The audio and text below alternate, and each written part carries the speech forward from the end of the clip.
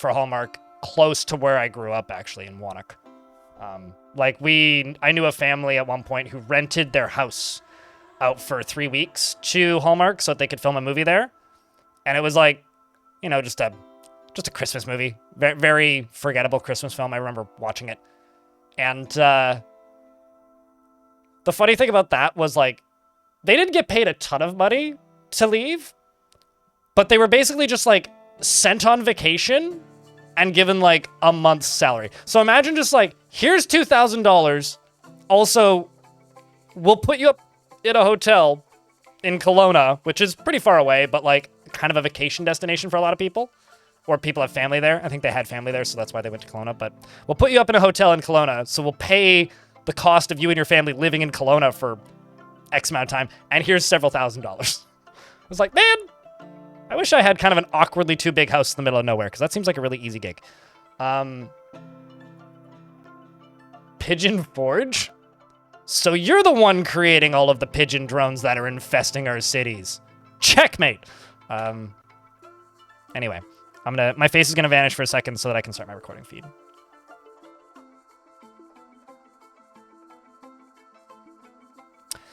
All right, folks. So, plan for the rest of the week. Today will be my last stream this week. I will not be streaming tomorrow. I really need to work on the next video. I got some work done on it last night. YouTube folks unfortunately didn't get this, but the Twitch chat got a sneaky preview around the beginning of the stream, which was very good, right, Twitch chat? Like, you're very excited for the new video. I will hopefully have that up probably first 2 weeks of September. It'll go up sometime. That's going to be a follow-up to the worst map in Dwarf Fortress history video. And I'm just going to throw this out there as a idea. And I realize this is really YouTube sloppy, but, like, if, like, maybe a month later I uploaded both of them as one big video, would anybody here complain? Like, edit out the outros and the intros and then just mash them together? Do like the full movie thing? I don't know. It's very YouTube sloppy, but I might do that.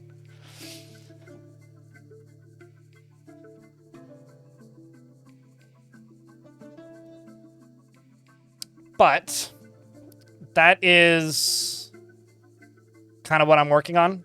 Non-stop complaining. Complaining about all of the videos that I love watching and keep watching. Right? Right. Non-stop complaining equals maximum engagement. So yeah, that's the plan for this week. I'm not going to stream tomorrow. I'm just going to edit for like 8.5 hours. Next month, September, is big Twitch sale month. Twitch has sales in September. It's September, for those of you who are unfamiliar, which means new subs will be cheaper. Longer term subs will be cheaper. And then at the end of the month, they do discounts for gift subs, I think. I think that's how that works. I'll be honest with you, I always forget what the timeline is specifically, but there are some deals that are going to be happening on Twitch, so there might be extra streams towards the end of towards the end of September. And, yeah, I think that's pretty much most of my housekeeping for the moment. Aside from that, my team, and some of you who came over from Kiri's stream earlier may already know this, but me and some friends are running a game jam. So this is happening over on itch.io. Here is a link. This is the one time a year that no, Twitch doesn't eat more percent. Valorant pays for it, actually. For the September stuff, I don't get less from it. It's the sales where I get less of a cut are the ones that we can organize, so the ones that streamers can make, which are the ones that are just like, it happens for 6 hours on this channel specifically. Like, those we take less money, but, like, hey, that's how sales work. So we make less money, but it's fine. It's like 30% less overall, and I make less money, and Twitch makes less money, but who really cares? It doesn't really strike me as a negative, personally. I know some people are, like, really bothered by that, but I don't know, that's what a sale is. You accept less money to sell more product. Streamers usually win in the end. Anyway, so my team is having hosting a game jam There are some links right there in the Twitch chat if you're interested in taking part in a game jam. There is a specific Discord for it as well. So if you join that Discord, there is rooms in that Discord server, which will, take you through where you can look for groups for it. Same with the YouTube folks. If anybody's interested in taking part in a game jam, there is a couple of links. If you have any questions, let me know. That'll be happening in 20 days, and then I will be streaming some of those games, probably. All right, next thing, YouTube folks. Don't forget to hit the like button. Thank you very much for tuning in. Appreciate you greatly. If you, on the Twitch side of things, would like to help out the YouTube chat, there's a link. And to the people in the YouTube chat, if you'd like to help out the people in the Twitch chat, here's a link. All I'm asking is just simply open up a second tab and lurk away, because that make number go up, and number go up is good in this job. What about the community fort? I will probably be playing that in the first week of next month. So next week, we'll be doing a catch-up. Or at the very least, reading through everything. I think I was a bit too ambitious with the weekly, and I posted about it in the community fort room. The idea and hope with the whole project is that more people would tune in, or like people would tune in specifically for it. That was the worst viewership I've had on a stream this year. So I need to figure out if it makes sense from a business perspective, really. That's the issue, Ice Blue. But I would like to pick it back up and play it again because I want to get caught up. At the very least, I want to read through it. All right, let's play some dwarfs.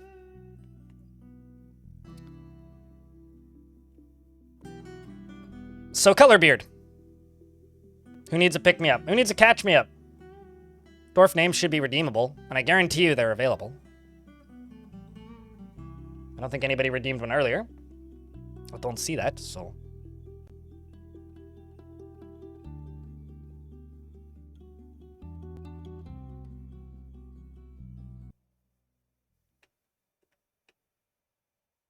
Is your doctor still alive?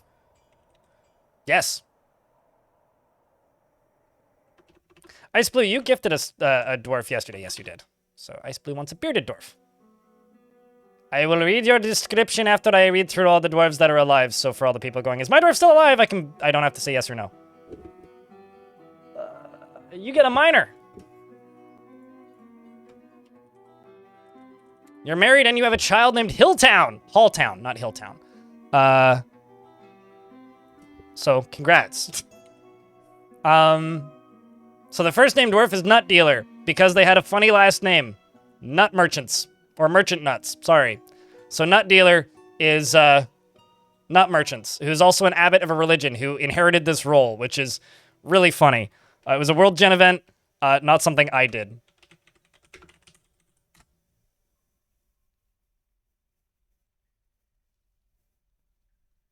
Yeah, I was just, like, double-checking, because I remembered you doing something, but... the next dwarf we have on the list is Blazin. We got Snail. We got Arga. We've got Ice Blue. Sweaty Poet, who wrote The Cracked Lover, everybody's favorite poem. Freeways and a Bone Doll. We've got Zachris, as well as Metroid, and a Server Lord and some Otters. We also have our first of two vampires. And we have our second of two vampires. And we have Kronos. We have that dwarf who's a... how do I put this? A werebear? Yep. We have Dwarf Lobster. Everybody's favorite lobster. We've got a Tiny. We've got Greza, who needs to be made a librarian whenever I make a library. We've got Krav. We've got Bismuth, 83. And we have Pilot, who's in the military. We've got Moreb and Potpourri, the second, because the first one died. And we've got Darius, of course. As you'll notice, we have lots of farmers and dyers, because that is the primary industry in this fort. And we've got Esven. We've got Mina. We've got Sly. There's a lot of dwarves in this fort. I don't know how to pronounce his name. Dagas Perry? Probably. Probably not. And we've got Romanoid. And we've got Tom the Turkey. And Dulkin. And Poobert, who's, I think, one of the starting 7. Yep. The Chromite listed dwarves are starting 7. We've got Gig the Mayor. We've got Schmitty Scent. We've got Unk. We've got Edict. We've got Sage, who's also the chief medical dwarf at this point. We've got Cricket, who's our broker, chirping away. Sweaty Jr., the child of Sweaty. And Otter Jr., the child of Otter. What's up with the extra spacey, luxurious bedrooms? That's pretty normal for me. I don't know. We've got lots of space, so I made big bedrooms. I find bigger bedrooms are easier to make unique, and they don't really take that much more time to make. I kind of want this fort to be pretty luxurious, just in general, because the goal of this fort is fancy dying, not death, and just like dyeing fabric, and also fancy big arena for fighty and breaky facey. So because we're kind of, I guess, making a entertainment resort, if you will, plus focusing on, high value dyes, I think it kind of makes sense to be a bit more of a luxury fortress, like doesn't that, to me, that makes a bit of sense because the dwarves are living in a place where they are producing high value entertainment, might as well also have high value bedrooms, as well as a soon to be a very high value prison in the middle of it.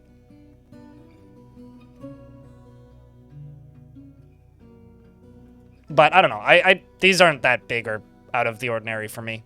I mean, usually I do 3x3 or 2x2, but this time I went a little bigger. If not only, and conglomerate of not only our new videos, but also your old ones as well. You knew it both takes time and disk space, and we'd welcome long videos from you, obviously. Yep. Yeah, no, absolutely. I mean, I bought 64 terabytes of NAS space, Hallmark. And you know what? It's 6% full. So I've got plenty of space. But still, like, that's also a lot of space I've used. So this is the fort currently. Things are pretty good, generally. What are the dwarves up to at the moment? Saw everybody leave. Did I? Oh, yeah, they're probably all just going to go construct stuff. Grabbing a random dwarf. You see, we've got a lot of dwarves that are actually focused, which is actually quite good. I think we do need a library. Needs are not too bad. Nobody's really got any red needs, which is kind of like an ideal situation to be in. We do have a lot of dwarves that need martial training, so I might make, like, a bunch of secondary squads, and I was going to try and, like, do better when it comes to the, like, military last stream, but I just didn't get around to it because I ended up ending early and going off and editing. So that's kind of one of my plans for today, is to actually get that military up and running. And the other thing that I was trying to work on more yesterday but didn't quite get to it is this is my bridge, which is currently covered in snow, as you do. But this is my bridge, which is currently covered in snow. I want to keep it open, and I want to go up on either side of this, and I may actually do a bunch more channeling out once the snow goes away, because believe it or not, dwarves really don't like being in snowstorms. I'm going to channel basically down to the top of this, and then down and around the edges, so it's just like a sheer cliff on either side, and then I think build a tower on each end, so that the top of the bridge is significantly more secured.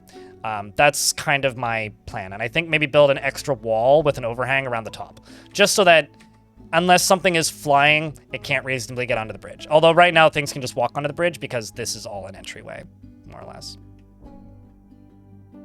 I am in Canada, if you're asking me, Hilmar. You really, really, really hope that Forgotten Beasts can't climb up water wheels? Do you want the honest... Chat, should we give them the honest answer or let them find it for themselves? Although that might be it. But some otters, hello. It's good to see you. And your dwarf's kid is still alive, by the way. And so is your dwarf.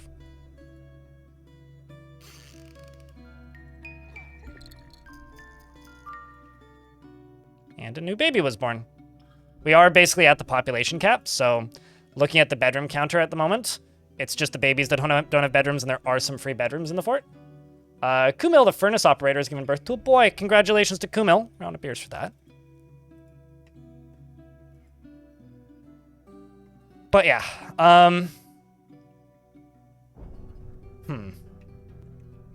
Also, down in here we have our tombs and our temples, which are kind of slowly taking shape in a way that I like. I think I'm going to start walling off parts of them.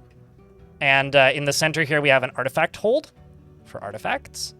And I think that's pretty much everything from the fort, aside from this is currently the main entryway outside of the bridge. And down in here, all the way down here, we have a farming area for a lot of wool and things. And I think I'm actually just going to go here and just set up spin thread, repeat daily if there's hair or wool. Spin thread, repeat daily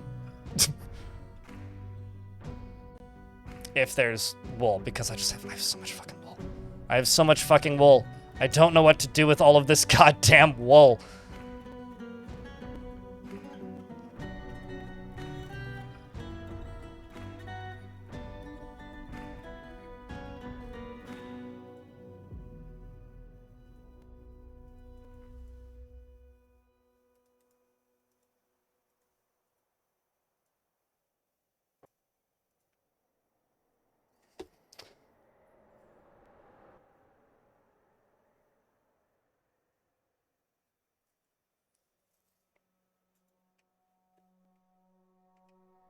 Forgotten beasts always find a way. This is probably the case, yes. So this area also needs to be beautied up a little bit. So I think I'm going to do this and just type in bars. 296 lemonite. How much charcoal do I have? 14. How much wood do I have? 233. Okay, let's make charcoal 200, I think. I'm gonna do a bunch of queuing up of stuff. Charcoal.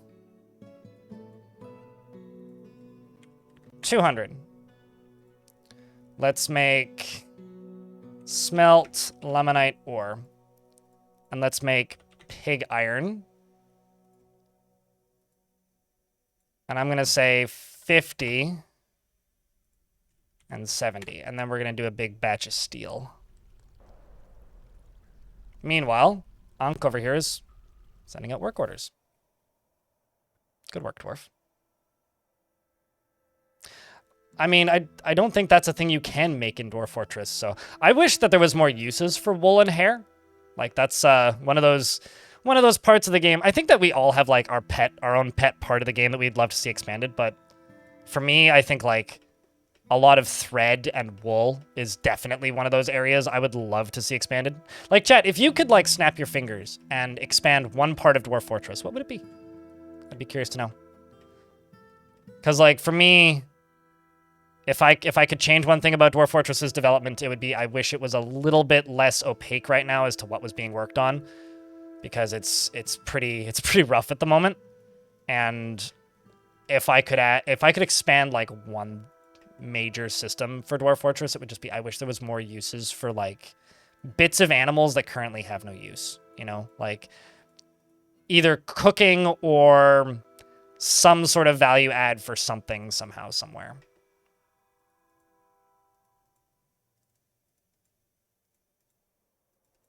Like, I've enough stuff to make so much pho, and dwarves can't make pho. Like, why can't I put my tendon in a soup, you know? Like, why can't the dwarves put tendon in a soup? If it works for pho, it should work for my dwarves, right?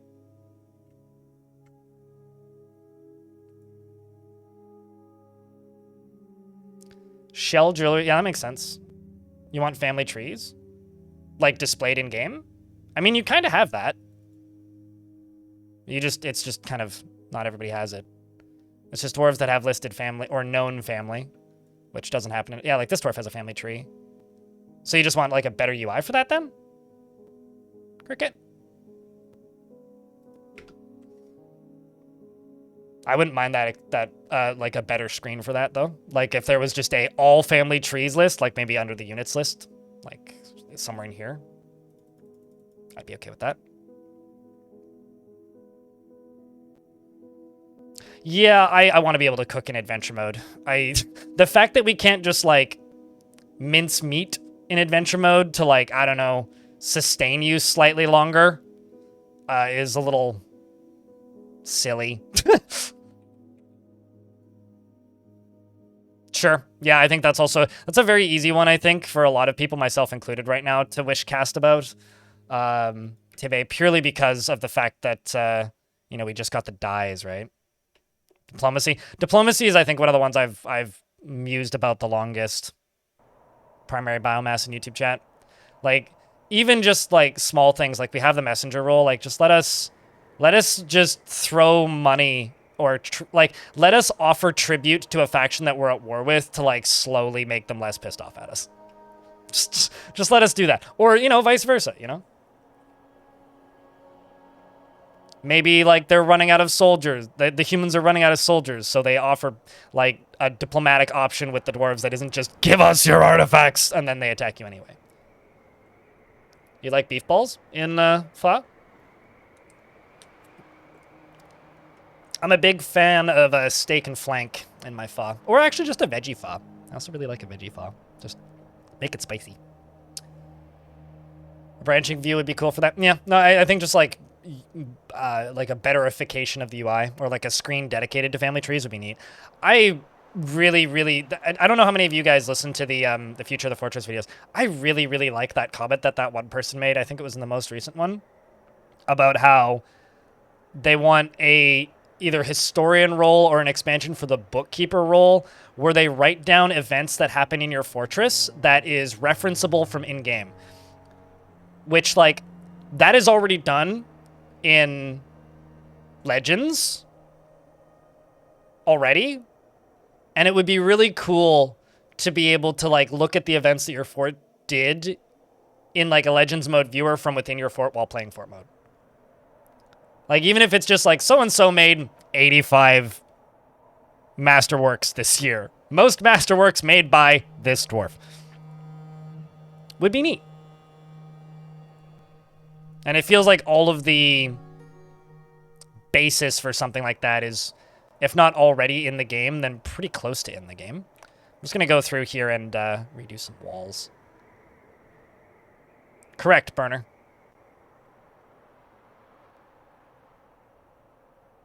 Acid? As in, like something that you'd see in, like, evil biomes, LDM? Or do you mean acid is in the drug? I presume you mean acid is in, like, things that dwarves could fall in that would melt your balls off. I mean, that's kind of like what the Forgotten Beasts do already. So if the Forgotten Beasts are, you know, acidifying?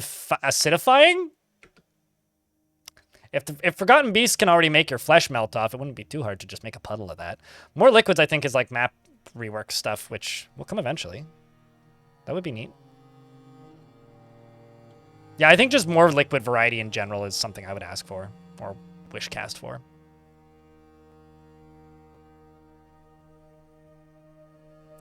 I don't know. It's something that I've been a little bit frustrated with Dwarf Fortress for a while now is Tarn has become interested / pro having Legends mode integration in Fortress mode. So for those of you who don't know, back in the day, Dwarf Fortress had this design idea, right? Which was, it was going to be a arcade game where you would watch a fortress get destroyed, and then you would play as an adventurer, sort of like Dig Dug, and go around and try and figure out what happened to the fortress. That was going to be the gameplay loop of Dwarf Fortress when it was when the idea was conceived. And obviously, it expanded astronomically beyond that, and is now a significantly wider, bigger, deeper thing, for better or for worse. And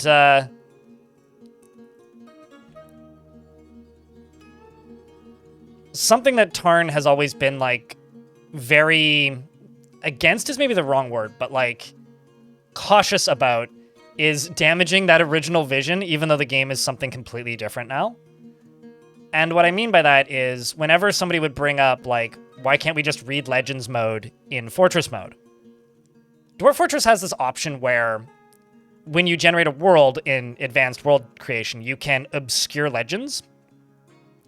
And obscuring legends is kind of the way the game was originally intended, as far as I can tell, where like you wouldn't have any legends written. And as you explored new fortresses, it would add those stories to your legends, if that makes sense. So like you see a fortress destroyed, you visit it as your roguelike single player character, try and discover what happened, and then it would slowly fill out legends as like a reward. Like that was like the reward mechanism that the game had back then, or that was the idea anyway. That's not what the game has become. And whenever people have asked Tarn in the past about like, could we ever be able to read legends from within Fortress mode? I think like there's like a tick in his brain where it's like, that is going against like the idea of what Legends always was. And more recently, when people ask him that now, like, can we get Legends mode integrated into Fortress mode? His response is yes. He wants to do it, or has like come around on the idea that, yeah, I guess this is something people really want. I think the idea of like trying to figure out gameplay relevant ways to slowly expose that stuff with time in Fortress mode would make Tarn more willing to do that, because that's more akin to, I guess, what his original vision was. Does that make sense?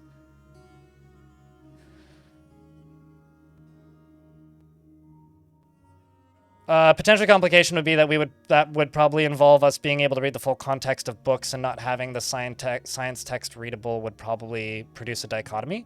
Yes and no, I think. Because, like, books does not necessarily need to equal... Like, that person's comment was very, very ambitious, right? Like, in my opinion. Like, that's a pretty big feature. It's a neat feature, but it's, like, a pretty big thing. I think there is ways to do it that would be a bit more gamey. Not in the derogatory sense, or not trying to be in the derogatory sense, but I think would also not require a full rewrite of books. No, the way I would imagine it would be like, if you set up this certain role and you produce them with scrolls, they would write down a historic scroll and leave it in their office or put it in the library. And then I think probably the best way to do it would be to have a tab up here that you just click on, and then similar to this screen where it has objects, you could just have a little magnifying glass and click that, and it would give you that year's history. I think that would probably be the best way to do it. Like, put it in a different menu, make it clear that it's a different thing, right? Instead of, like, just producing it as, like, a book that then's just loose in the world that you then need to track down in the world to find to then read. That's much more gamey, but I think that's also much more plausible. Because otherwise you'd have to do a complete rewrite of books. Yeah, no, Legends Viewer is a pretty good stopgap, but let me tell you this, Baron Balloon. I've been playing this game for, like, since on and... No, I didn't really start in 2009. I first installed it in 2009. I've been playing this game since, like, 2015, right? I first installed it in 2009, but I've been playing this game since 2015. Legends Viewer has been a good stopgap for longer than that. Legends Viewer has been a stopgap for 15 years? Hey, look, a werebear. Right there. He there. The warbar.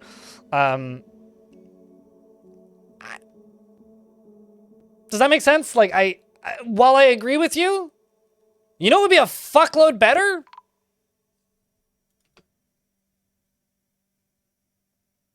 It's early spring. This clother just died of natural causes. Natural clauses? The dwarf just died of natural causes. Yeah, he is. Rest in peace. You don't see that very often. Here, let me prove it to you. Died of old age. How rare is that? It happens decently frequently if you have a large population and if you click on their ages, if you have a lot of dwarves that are above the year 140 years old. Because anywhere between 150 and 170, a dwarf can just die. And I've got a couple of dwarves in this fort that are like 148, so not that rare. But it does happen.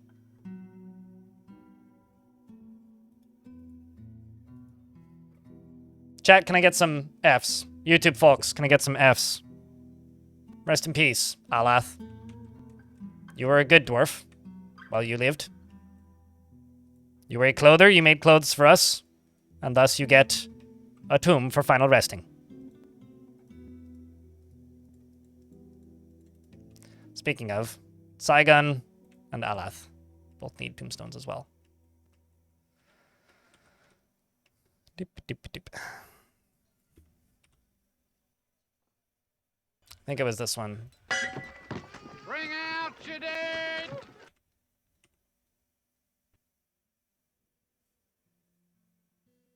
Yeah, because this one's in tomb memorials and memorialized and slabs engraved. This one's not. And then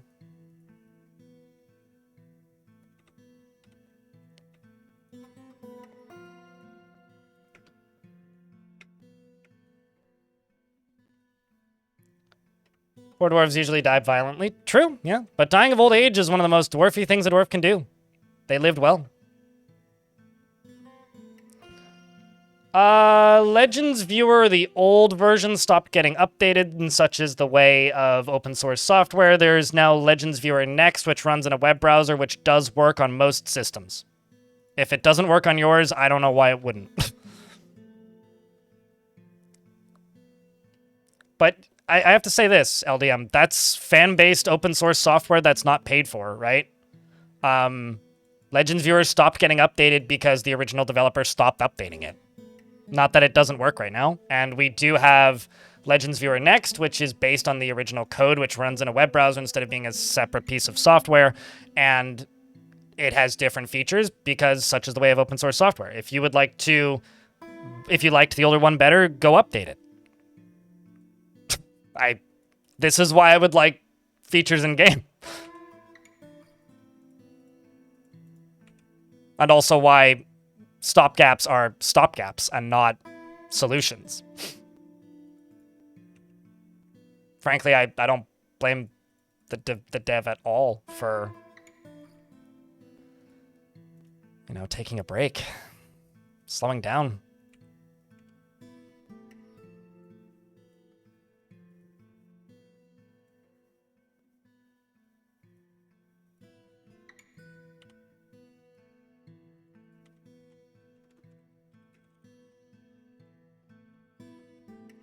I'll make those.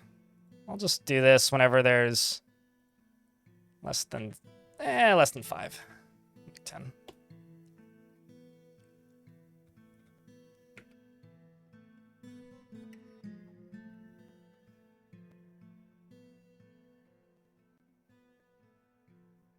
I'm sorry, what's the difference between a tomb and crypt? I don't know what a crypt is in this definition.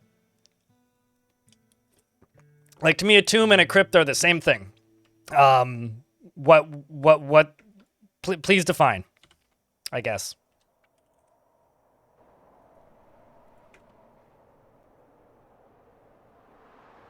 There's no difference. There's also no difference for nobles. Nobles only care about it while they're alive. They don't care about it when they're dead, because they're dead. Oh, really? Okay. I don't think I've ever actually looked at that page of the wiki, to be honest with you. Yeah, the only thing where there's a difference is if you only do tombstones, regardless of how the body is disposed of, if the body is left on the map, any dwarves who knew that dwarf will be upset that the body had to decay.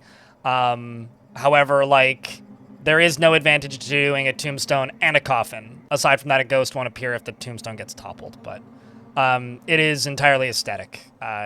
I mean, dwarves like being near and in high-value rooms, so if you have a lot of really high-value coffins and they're in a public place, then they'll be happier about it, but family members don't go visit tombs or anything. The only thing that has like a negative effect is if you don't memorialize the body, or don't bury the body and the body decays, including dumping it into lava and burning it.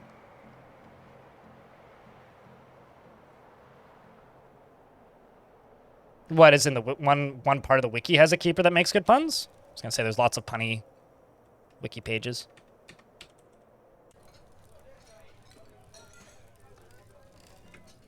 Where's those bedrooms I was digging through? How did I manage that? Okay, so I need to do cabinets and coffers.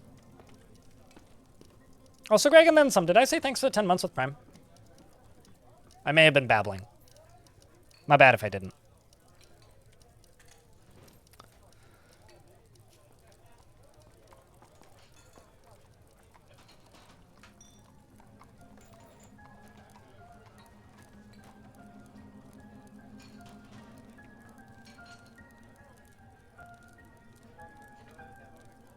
Outside is being smooth. That's okay.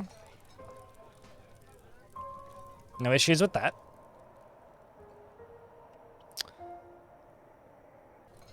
Okay. I think this is the next area I really would like to work on a little bit. I just kind of want the green to continue along here. And also floors to continue.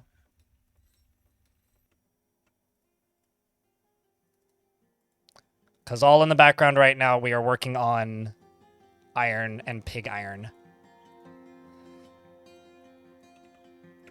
Actually, let's not do it this way. Let's do it this way. Because that's all limestone. I don't have a ton of limestone, but I can do a bit of it.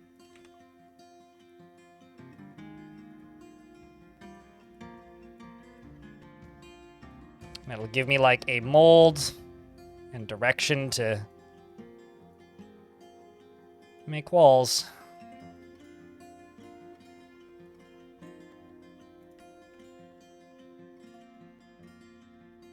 Angriest unnamed dwarf.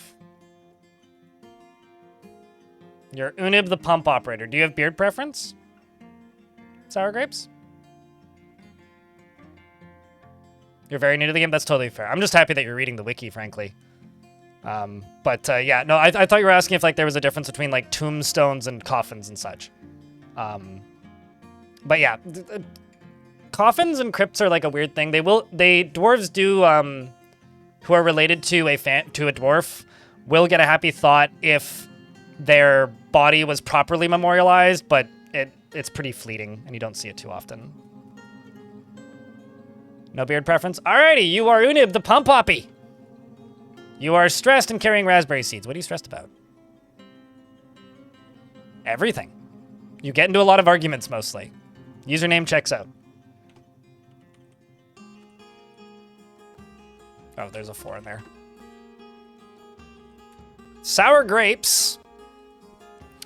Never is in the slightest bit cheerful about anything and is conflicted by this. She values parties and merrymaking in the abstract. She becomes absorbed in art and the beauty of the natural world. And she's troubled by this since she dislikes the natural world. She often finds herself changing her mind to agree with somebody else, curious and eager to learn, and has a calm demeanor. I feel so bad for this dwarf. She is slow to trust others and does not easily fall in love and rarely develops positive feelings, is quick to form negative views about things, and generally acts with a narrow focus on the current activity.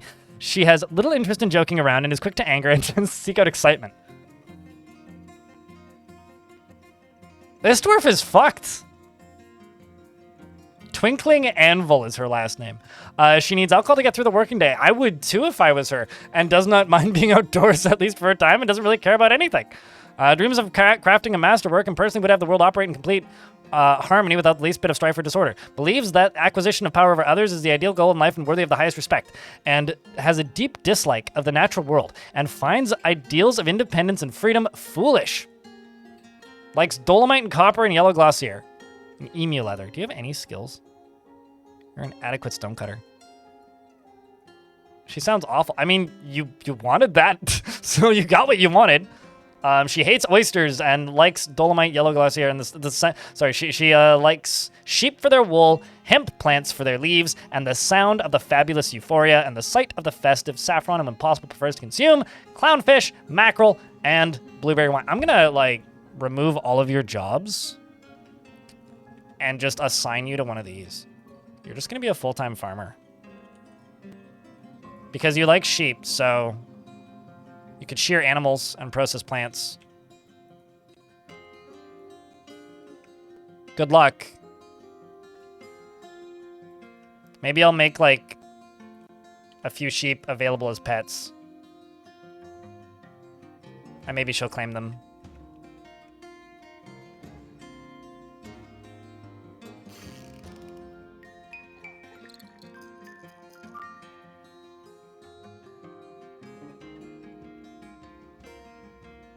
What, just, like, not liking anybody and, like, getting into arguments with people and not liking people that are different from them? Those are sometimes views that they have, but they're nowhere near as extreme as the human characters in Dwarf Fort.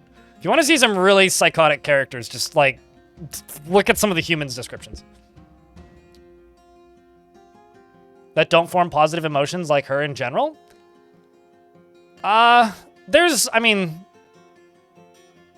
There are ways to make a dwarf. This dwarf just doesn't want to be around other people. I mean, you kind of just saw what I do with dwarves like this. I find a job that's like kind of secluded, that's kind of far away, that's consistent that they can do, that will satisfy the needs that they have, such as acquiring stuff, being creative, getting to do some sort of work.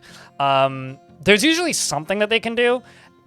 Otherwise, you know, you just kind of put them in the military and hope for the best, as in hopefully they don't live too long. But usually there's something that they can do. The kind of traditional thought process with Dwarf Fort, though, is it is actually impossible to satisfy every dwarf. And you kind of just need to accept that. How long has this fort been going? 7 years. I think this is stream number 6? 5? 5. 6? 6. Stream number 6.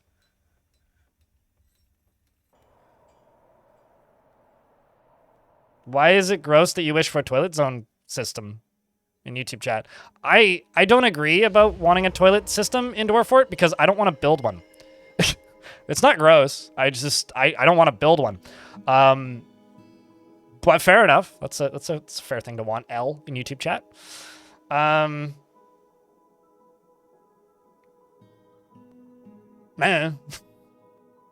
I'm happy Dwarf Fort doesn't have that one because I don't want to build it.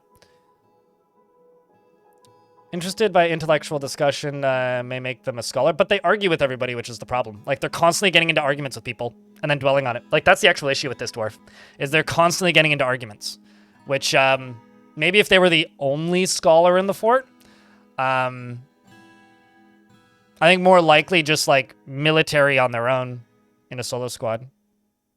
Sometimes dwarves like this can make for great captains of the guards as well.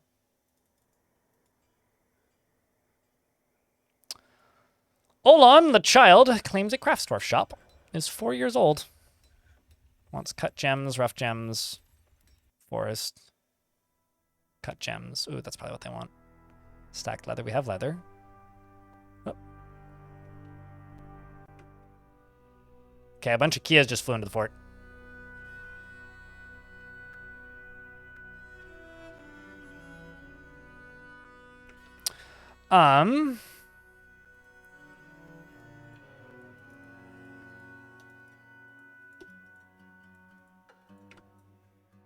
It's probably that, because I've just been encrusting everything I get.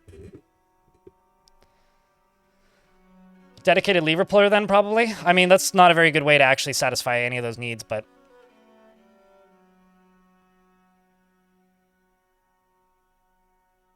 Your fort died to cholera. Yep, everybody got dysentery. Wait, sorry, wrong video game.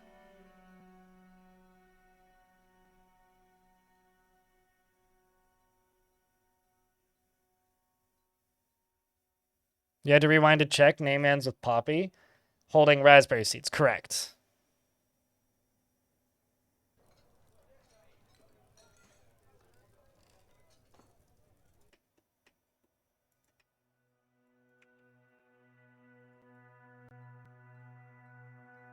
Oh, nope, never mind. It's not gems. Wait, what else do you want then? Could be... Actually, am I out of wood? No. We're not in a burrow, are we? Nope. Okay, hold on. What else do you want? Forest, cut gems, stack leather. Yes, I got tons of leather. Stacked cloth, a forest. Tons of cloth, obviously. Skeletons. Ah, that's actually probably what you want. The sorrow skeletons.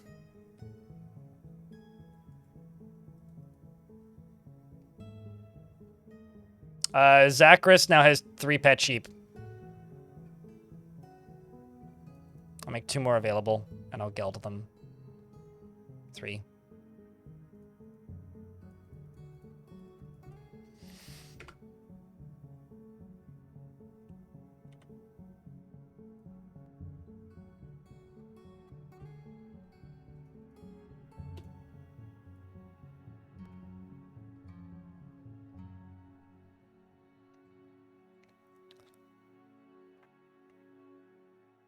What is the deep-fried pickle-looking statue? This? It's a giant cockroach, if that's what you're talking about.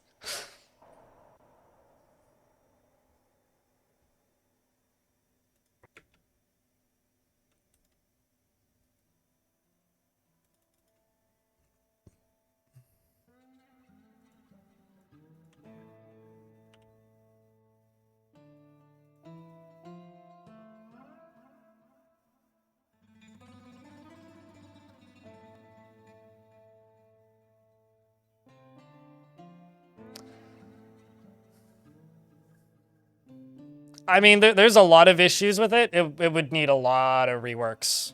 Baron Balloon.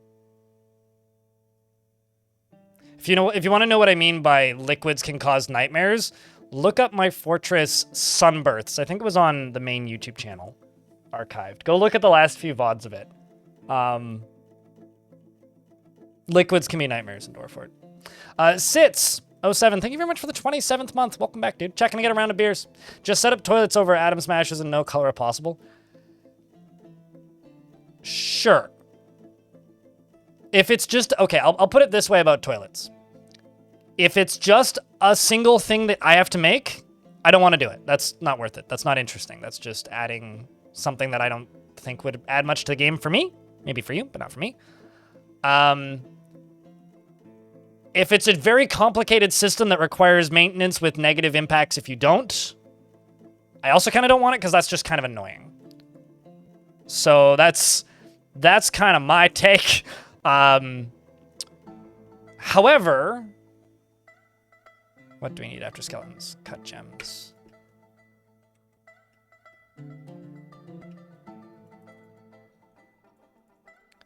However, if it's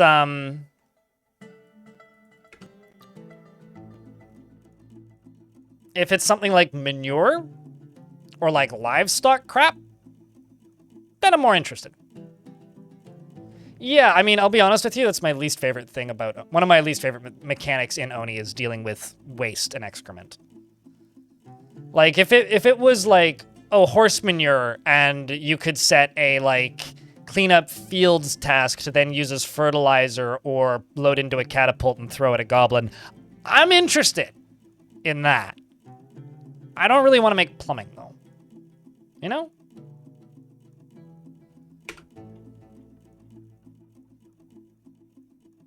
Night soil. That's one way to put it.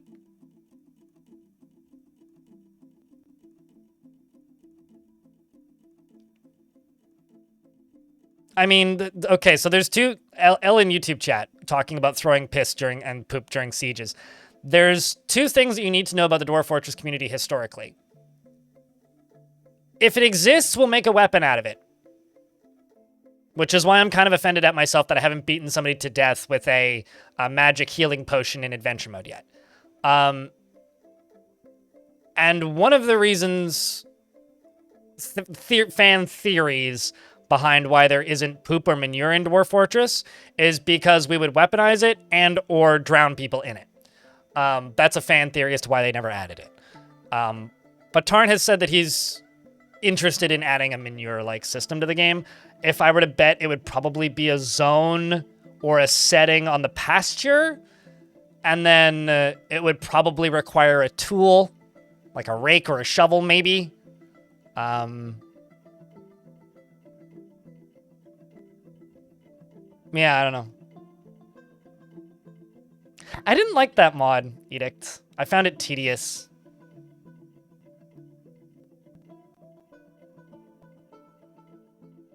Yeah, I don't know. I mean, that's a pretty good mod for all fairness, but when I was still playing that game, I used that mod once and never again. But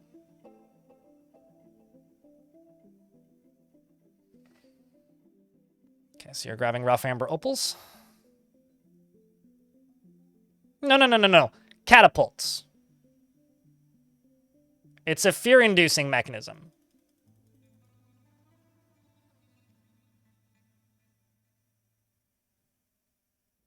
Yeah.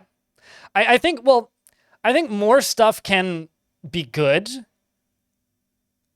But I would personally, and this is why I'm like iffy on stuff like latrines in Dwarf Fortress. I really like mechanics that add things to the game that are new, but also expansions of systems that have previously existed. To elaborate a little bit on what I mean by that, I would rather see more decorations. I would rather see more buildings that are useful in taverns. I would rather see more buildings that are useful in libraries. I would rather see more additions to how guild halls work versus plumbing. I would like to see more dwarven vocabulary. Like, I would like to see more expansions on the mechanics that already exist that feel shallow and one note than another big new system. Like, that's why I think the dying update is really good, because that is an expansion to a system that previously felt kind of mid. Does that make sense? And also adds a lot of other systems and things to other objects in the game that previously felt kind of hollow. Sure. Even if they just, like, pray at the altar. You know? Like, it doesn't need to be a big thing, enemy. I remember when altars were added and everybody was like, oh my god, there's a new building! And then, like, very quickly it was oh yeah, they do nothing. Also, sour grapes just tantrumed. And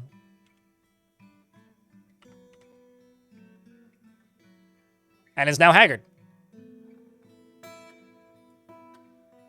And needs gloves real badly. Am I not making gloves?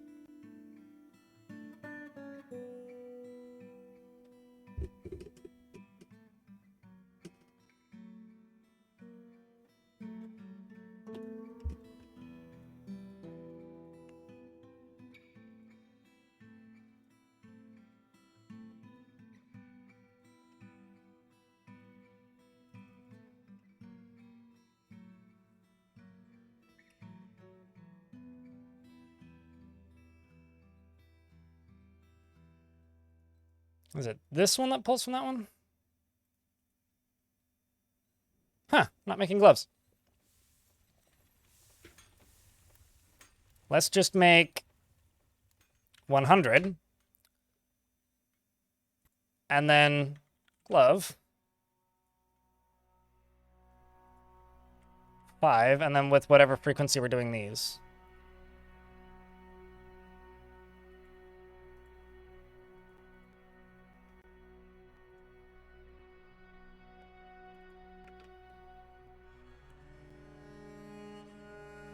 And I have a feeling I'm out of peach trees. So let's just go hack down some trees. So I haven't encountered any elves yet, so what they don't know can't hurt them, probably. Although that's probably twice what I need, so let's just go back down to there. Go from up here down to there. And go into here. And chop down these.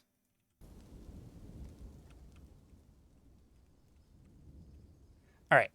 Then what I'm going to do is go all the way back up here. Excuse me? Is there a... let's go all the way back up to here and go work on this. So I'd like to get you Out of here. And you out of here.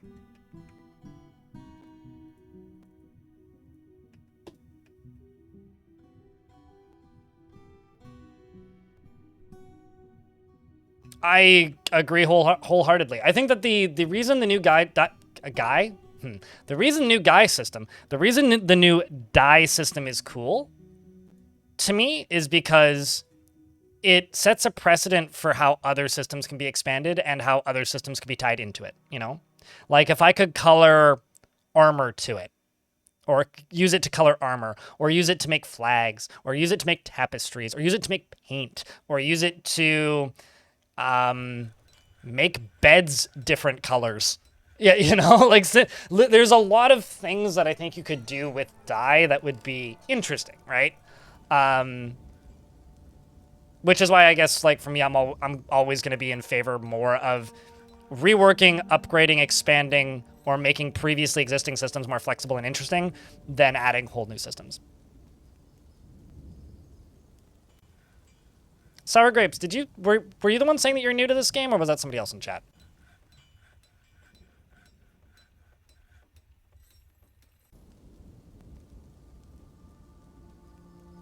Oh, that was Queen that was saying that? Okay. I missed that, I suppose.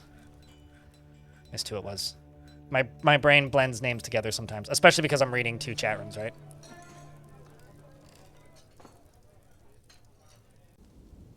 No.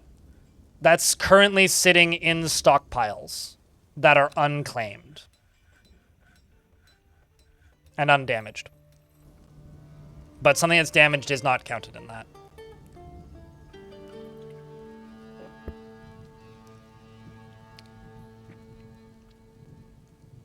In fact, I think specifically are sitting in stockpiles, or in workshops. Do you need multiple cut gems? Ooh, you might just need another gem.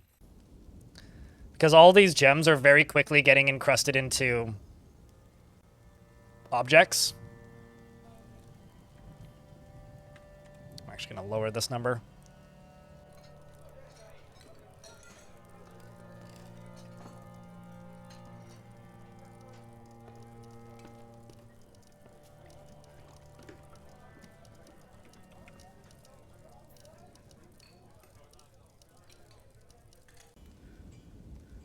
You didn't realize you could change notification settings until you saw a pop-up on the stream? Hey, at least you don't need to edit INI files to do that now. You used to have to, like, go into your game install and, like, add capital YES or capital NO to, like, 3 different options. Actually, I think it was P, B. It was, like, P for pop-up, B for box, and then yes, no for on-off. With a lot of control effing. But yeah, no, it's something that I'm glad I can help people learn, because it's a pretty useful system once you find it.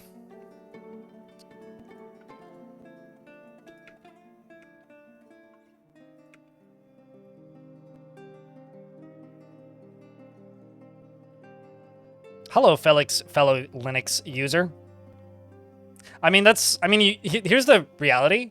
All those files are still there. You can still go change your in-game settings from the INI files. It's just, why would you when you can do it in-game now? But yeah, you can still do it that way as far as I know. So this child grabbed bones, amber opals, rough amber opals, octagon cut amber opals, ash logs, turkey leather, sheep's wool cloth, and walnut wood logs. Any bet on what this kid makes? Chat? It's going to be a bone artifact, I think. Because that's what they grabbed first. That's usually a pretty safe indicator. I'm looking at jobs Dwarfs are doing. A lot of storing items in bins. A lot of dyeing of cloth. A lot of raspberry logs being made into things. Let's actually just do...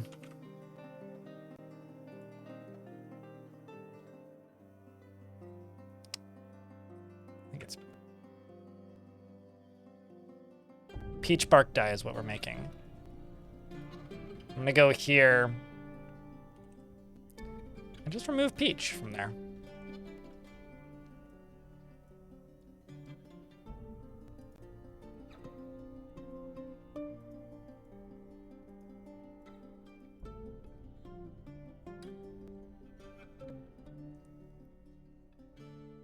A wooden toy hammer, yeah. And it was a wheelbarrow or something? Can't you get artifact wheelbarrows? Oh, I see what you mean. Material restrictions. I get it. Yeah, and like a bone wheelbarrow. I'm always a big fan of the artifact instruments. Those are usually, if not always, my favorite. So, low-key hoping for an instrument.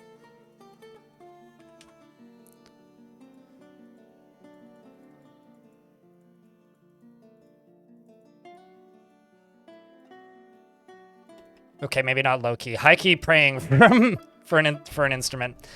This needs to be worked on and prettified up. I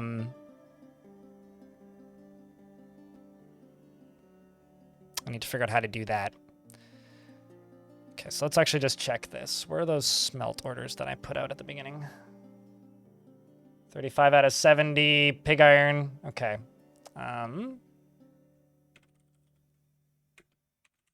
Got 3 steel bars. How many pig iron bars do I have? 34. Let's do...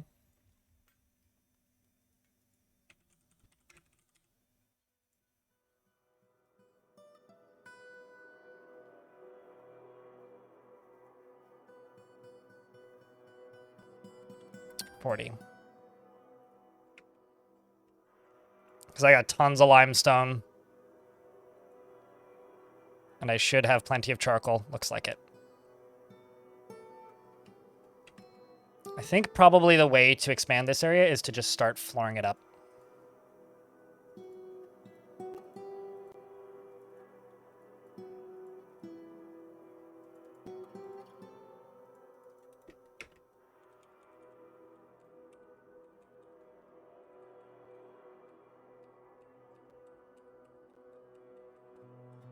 Where's that front door?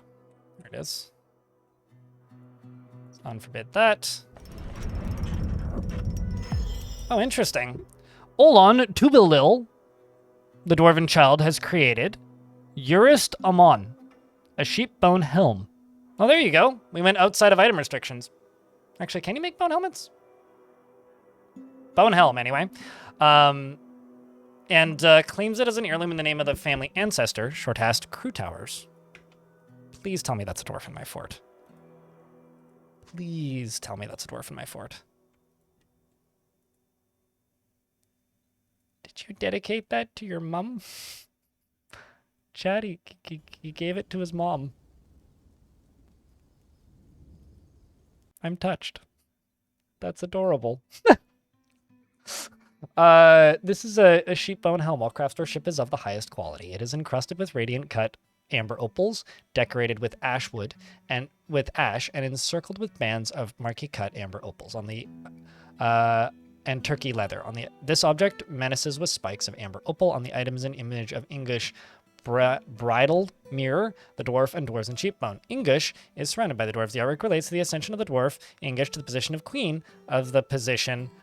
Of the strategic boots in 208. On the item is an image of elves and a bobcat in sheep's wool. The elves are embracing the bobcat man. Elves and a bobcat man in sheep's wool. The elves are embracing the bobcat man. The artwork relates to the joining of dozens of bobcat men from the scintillating mountain with the wealthy buck at Sung Days in 108. So the wealthy buck, which is an elvish group, it has bobcat men. Nice, queen.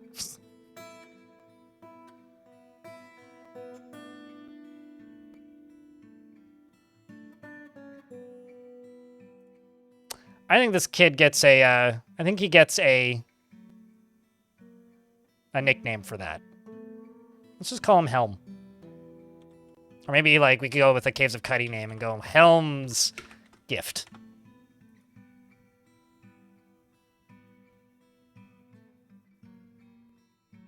Helmer. Helmet. Helmet Kruger. I shall name you Loot Mortals. Trying to think, is there any way I could give his mom a task where I could give her that helmet? I could make his mom the Hammerer and give her that helm.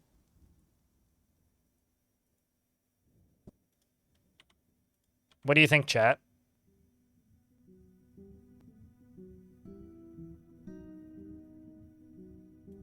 Actually, I like Helmut. That's good.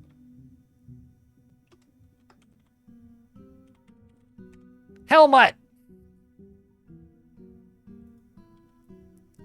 So his mom's last name is Gine. Actually, why don't I just grab her?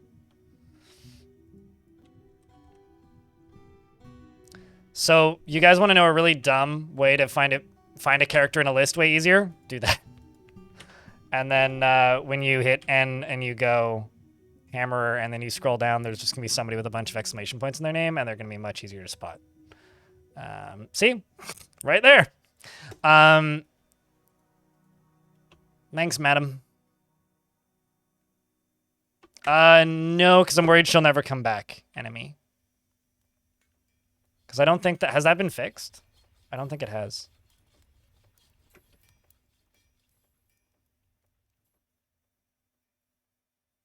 So right now she's pretty busy constructing buildings, but this will get done pretty quick. Because all the materials are right here already.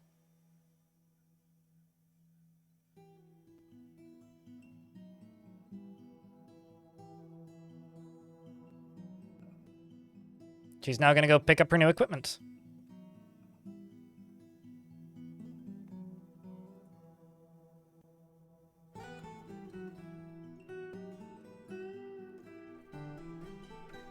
And she also, I think, probably needs a bunch of rooms, right?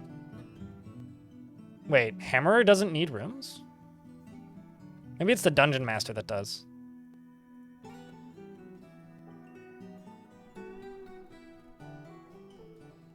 Well,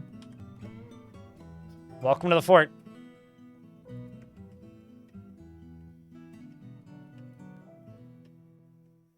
Why wouldn't they return? Because there's bugs with, there's a long running bug in the game where if a character leaves the map, they can sometimes get stuck outside of the map. And recently it's been a lot worse than normal. By that I mean, they can get stuck outside of the map a lot more consistently. At least that's what I've been told. So I'm very cautious about sending people off map at the moment. It's been acknowledged by the developers too. Like Putnam has commented on it. So yeah, I'm not super keen to just go sending dwarves off map at the moment. Baron Balloon.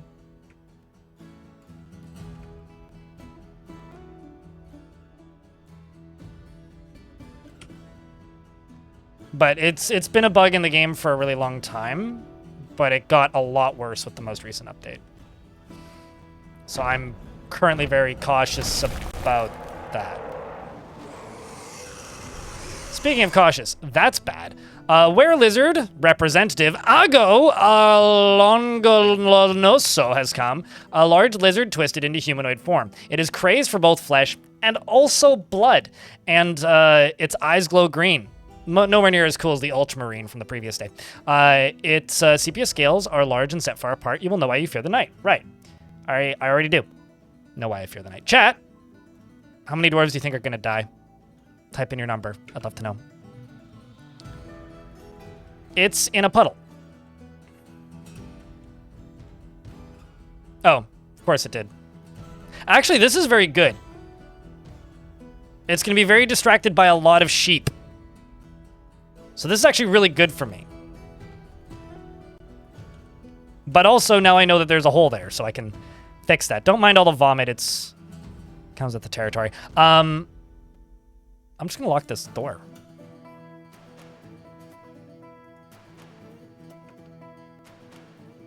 So there goes that one sheep. I'm also gonna send the squad down here. Uh-oh. There is one dwarf in here, which is very I don't know where you came from, but there is at least one dwarf in here. Have you been bit? Yes. Although it only bruised. Is there any others?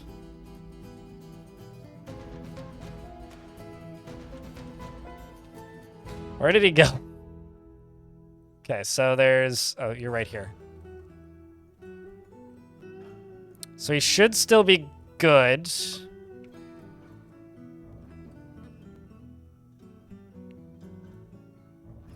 Okay, so he bruised the fat once.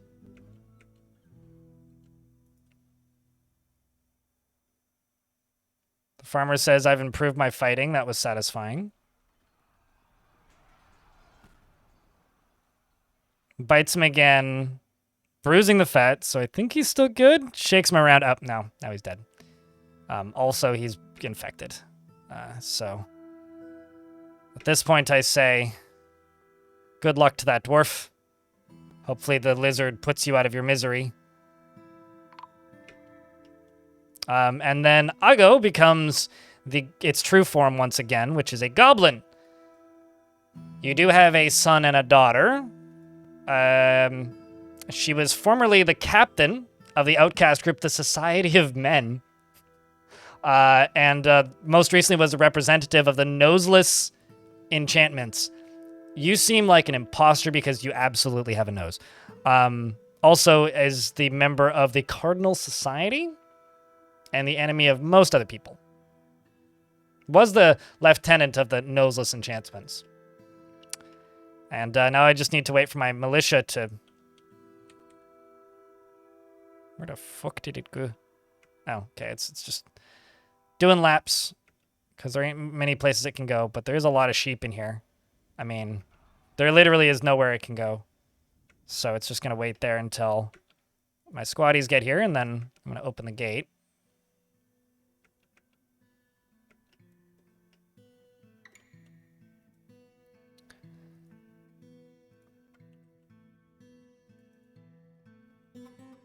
The Misty Tusk of Attack is its full name.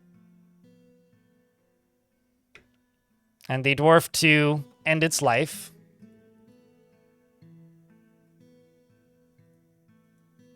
was Tom the Turkey, who killed it by slashing it in the head with a steel short sword, slicing its head asunder. The nose got regenerated, probably. That's propaganda. I refuse to believe such lies.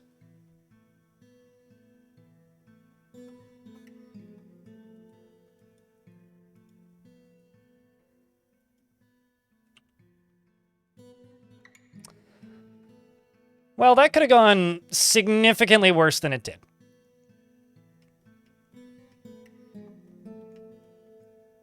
Significantly worse than it did. So rest in peace to that one dwarf, but that dwarf died valiantly.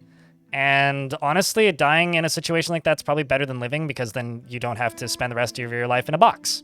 So, you know, in a similar situation, I would probably want the same.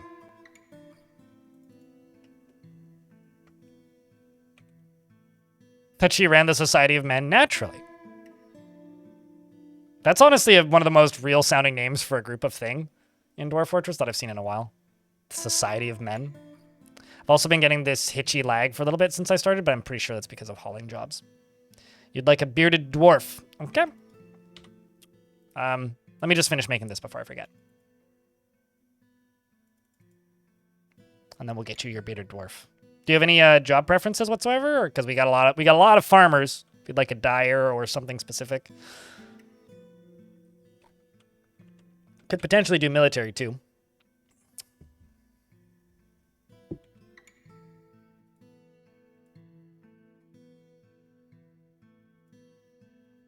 Look at these higher value coffins, lovely. As in just hangs out in the tavern, because I'm probably not going to have a tavern keeper. I had one earlier, but I recently got rid of it because it was starting to cause problems. All right. No preference then, just beard.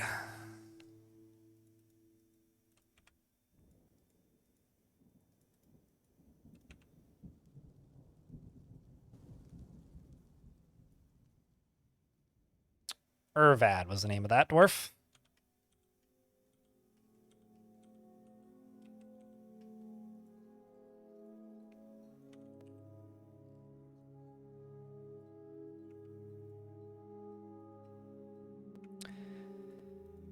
All right, I'm going to get rid of all of these. The next thing I'm going to do is I'm going to make a stockpile for blocks. So let's get rid of this first. And then we will make a stockpile for blocks.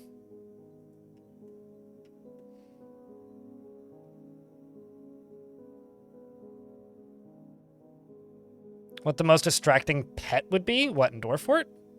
Like, distracting in what way? Anything that loses its training frequently and runs around. Or can cancel jobs.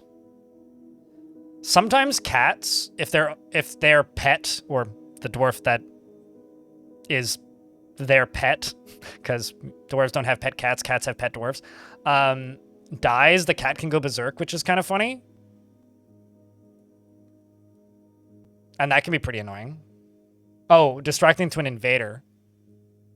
Are you saying, like, the most effective, like, defensive animal? I mean, hydras are pretty effective in that way, because they regrow heads. Or, Bronze Colossuses, if the enemy only has copper, is hilarious. Because I've had Bronze Colossi take out entire armies before. Just simply because the army doesn't have, like... I'm just going to try and kill these Kias, because I think these Kias are what's causing my frame issues. Let's just go along here and do this.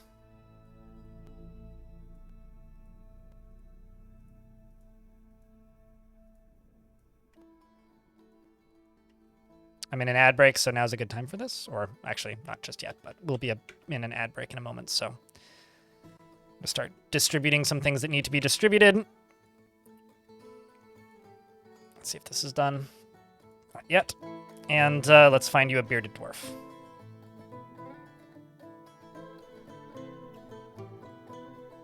Is that beardy enough for you? Bootlegger?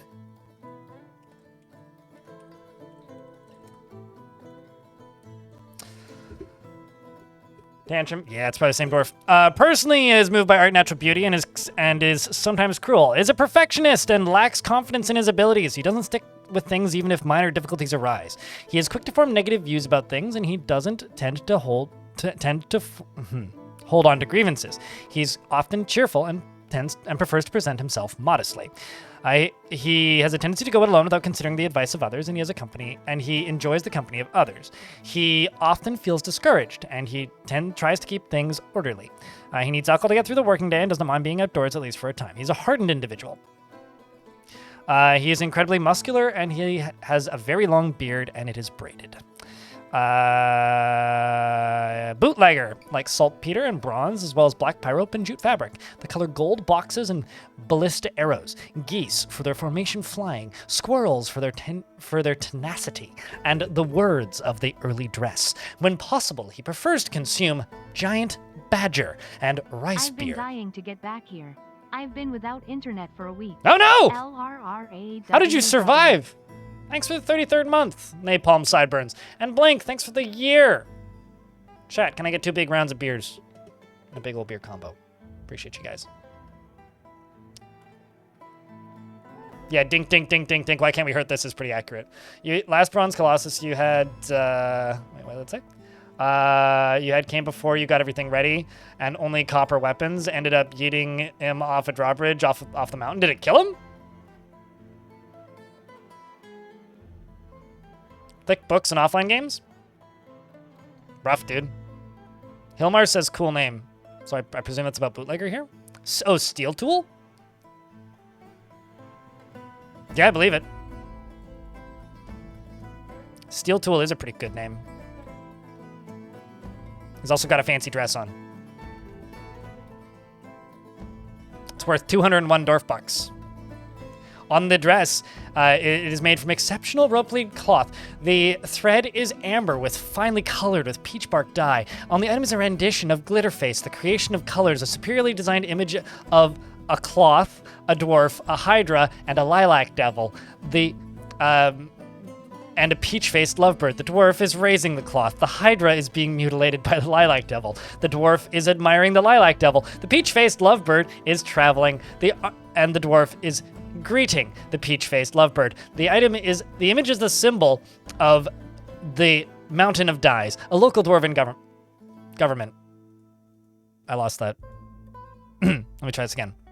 The Mountain of Dyes, a local dwarven government. It is made from exceptional pigtail cloth. The thread is saffron, well colored, with a mixture of radish and peach bark dye. Crushed his leg so he can crawl back up. Gotcha. I'm glad you feel pretty. So this is a dyed dress with an image stitched onto it. And Sour Grapes tantrumed again.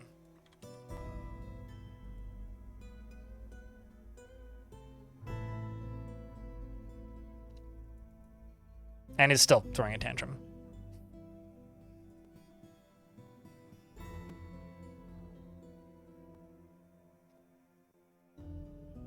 No! Not lava! Lava bad. Don't ever kill bronze colossi with lava. The reason you don't want to kill a bronze colossi with lava is because when they die, they turn into a bronze statue, and you can see what they were originally made of. And that's one of my favorite parts about them, is that, like, when they, like, you know, please punch somebody. There we go. Looks like you did. Maybe not. I was hoping this dwarf would punch somebody. If they punch somebody... Okay, you also want to do something creative. I wonder...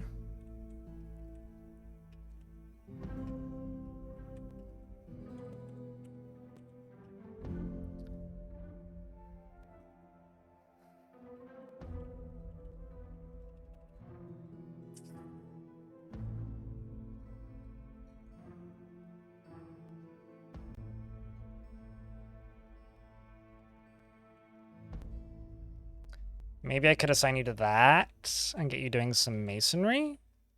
I'm just trying to think, what could I do to make this dwarf happy? If they punch somebody, I could put them in prison. And if I could put them in prison, then that might help them? At the same time, maybe not. Oh, there you go, start a fist fight. Was that a fist fight? Kind of looked like it. Yeah, it looks like they're all reporting to the captain of the guard. Let's just wait until the tantrum ends. Okay, tantrum is now over. Yep. 20 witnesses will interrogate you. 28 witnesses. 21 witnesses and convict. Captain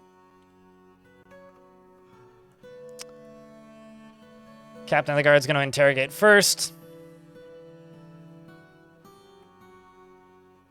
Yeah, fistfights are pretty optimal. Although, usually when dwarves first start being upset like this, they don't usually... Oh, we need more chains. They don't usually do the whole throwing things the first time. Like this, actually, my captain of the guard is another dwarf who, like, very few things make them happy, and they were arguing with a lot of people. Regretful after starting a fist fight, guilty after being confined. Yeah, that's not good. Likes the restraint, though. How many chains do I have? Let's check. I need just a few more.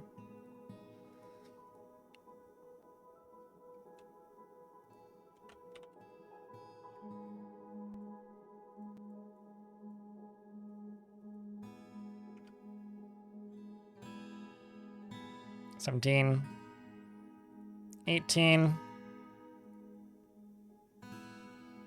19, 20. That should be good.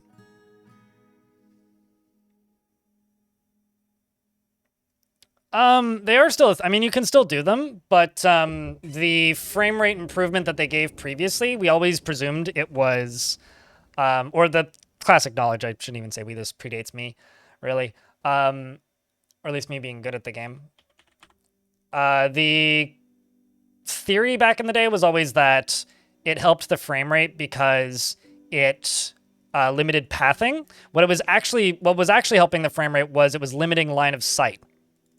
And so it was the line of sight code that was causing problems at that point, and making stairs 3x3 was like improving the frame rate. You can still do that because it's like a convenient, like I guess symmetrical, easy to build around visual. That being said, in I think it was 2023, like spring, Putnam multi-threaded the line of sight code and also heavily optimized it. So it's like it has zero effect, at least on my system at this point. You might still notice something, but I have absolutely zero positive or negative effects from it, so I just kind of don't bother anymore because it's extra clicks. But yes, I more or less haven't been doing that for the last, I don't know, several years now. I ate your lobsters. Maybe not several years. I still do it sometimes, but it's not real. It's like if a fort's running horrendously badly, sometimes I'll do it as like a, maybe that's well fix it. Or if I'm worried that a fort's going to run really badly, I'll do that, but it hasn't helped. So ever since, it was like right before SDL2 came out that the optimizations happened.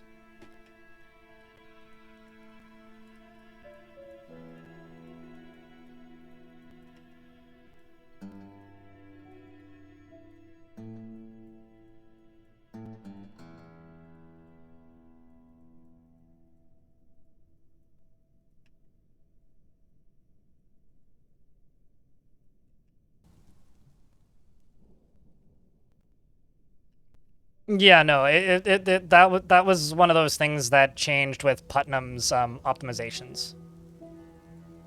So, but yeah, I mean, my PC is probably helping as well. Well, at least CPU. It's not so much PC, but.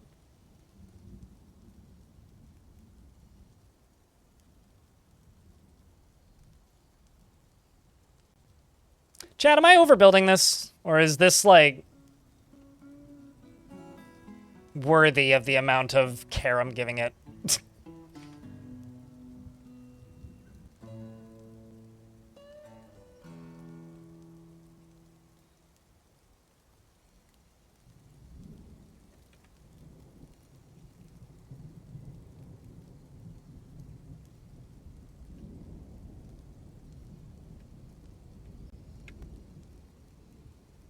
This is going to be... I'm mostly just trying to work through all the blocks that I have, because I've got so many of them.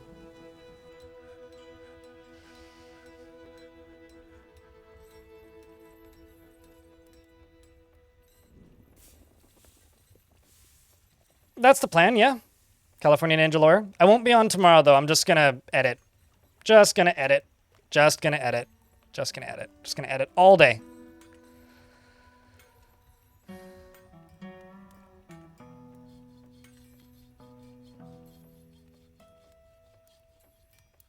Also, since YouTube folks missed it earlier, I'm going to show you guys a preview of the new video. And also, I'm sure there's people here in the Twitch chat that missed it earlier. I'm going to show you guys a thing that I worked on first. And then after that, I'm going to show you guys a preview of the video itself. But in order to do this, I got to turn down my audio. So yesterday I ended stream early for several reasons. But one of the reasons I ended early was I am behind on editing because I've had maybe the busiest August of my life. And I decided to just take a bunch of time and put some effort into getting the next video up and running. So I did the most logical thing in the world, which was I then spent 30 minutes making this.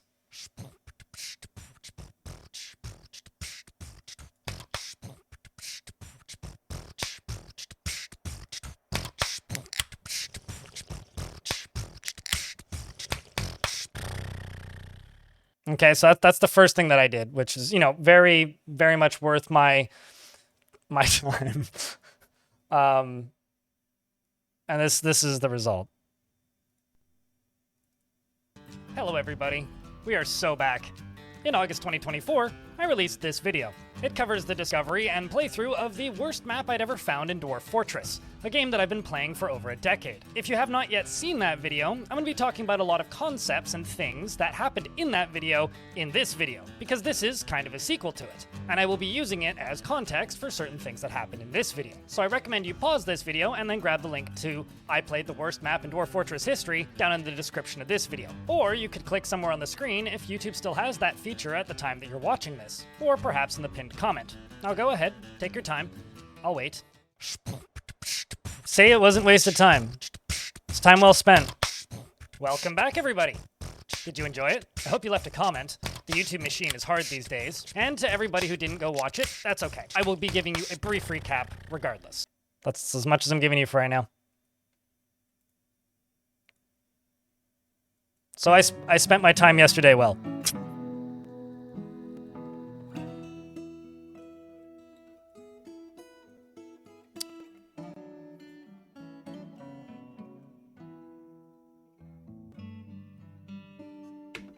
Sneak peeks. This is why you watch the streams, right? How did I end up making that out of iron? That wasn't intended.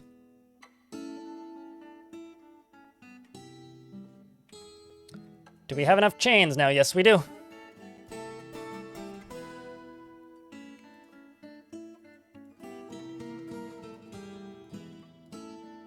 I may end up having to, like, be really mean to this dwarf, and it kind of makes me sad.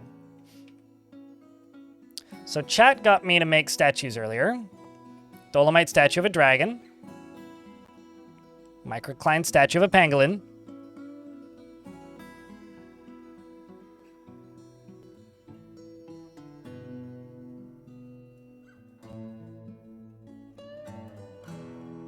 Microcline statue of pangolin.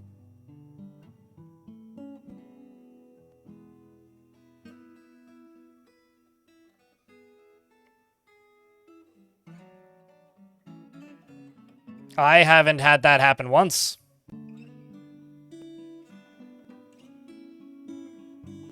But outside of that, I guess, which is odd.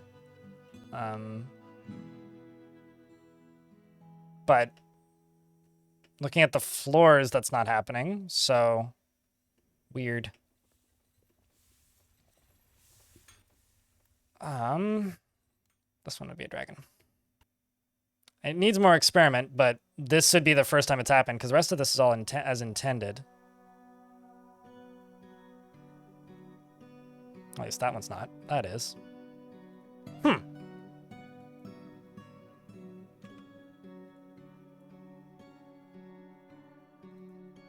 I thought I was clicking on stuff, though.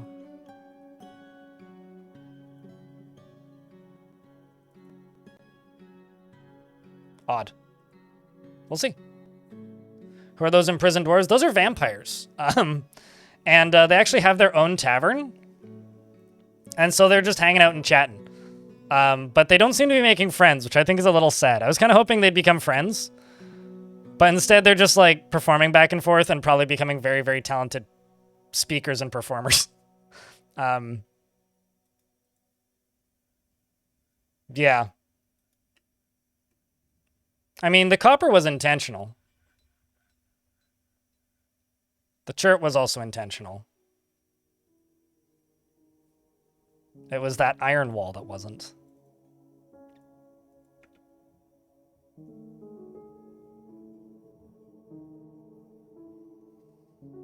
Well, they're not scheming, they're just socializing, so all should be well.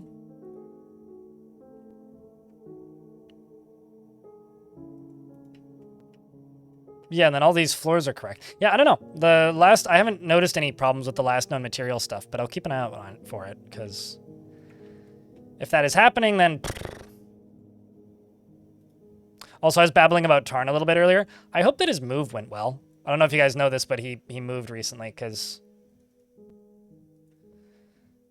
he moved to the UK and then lived in a place temporarily, and I think they've just moved into a bigger place, so hopefully that move's gone well, which is, I think, why patches were a wee bit slower this past little bit, because first he got sick, and then he moved.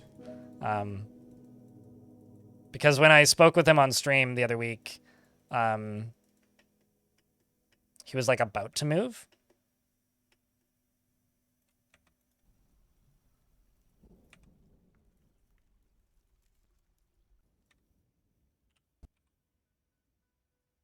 You know, I used to really dislike the color of conglomerate. It's really grown on me. It's got kind of like a nice, almost reddish tint to it.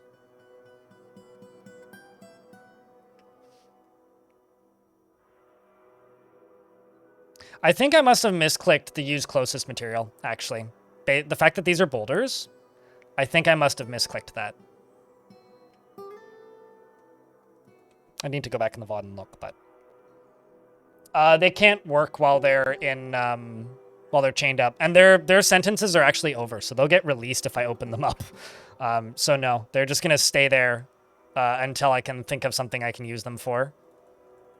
Because if I remove those gates, they will just get released.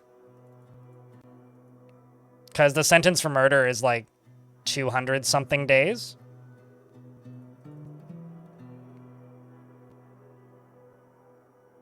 I do that sometimes, California Ninja Lawyer. California Ninja Lawyer is asking if people make multi-level ceilings by channeling out roofs frequently. Is that something you guys do, chat? What are your thoughts? I do that sometimes, if it suits what I'm building. Maybe not every fort, but it is something that I do from time to time.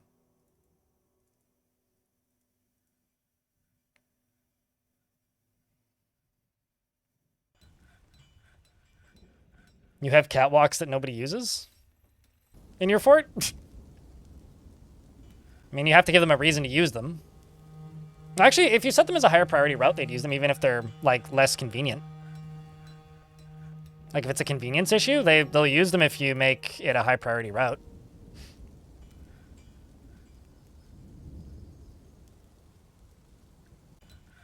Ah, it's just skill issue, lobsters.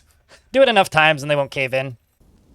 You know, it's just like building bridges in real life, right? You know, if your city and the place that you live never builds bridges, then you better hire somebody from outside to do it, otherwise you'll drop it in the river 5 times. I definitely don't live somewhere where that happened.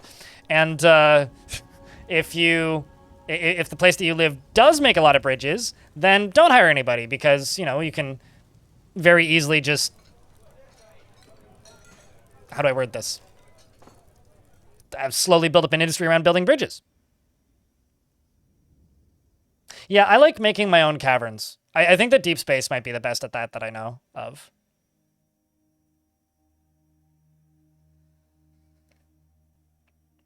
You can spend hours in the image generator generating you elaborate structures to tell those stories of the fort. Yeah, fair. I mean, whatever helps the imagination, right?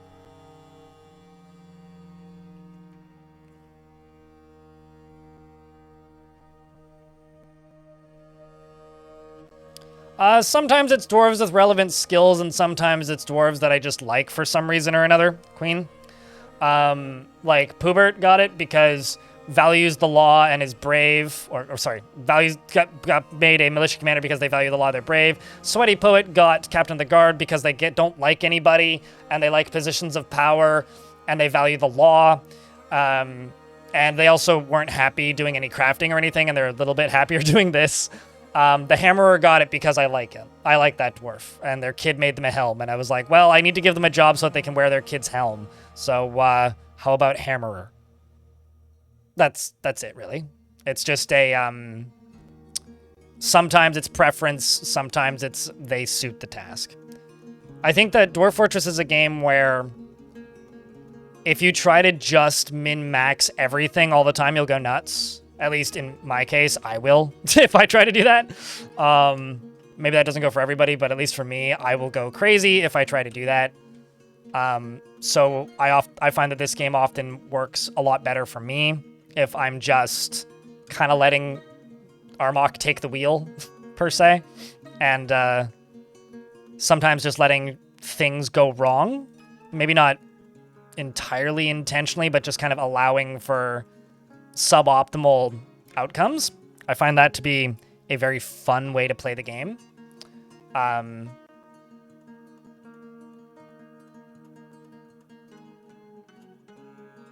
So it just depends on what suits the role better. A dwarf I like, or a dwarf that makes it easy. Like sometimes when I get a baron, barons have requests and demands. I'll pick through my dwarves to find a dwarf that has a demand that is easy to satisfy. But sometimes I'll just be like, well, this dwarf kind of sucks for their demands. They're going to ask me to make, I don't know, ballista arrows or something like that, which I don't really want to make. But I really like this dwarf, and they killed a bunch of things, and I think they've earned it, so I'll give them the fancy role and the nice bedrooms and all that. So, you know, it depends. But sometimes. We also had the new baby born in the foot. Like, the way I play Dwarf Fortress is I try to think of it like playing D&D with myself, and the dwarves that I have named, or the dwarves that I'm remembering because they've done interesting things, are kind of the main characters that I'm playing D&D with. So sometimes I will just play favorites. And, you know, sometimes you got to focus on the dice rolls and make sure that you get through the encounter, right? Not that I play D&D, but I presume people do that.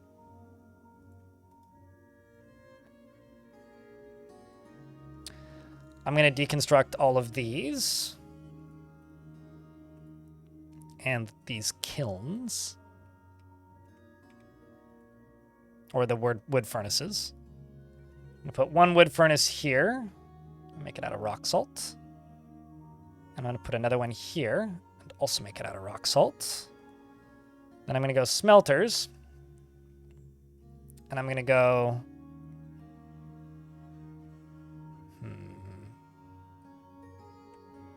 What material should I make the smelters out of? Let's go dolomite.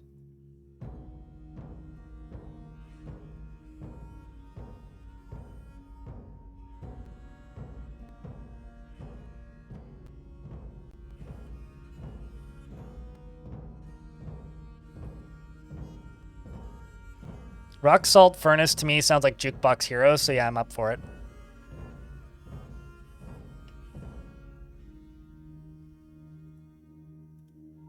Okay, so the next thing I'm going to do is I'm going to deconstruct this metalsmith's forge. But before I do that, I'm going to, I think, dig out some more of this. We'll do this on just whatever priority.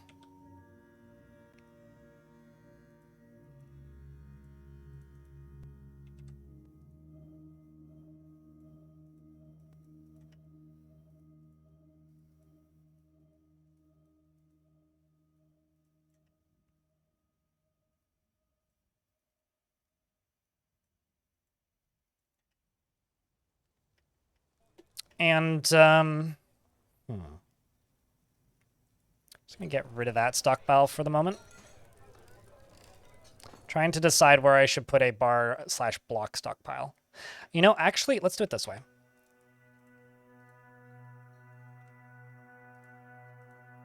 What blocks do I have at the moment? Got a lot of these. Let's use this brown. And just do this. And this is going to be a rock block stockpile. This is going to create a lot of jobs, but I may actually use minecarts for this. And at least one person is going to be like, wow, that's going to be a really small minecart system. But I'm going to actually like make an argument for a good use for a very short minecart route. Basically, if I had like a tiny little stockpile here that just loads blocks from all of my mason shops, and then a tiny little minecart route that goes over here and then unloads into just this, then instead of every single time these jobs, instead of just having constantly dwarves running back and forth, they only need to go from like here to there, and then one dwarf just pushes it over there and dumps them out, and then they unload into that. Might actually be the way to do it.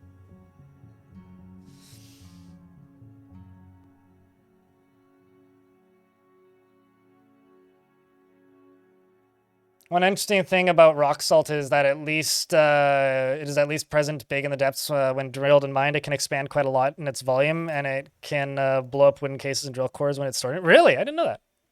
You learn something every day. I think I will make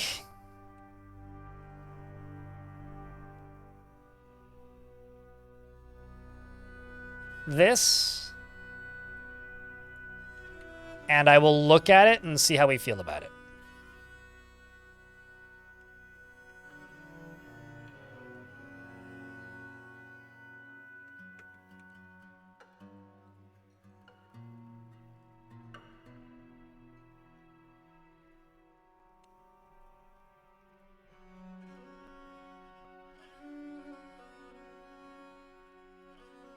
I'm also testing something right now.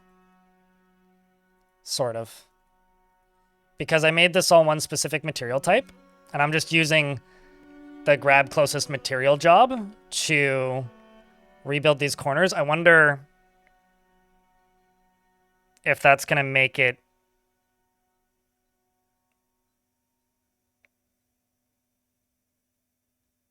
the closest material or the one that it was previously designated as.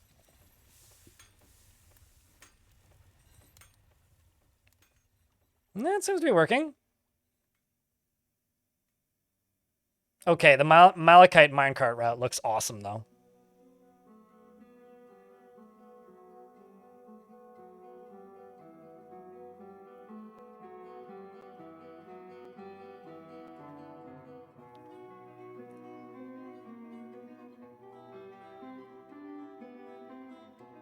With salt lamps, as they can absorb moisture and get seriously messed up. You know, I've always seen salt lamps in stores, and I always think, like, that looks really neat, but I don't want to spend the money on it.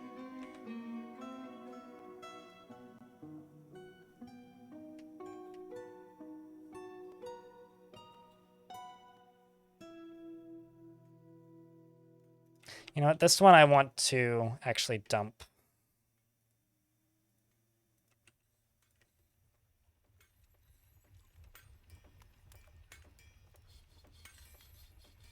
Yeah, that's the way we'll do this. I've got a kind of multifaceted way that I'm going to satisfy this. So, stone and clay blocks. But this stockpile won't take items from anywhere, only from specific workshops and stockpiles.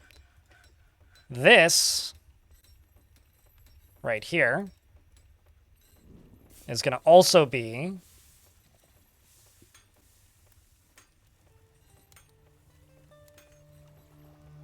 my stone and clay block stockpile. Also going to check that. And it's going to take items from this stockpile. This stockpile, no bins. This stockpile, 10 bins. Then up here,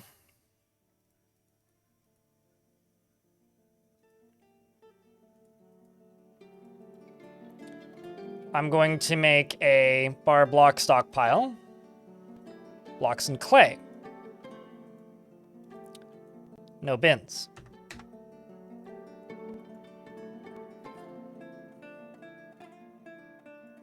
And also, let's get rid of that. And then I'm going to make a minecart route, which is going to be called bars and blocks. This is going to be a very simple minecart route. I don't have any available minecarts, so I'll have to set that up. I'm going to add the 2 stops to it. It's going to take items from this stockpile, which is just going to be... I'll catch up on chat in a second. Stone and clay blocks. And actually, I should probably also set it to metal. No, these are considered blocks. That's fine. And then you, when full, push south. When 25% full. So it won't push until it's at least 25% full. So you're going to load from there. And then every 0 days go this way when empty of desired items. Okay. And then I just need to make a minecart. Do I have any carpenter shops at the moment? I don't see any. I'm gonna say no.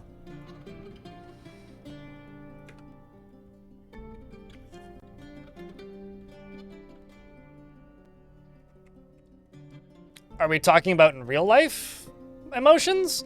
I'll tell you this. Gems and gemstones affect my emotions the exact same way plants do. If it's a fun hobby that I like, it make me happy. And I think that placebo effects can be really powerful on people, and if people think a thing is going to affect them positively or negatively, it often does. But yeah, you are correct about the pseudoscience about gems. I will say this, though. I'm kind of a crystals guy, and I'm kind of a crystals guy because of this fucking video game, but I'm also a sane human being, and I know I'm not going to go spend like $5,000 on a super specific crystal to, like, I don't know, help my fertility or some shit. So instead, I have some, like, nice looking quartz, like, book holders that are polished and look nice because they're pretty. That's quite literally it. I would really like to own a pineapple opal, but I'm also not going to spend $200 on a pineapple opal. So, maybe one day. Hinders it? I don't know. It was just the first thing that my brain went to. Who doesn't like a good geode? Exactly! I don't know. People need hobbies. That's all I have to say. Let people have their damn hobbies.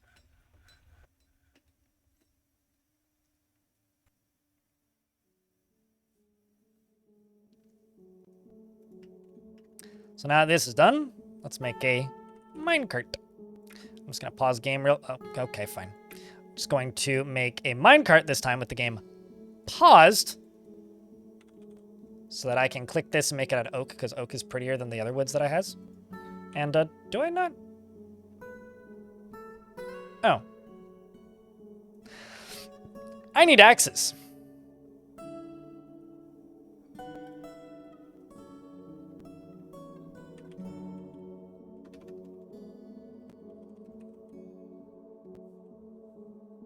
Because apparently...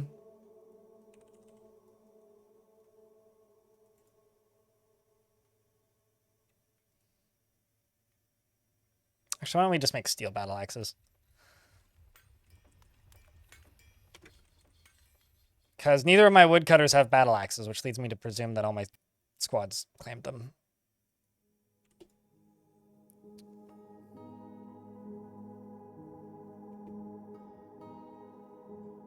Yeah?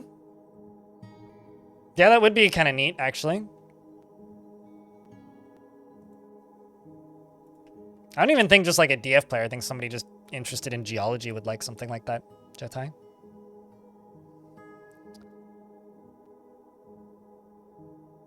They make really good, like, if you can find...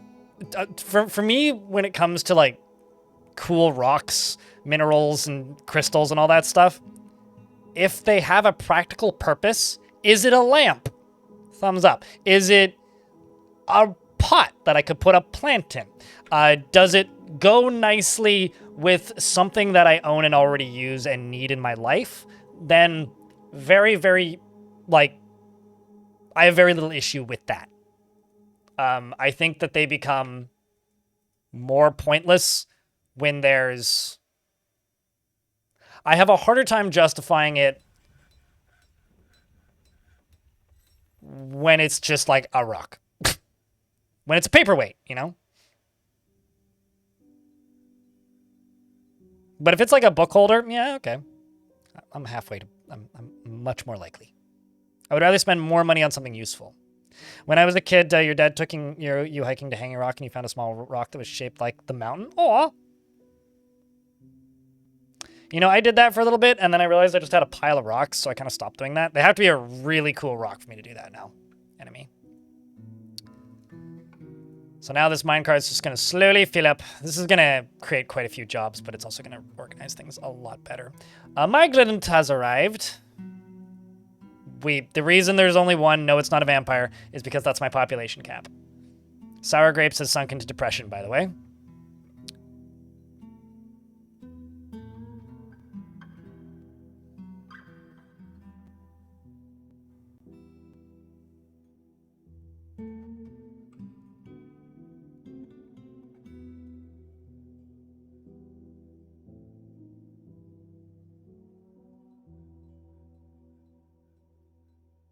It's a pretty big and not very impressive collection.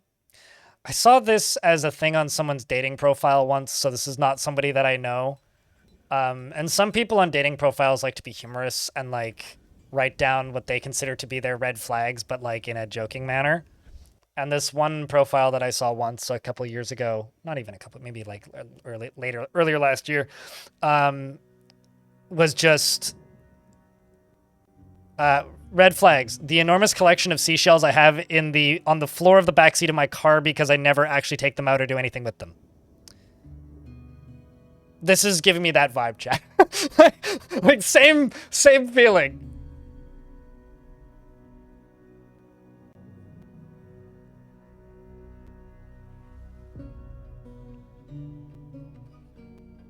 Oh, that's cool, Baron.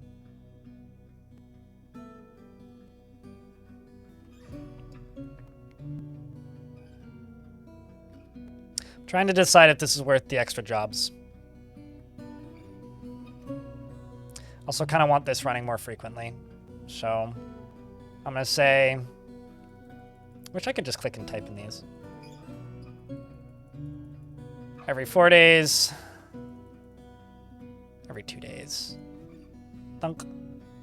And then run her back over.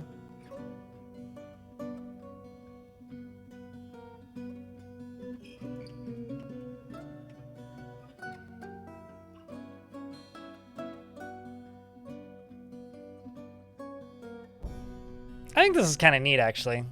I don't generally do stuff like this, but...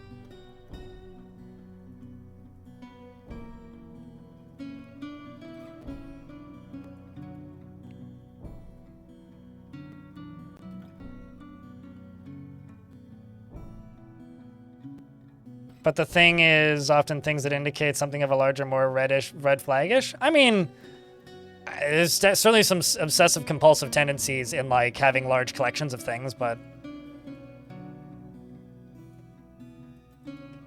who isn't a little bit obsessive compulsive? Let's be honest. Let's just make bins. Let's make 10 bins.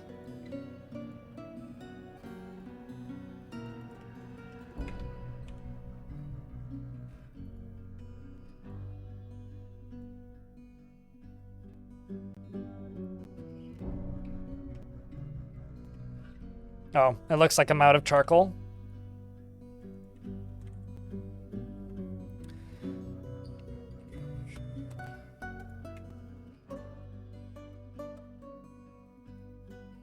And this fills up again.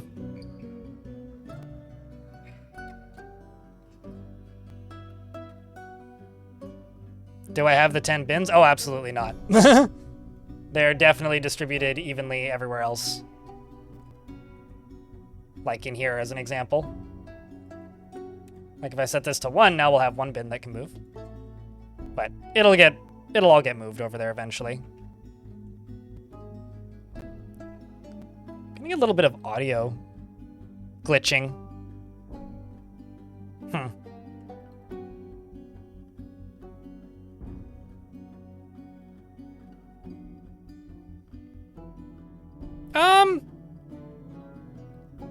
Yeah. I would actually say better a bicycle, but... Actually, I'm kind of like, unfortunately, used to seeing random piles of fast food wrappers in people's cars. That one's pretty common.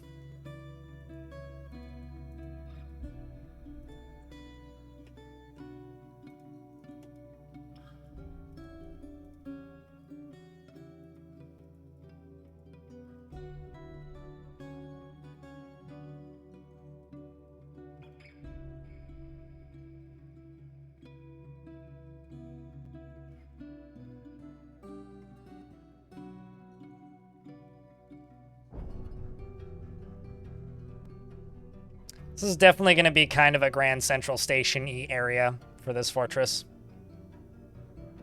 Definitely.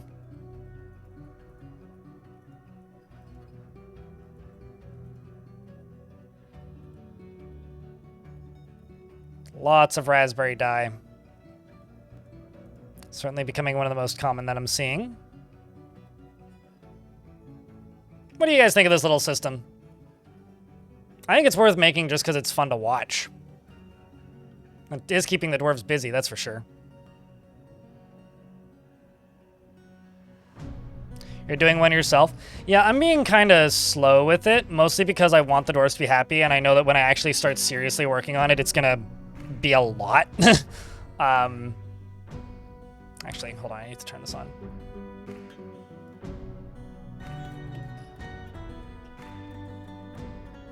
Oh, that wasn't the thing that I was looking for. What was I looking for then? What did I just turn on? Oh, wrong one. That's the one I wanted.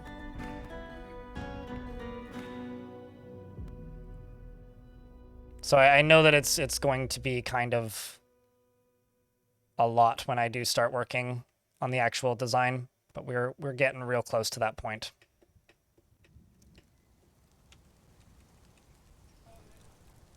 The priority up until this point has just been keep the dwarves happy, and I think I'm mostly succeeding in that.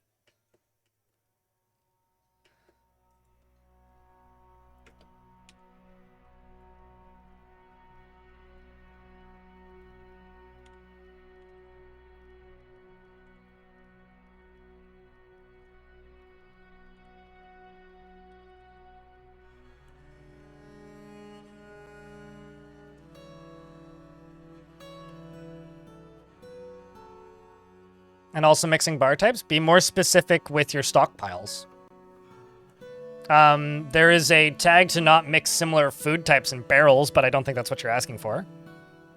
I presume what you're asking for is like, you know, the statement that you said, so.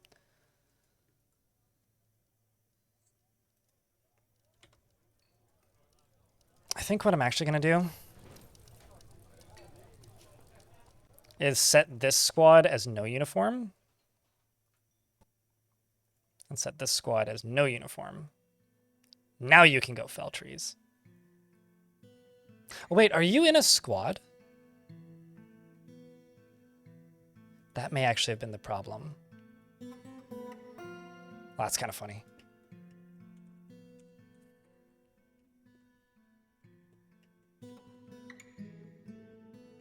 All right, well, this will slowly clean up. The other thing I would like to do is go up to here.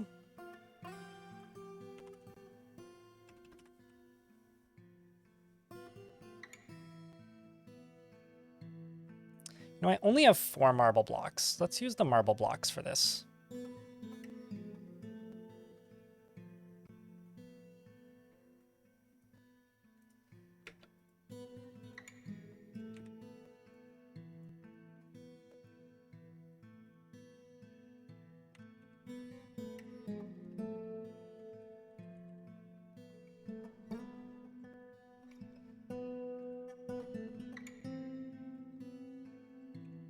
Do that.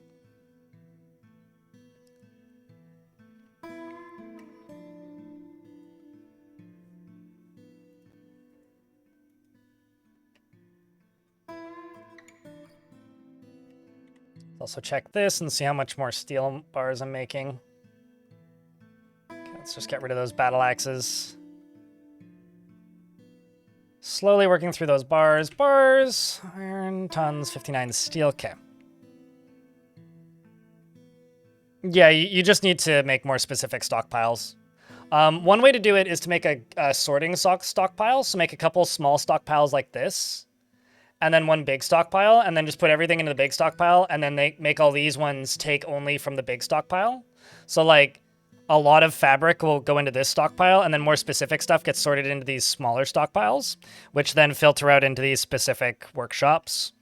That's one way to do it. Is Grapes in prison right now? Yes, Grapes is still in prison. So that would be kind of what I would do. You're still in prison. The fighting notification is not related generally. It's usually the Kias that are coming in. That, on the other hand, is sending Zachris flying. And Mina into a tree.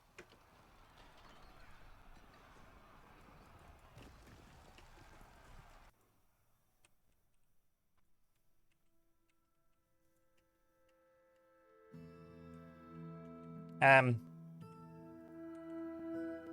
now Zachary is going to go get a shower.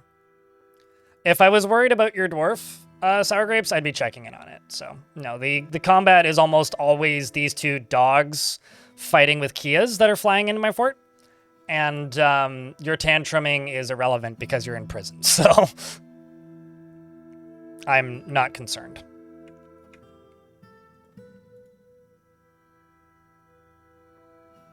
Just because, like, there's a lot of things that happen in this game that I feel like I probably should do a better job verbally communicating.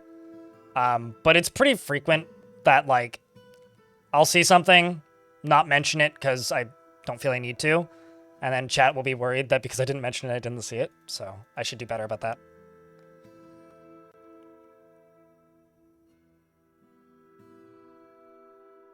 Yeah, they can have tantrums while chained up, and the most they can do is punch somebody who walks past them, which just extends their sentence. So it's like, not too worried about it. To trap birds in cage traps? Yeah, well, apparently, I mean, obviously we haven't heard anything more about this, but Tarn has said that he really wants to make, rework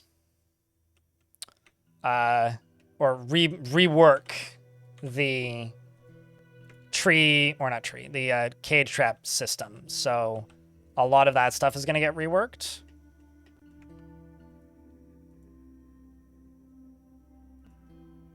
So I'm very curious to see how that's going to play out.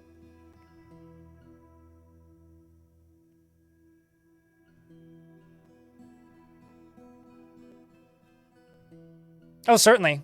Hard Mistletoe. Trees operate, or not trees. Why do I keep saying trees? I'm staring at felled tree is the problem here.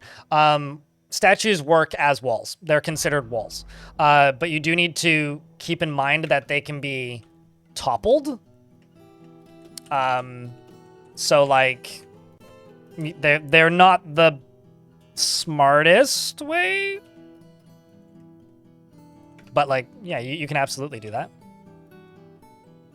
I don't know where this dwarf is going, so I'll just let them do their thing. They'll let that dwarf out eventually.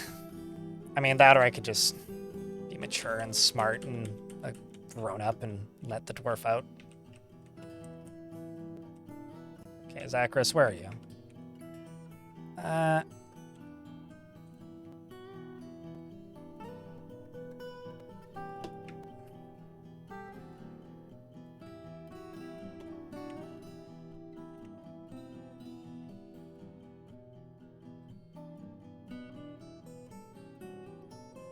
It was a very satisfying dinner. Those are the best kinds of dinner. Did a bunch of birds just appear on the map? Actually, I'm curious.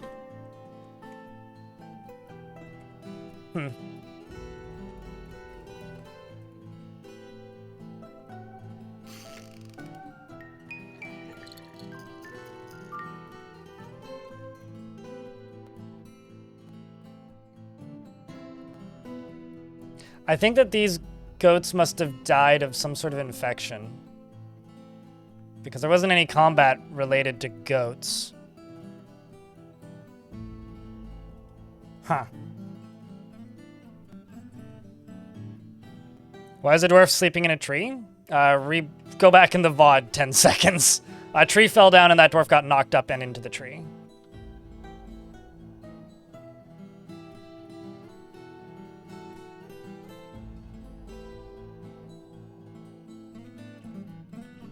It literally happened 10 seconds ago. But a dwarf got thrown into a tree by a cave-in. Getting a little bit of stuttering. It may be my jobs.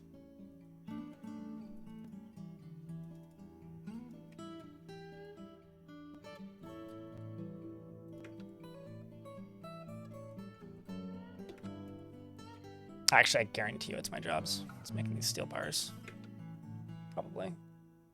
That or it's my dying tasks.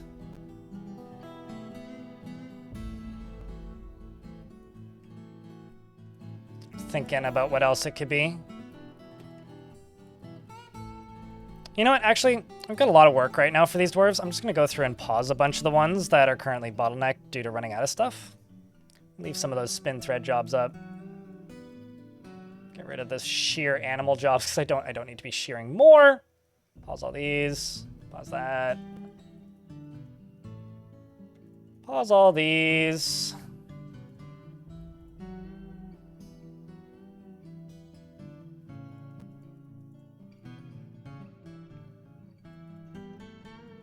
Just trying to catch up.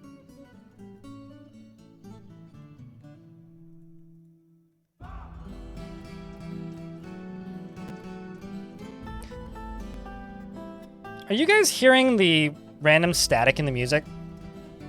I'm trying to figure out if this is like my microphone. It could just be my audio interface connecting with my headphones, but I'm hearing like a poppy static almost periodically. I'm curious if it's the game or if it's my interface. It's coming from somewhere. I just don't know where. You are hearing it? Is anybody else hearing it? It's like right there. Here, let me turn up. Pop.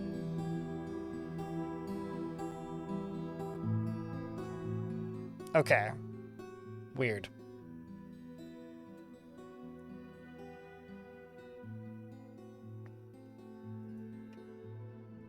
I'm gonna try something. This does require restarting the game though. I'm gonna try restarting the game. I've been running it in Proton for the past like week and a bit. I'm gonna jump it back to native and see if it continues.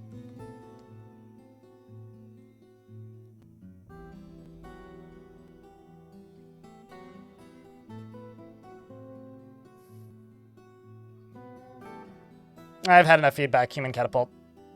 It's definitely coming from the game and not my mic, or I keep saying my microphone and not my audio interface.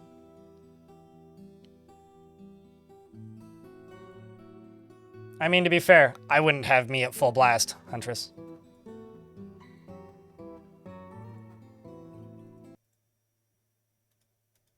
Oopsies.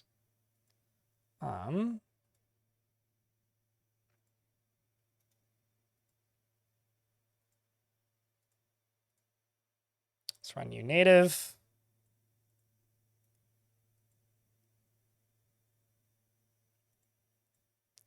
Let's run unative, update.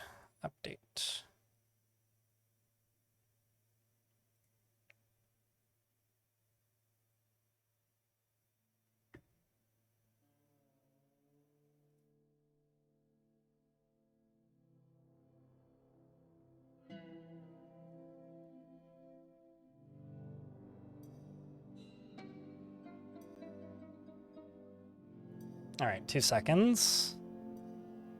I have to change all of my inputs. All right.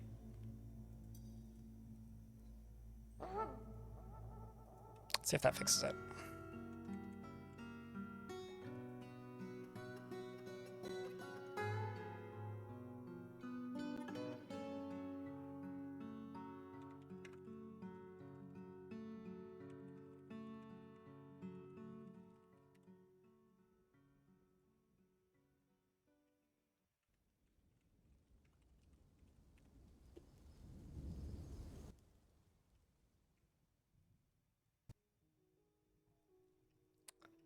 So now well, I'll listen. If I keep hearing it, then... Because, like, there's also, like, the asterisk of, like, I run on Linux, so, like, it could be my system and not the game. But it's always something that I want to fiddle with for a minute when stuff like that starts to happen, because I want to figure out if it is me or if it is the game. Because if it is the game, then I want to try and fix it, if at all possible.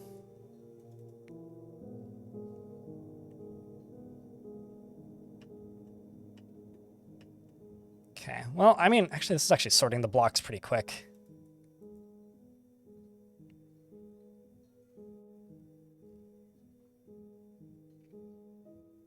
Wait, what about dwarves seeing in darkness?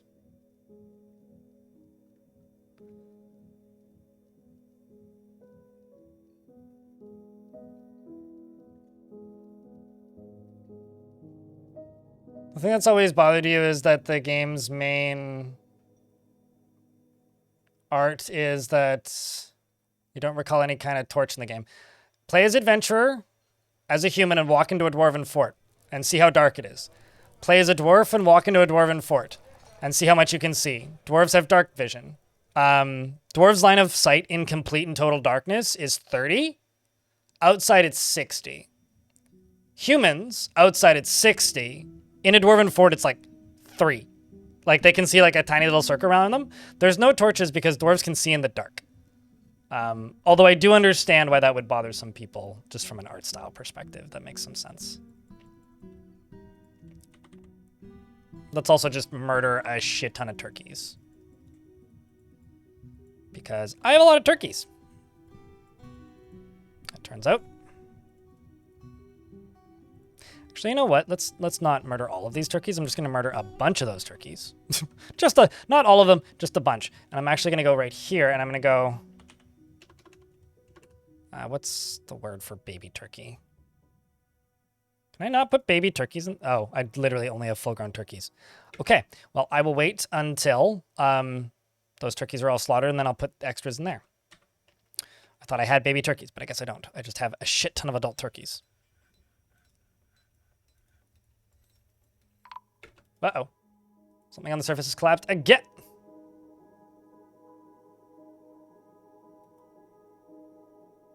You know, it's funny. I always tell people, it's very easy not to crush dwarves with trees. Just simply don't clear cut. And then here I am clear cutting.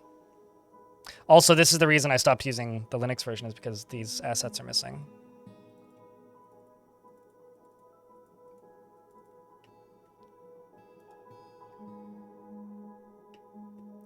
If someone could clip that, I'll send it to the developers, but... Rest in peace, Zachris. I feel bad. Look at the bottom of the screen in regards to which assets are missing. Right here. They're U's. These are supposed to be lines like this.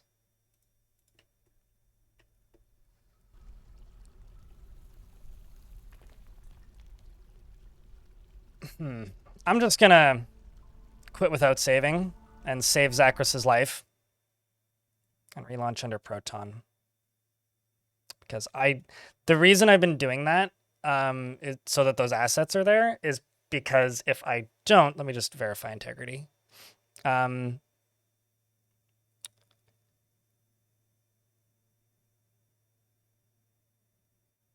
file failed to be acquired. Oh, interesting. Let's see it now. Is that asset back? Because I don't like recording the game without that there. Whoops.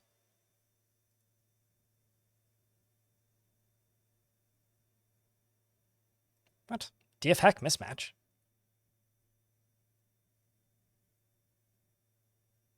DF hack should be on the same version. I beg your pardon. Did the game just update?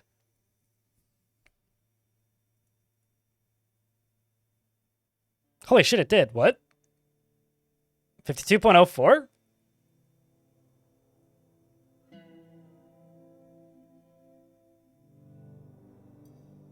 Huh.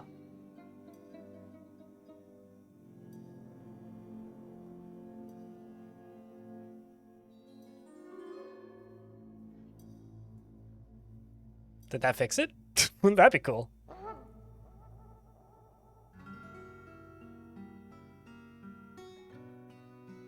When did it update? Was that him? Must have literally been seconds ago. Oh, huh. I open up Discord and I see a DM from Kit Fox's community manager, and she says, Army fix incoming. So, I guess that's fixed now, maybe? I mean, I don't see any patch notes. Yeah, also the assets are still missing. Great. Sag. I will jump back over to Proton anyway. Sorry for all the restarts, chat. I apologize.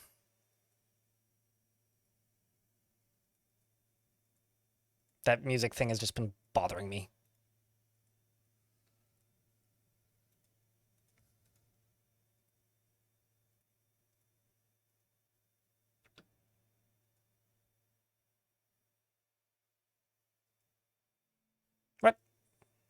Told you to go to Proton.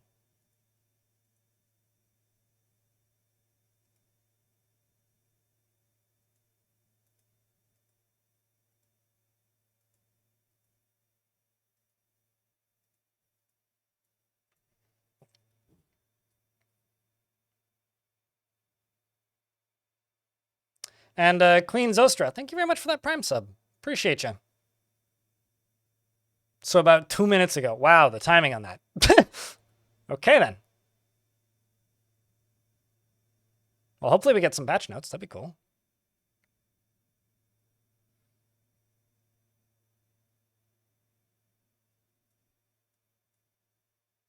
Trying to launch Dwarf Fortress right now, and it's not. Ah. Blame DF hack. All right, let me get my captures fixed. So my face is going to disappear for a second.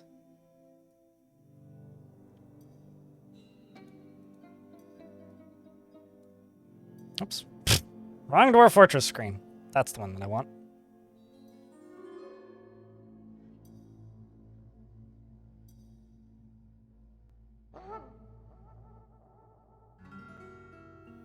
Done.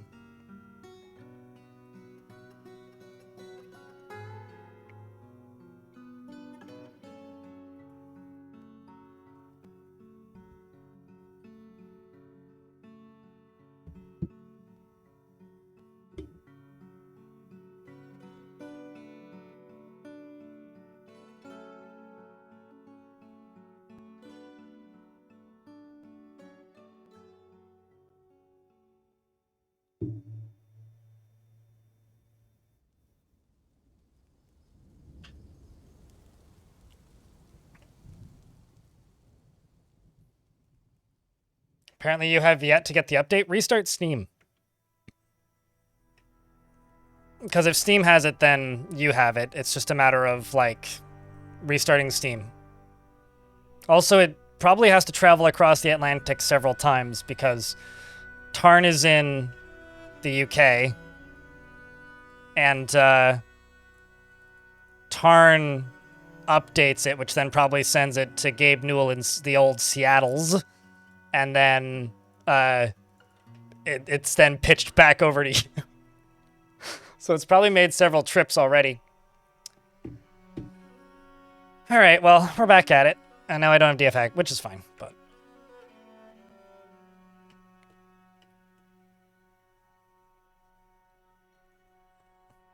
Oh, also... I did kind of save Zachris. So you're welcome, Zachris.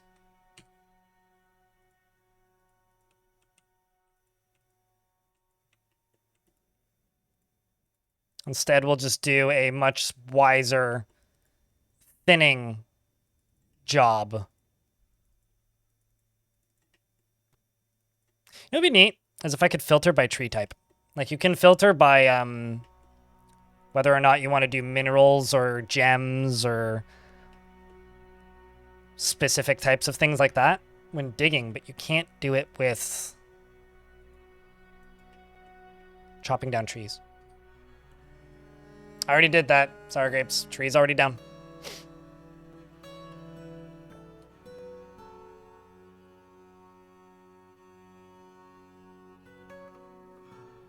Actually, more specifically, some stairs were built next to that tree so that Dwarf can just climb down. And I'm actually just going to go here. Type in turkey. I'm going to become a premium level turkey distributor. We are going to distribute much turkey to the next traders.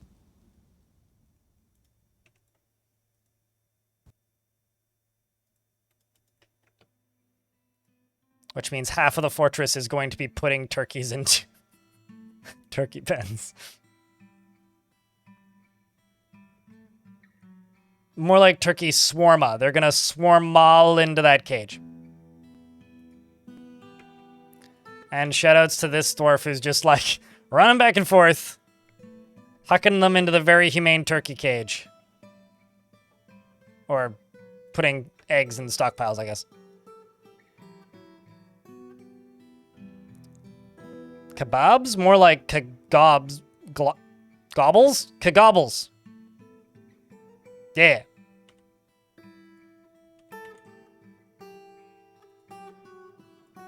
Get him, Manuel. Oh, yeah. That's how you sell animals, Baron Balloon. You sell cage traps with trained or tame animals in it, and it adds the value of the pet.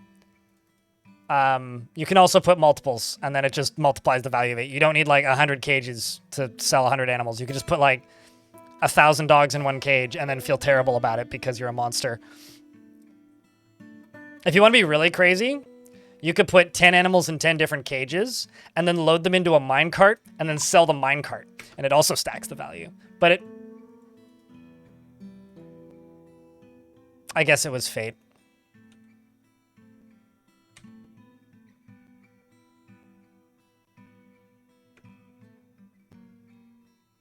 Also, the music is popping again.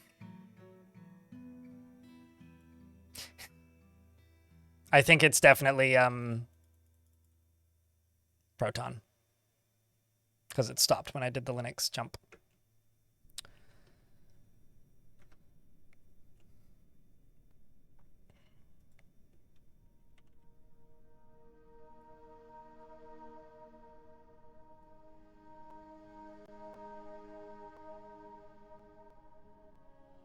That is a bloody shame. From one guy. Sounds like you should kill that guy. I would. Or accept it. Or, like, accuse him of a crime that he definitely committed. Definitely. Well, rest in peace, Zachris.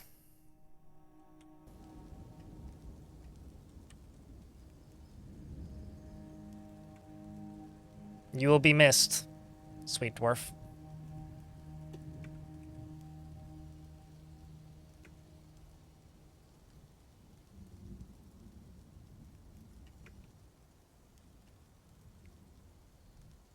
Now your dwarf is a single mother.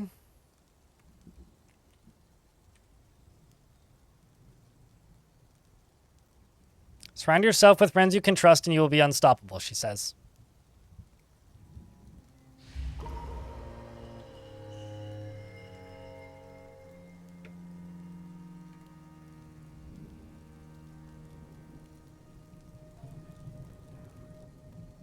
Well, at least she still has her youngest daughter around. So she's still got members of family. Also, are we cooking eggs? I'm seeing a ton of eggs in this stockpile.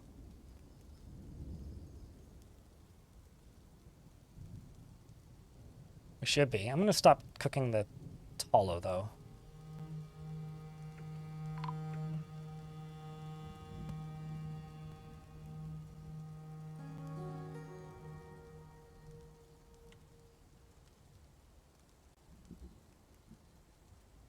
Doesn't feel anything at the unexpected death of somebody.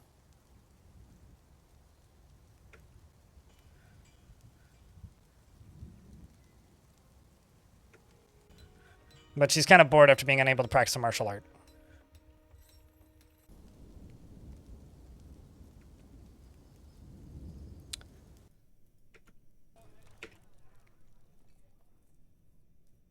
It'd be cool if cooks could make artifact roasts and then immediately get eaten. Which then immediately get eaten and then everybody gets happy thoughts. Yeah, I'm mixed on that. I've heard that idea thrown around many a time. Could you get a bald cook? I can neither confirm nor deny if 3 of the cooks are bald because they have hoods on.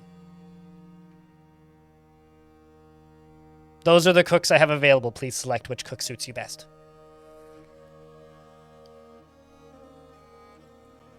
Yes. Gurgle spurts. Gurgle splurts.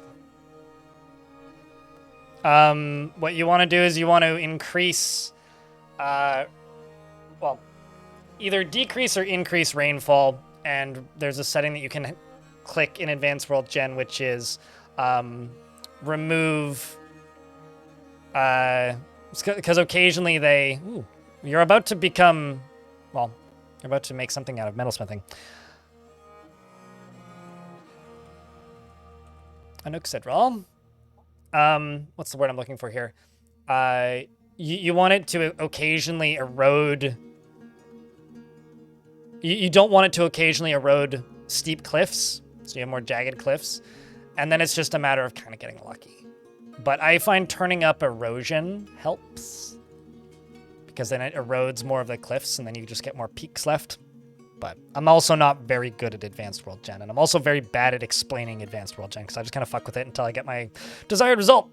He never feels love or develops positive feelings towards anything, and he is utterly fearless when confronted with danger. Although I will say, it's almost more a matter of searching the overworld map and using the tools that the game has effectively, more so than anything else. Kestrel North, thank you very much for the raid. Moss, can I get a shout out? And chat, can I get a round of beers from the modders? Hi, Lanix, how are you?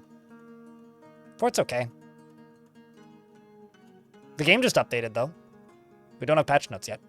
Never falls in love or develops positive feelings towards anything. Is utterly fearless when confronted with danger, to the point of lacking common sense. Prefers to present himself modestly, and often acts with compassion. Is often cheerful and is quick to form negative views about things. He doesn't seek out excitement. He doesn't handle stress well, and he tends to assume that the worst of two outcomes will be the one that comes to pass. He isn't given to flights of fancy, he tends to hang on to grievances, and he is slow to trust others. He generally acts with a narrow focus on the current activity, and often feels discouraged. He is quarrelsome, and he is bothered by this since he values friendship. He personally has the highest regard for loyalty. Dreams of mastering a skill. He likes calcite and iron and sapphire, the color buff and gems, figurines, blue peafowls for their coloration, and the words of the glimmer of velvet in the sight of the shadow of rock, and when possible prefers to consume cave crocodile, cave fish, and banana beer, and absolutely hates and blood amaranth flower. Sorry, banana beer and blood amaranth flower, and hates hamsters. He's vengeful when joining an existing conflict. I think I need hunters.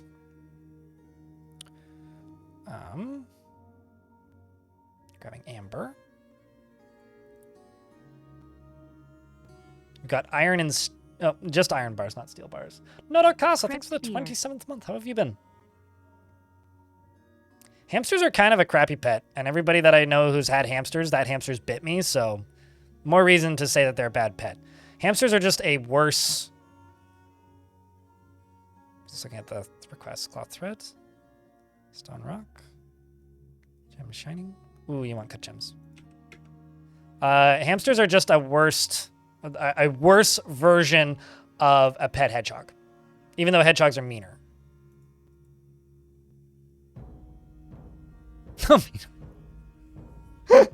Hey, Chuck, can I get a round of beers for Noto Cossack with the 27 months? Appreciate you greatly, mate.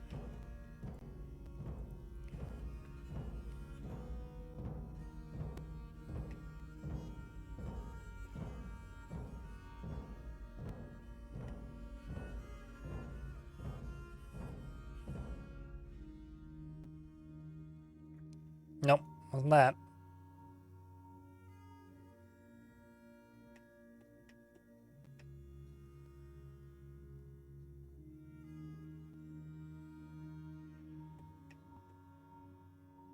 So leather, skin, yeah. Stone rock, what's the next thing you need? Cloth thread.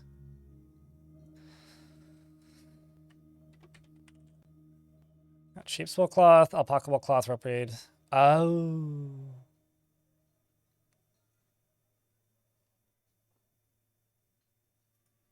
It's probably silk that you want, right? Okay, well, we're gonna get trading soon.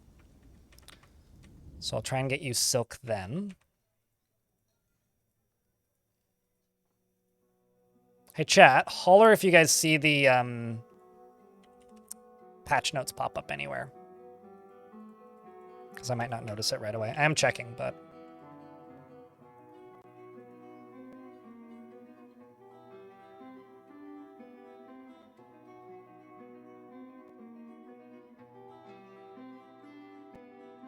Gerbils are shy, mice are sneaky, rats are ingenious. Seems very rat-pilled and biased. I don't know how much I trust this rat-related propaganda, my friend. Ah, wait. Ah, we have a patch notes. Speaking of patch notes, I think. Time to pause the video game and sneak a look-see.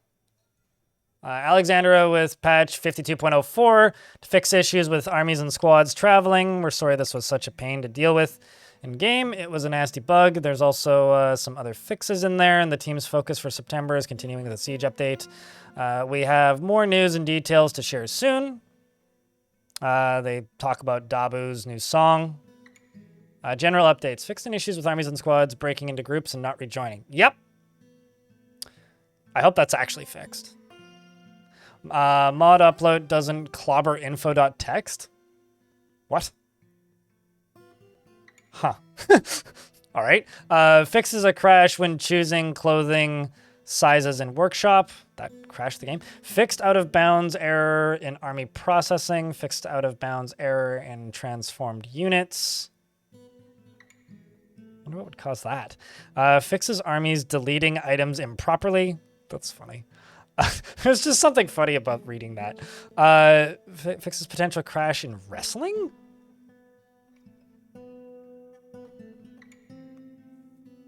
Let me just actually show this on screen. Hold on.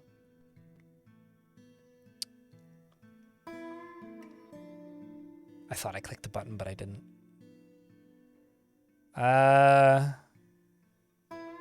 Mill job can be...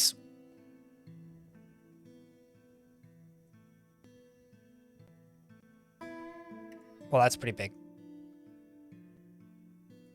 Mill jobs fixed. Plant processing job? I wonder if that's related to the wood one. Makes placing lakes in mineral stage world significantly faster. Okay, that's sure. Moods using bars. Try to use metal now. Oh, were they using like... non-metal bars? Animal people no longer inherent meandering from their base creature.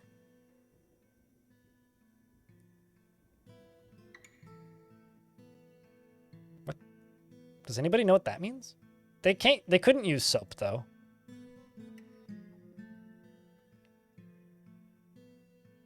What does this mean? Apparently the update is also, like the patch notes are also up on Bay 12. Does anybody know what that means?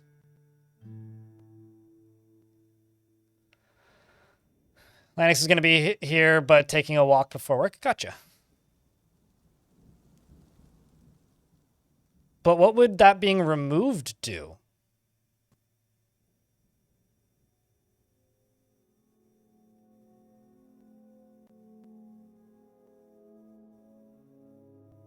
Cat people don't exist. There's cougar people, though. Oh, so like, does that mean that if you get a bunch of animal people in your fort, they'll move at full speed? Because like, now that I think about it, I've had a lot of adventurers that were animal people in my fort that like moved really slowly. And I never really thought about why.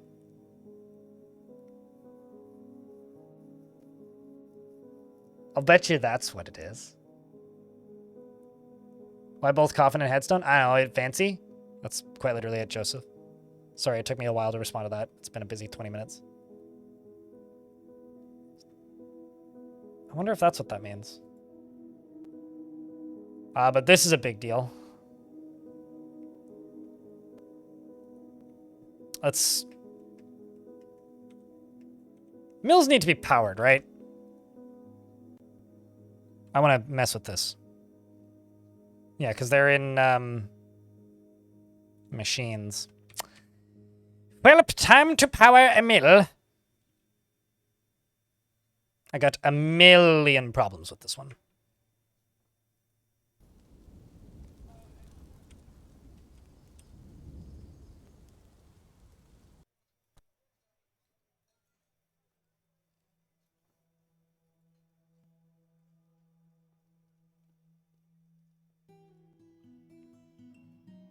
Let's also just get these roofs cooking again.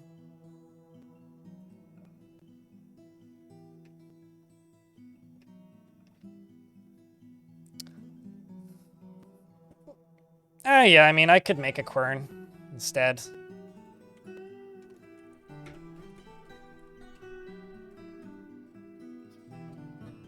Chat, how was the wood stuff screwed up before? Was it if you did directly through the workshop, or was it if you did it through the manager?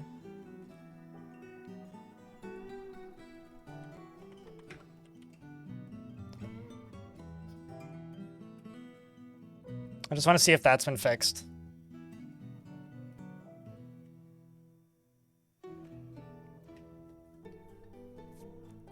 What do you use it for specifically, Baron?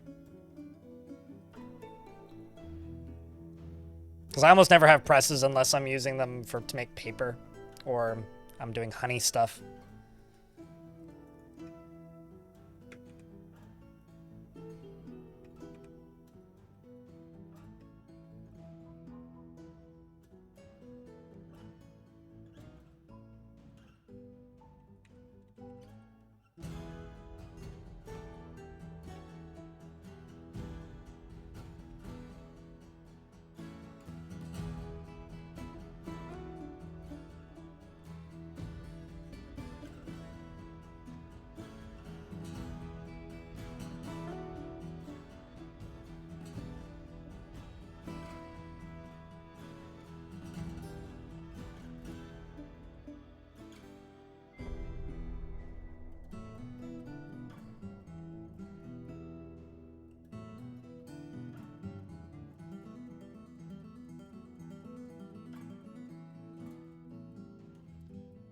I'm gonna put a wood stockpile there.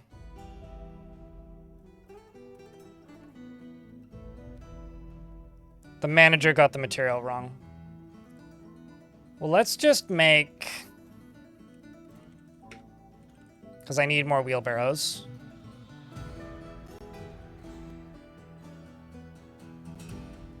Let's say birch. Let's see what they end up using.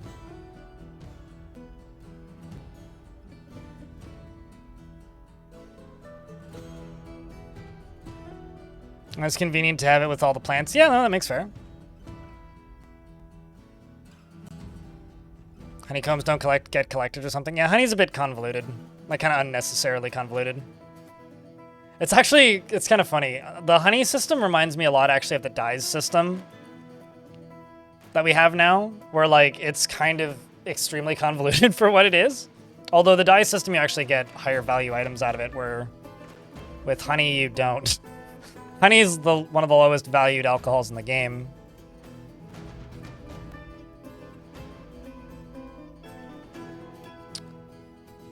Relique, thanks for the 33rd month. Welcome back, friend. Appreciate you. Thank you very much for taking the time to tune in. Speaking of, I'm also going to make another Infinity stockpile.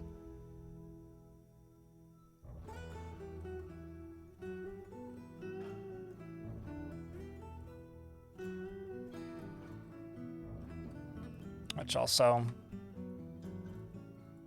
should probably click down.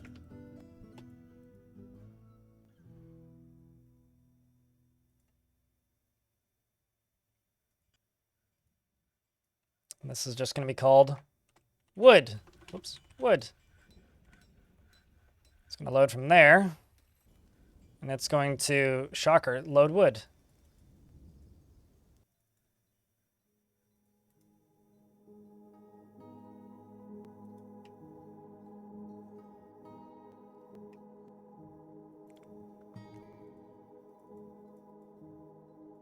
And you're just going to take wood. What to make rat wax crafts? How you been, Rayleak? And thank you very much for the 33rd month. It means a lot, friend.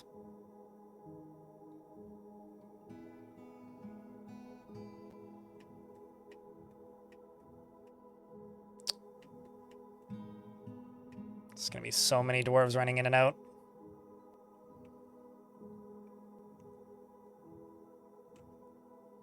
Just a whole lot of that.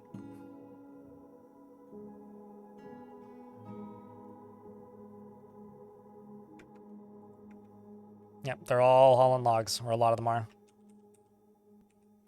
Let's get Zachrus's body dealt with as well. Do I not have doors? Oh, no, we do. They made more. Excellent.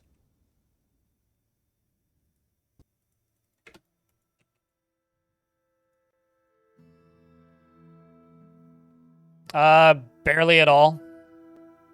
I think that that's something that like some artifacts getting stolen, some modders. I think barely at all. I think that it's a thing that used to be a major issue that has been nerfed into more or less oblivion due to stress changes over the years. Or changes in how stress works. Yep.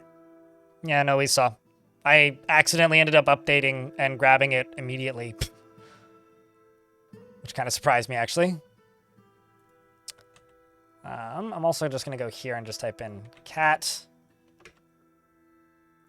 Got a lot of cats that need to be gelded. And I'm going to eat some.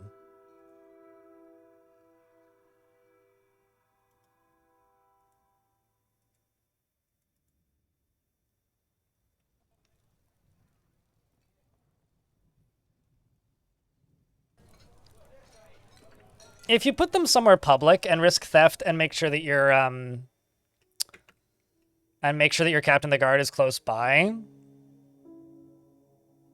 theft isn't too much of a risk as long as like you have a squad close by as well. But then fights are a risk. So it's like pick your risk in a way.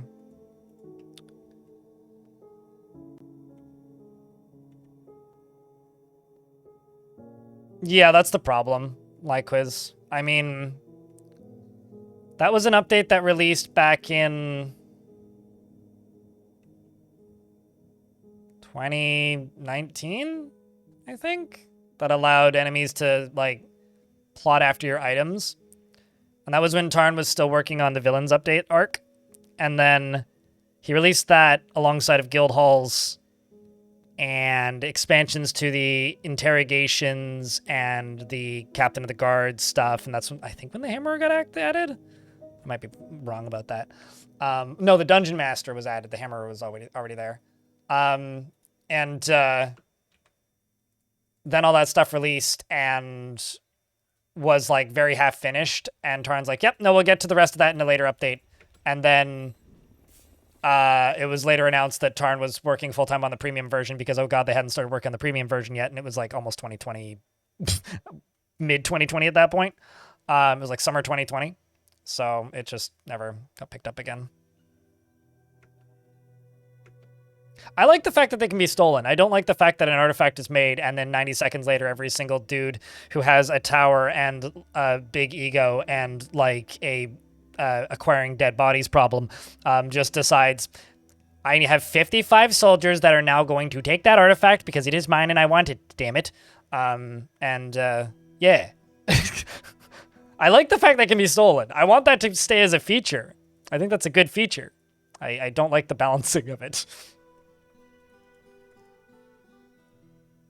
I think that's a pretty clear distinction.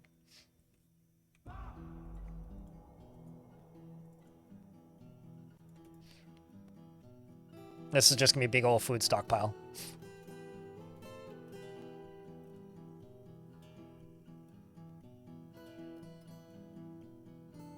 Yeah, I think that retrieving them should be more possible.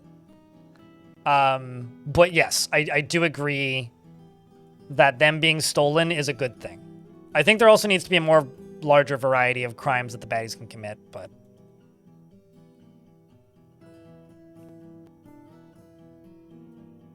not that I've heard of.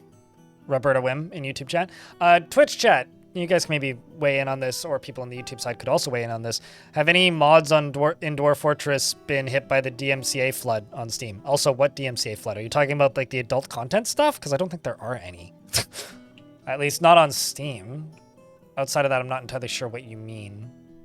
Unless, like, is Nintendo going after mods or something? That would be news to me. Also, folks on YouTube, don't forget to leave a like on the stream if you want to help the channel go up.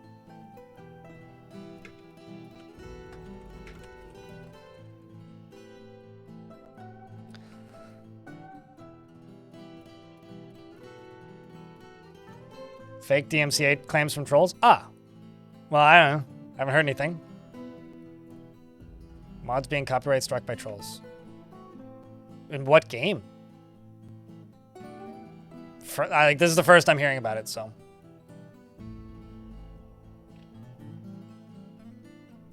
Fair enough, Otters, yeah. We'll train combat afterwards, and then their artifact is stolen and they can seek retribution. Yeah, I think there's two things that we need for, like, artifact stealing is, one, I don't ever really want to scroll through this entire menu to find an artifact. Like, it needs to pin my artifacts at the top or something. Or stolen artifacts at the top. Or I need a better menu for it. And, I want more variety in enemy crimes to be committed.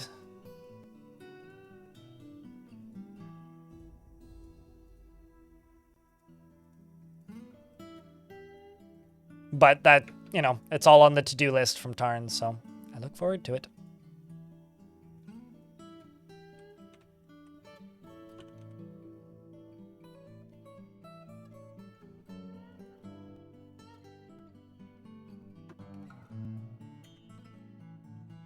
You know, actually, this is not going to be a bring from anywhere. This is just going to be a we'll take items, so it'll filter this stockpile down a little bit.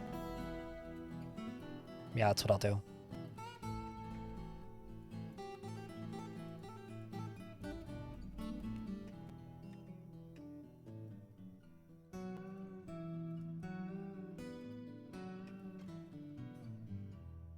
I don't really have an army that's like prepped to go fight things, so if you could go murder a bunch of stuff with your armies and report if it's fixed, that'd be great. Looks like the wood in carpenter shops is not fixed. At least not on my end. Because I set these to all be birch wheelbarrows.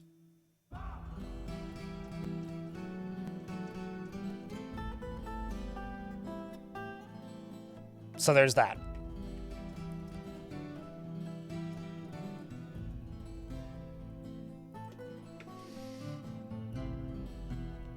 But still nice that the other stuff has been worked on.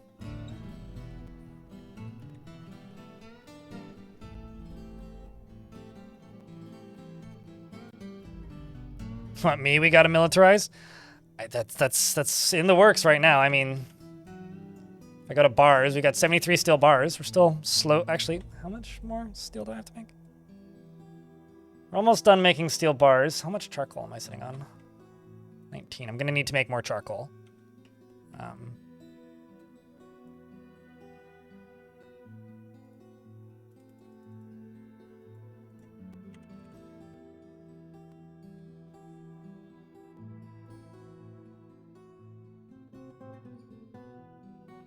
Who needs military when you have dyes in fashion?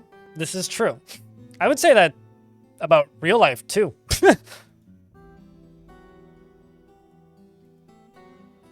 Just like, you know, who needs military? Come on.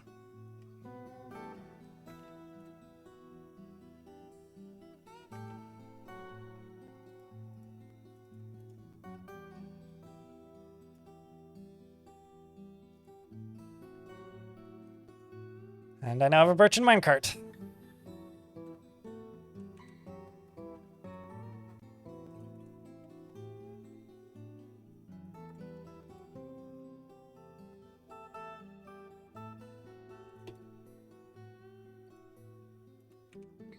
And let's go carpenter. I'll just make a handful of carpenter shops.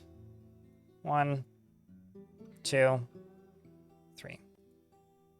I'll just get rid of that one.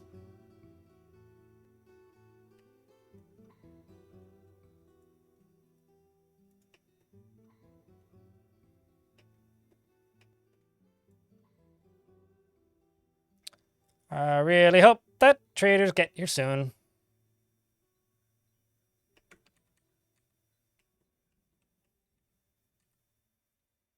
Zachris has been buried. Actually, just going to go place some cabinets.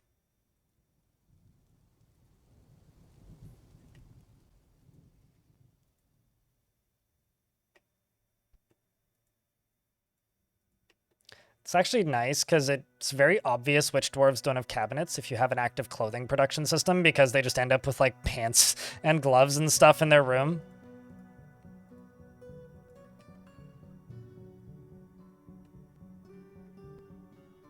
I very rarely use mail shirts, actually.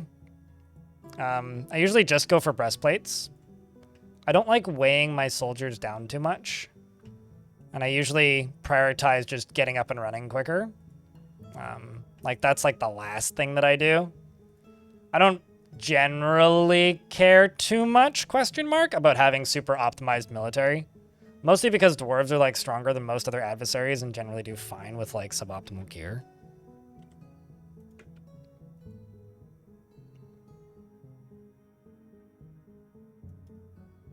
Yes, Delkin. It's fine. It's hiding from the gelding stations.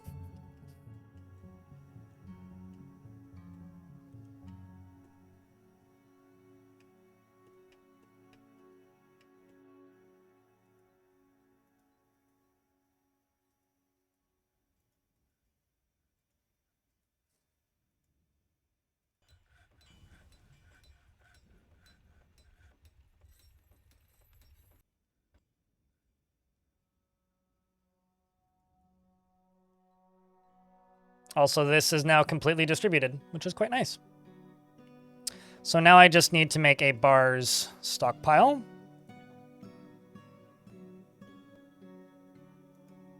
Which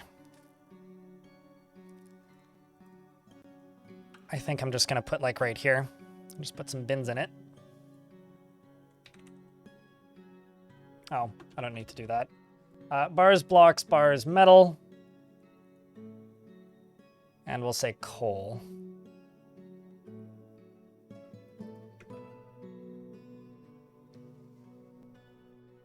I've had a couple of those appear, Baron, in this fort. You find training way more important than equipment anyway? Oh, 100%, Wretched. 100%. Like, a talented dodger will always go further than a novice dodger with the best gear in the world. Let's sell off some used clothing real quick. I've also got a tantrum I gotta check on, because that dwarf might be out of prison.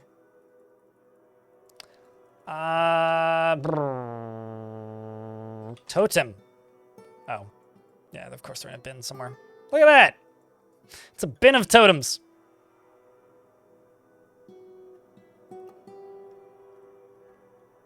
Totems and mugs, mostly. I think I'll just sell those along with the mugs. And then...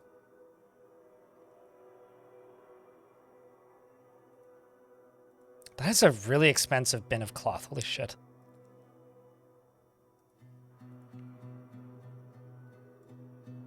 It's entirely totems. Entirely totems. Various crafts. Yep, that can all be sold.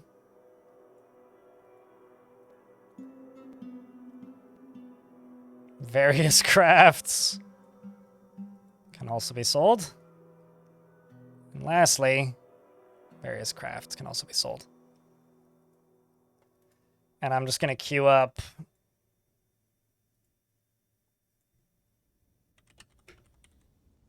what was it say?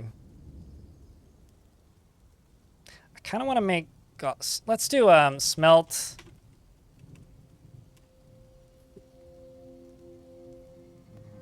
I think it's native silver that we have.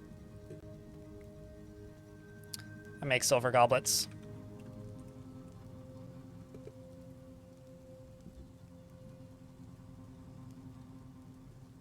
Because I find it so annoying that your dwarves bug out and never return. That bug got fixed today. Like, 35 minutes ago. So, maybe try again? Literally, like, 30 minutes ago. Yes, also what Baron Balloon said. Although them getting attached to them isn't as dramatically punishing as it used to be, but...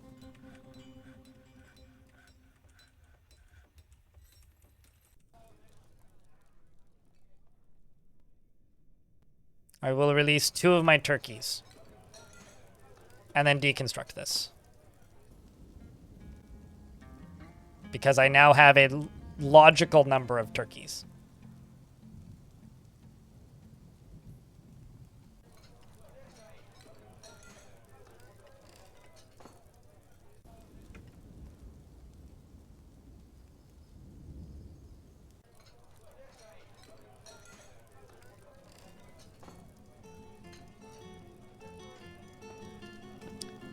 Got so many withered pigtails over there.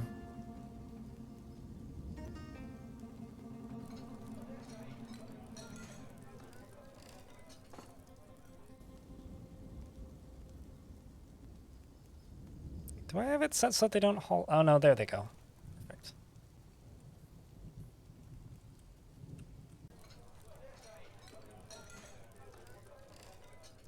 Let's trade. I need a thing of silk. Oh, for fuck's sake, don't tell me you didn't bring silk. I don't think they brought silk. Did they bring any thread?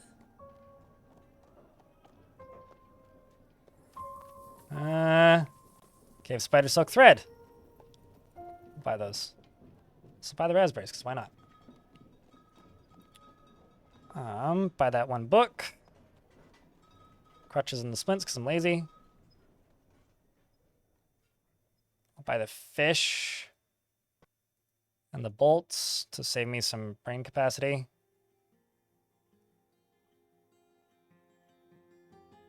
And those bars.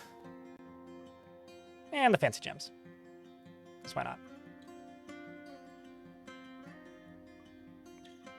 Also buy some instruments, because why not? And some flasks, because why not?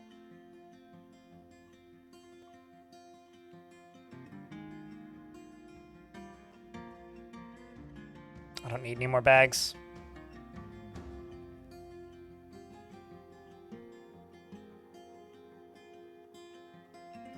Yeah, making soap fortresses was always a silly thing. Now I can go here and grab turkey cage, which isn't worth very much because turkeys aren't very valuable.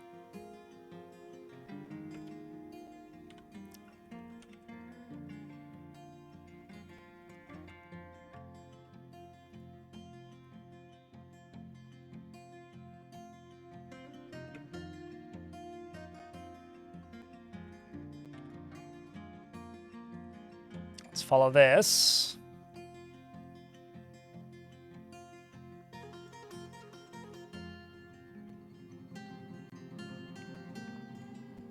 You can fun fact, Hillbrids work for chopping down trees. And doesn't require mods. Which I kind of love, actually. There you go, strange mood. This dwarf could have died if I wasn't super on top of this. Or if they didn't bring silk. So we kind of lucked out here.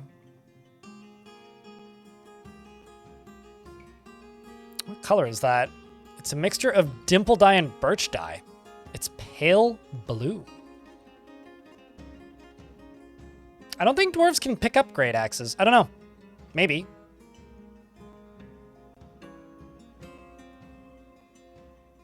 And there you go.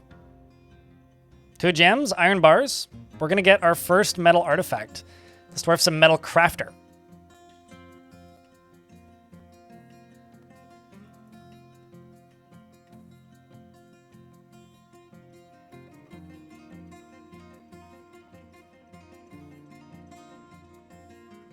Just make 30 bins.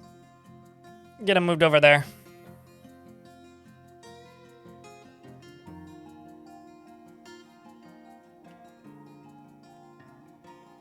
Yeah, clay is a really quick way to build structures because you just have infinite.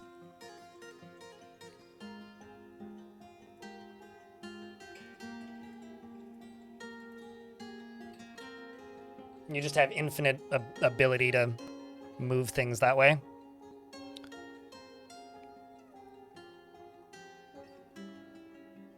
any female dwarf.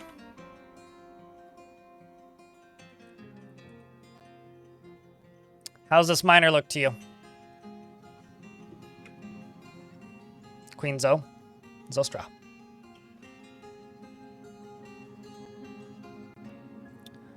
What was the last non-DF I played in my own time? Tricky Madness. I got the fourth or fifth highest high score in the second track called, it's not Dream Zone. Might be Dream Zone. I don't know. They all blend together in my brain, but the second track in that game. It's an SSX tricky, but made by an indie developer type game. Like, you know those games that are just like, oh yeah, no, this is a game that like a single developer is making, and because they really liked this other game from their childhood and nobody's making it anymore. That is the last game I played. Is it okay if I just call you Zostra? Because you're not the queen. That would be like, that's when you impersonate somebody of a uniform, but you're not actually that rank. Is very slow to anger and sometimes cruel, but if you want it, I'll give it to you.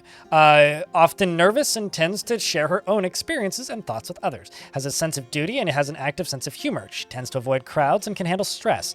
Occasionally overindulges, is stubborn, and is quite polite. Sometimes acts with little determination and confidence and needs alcohol to get through the working day.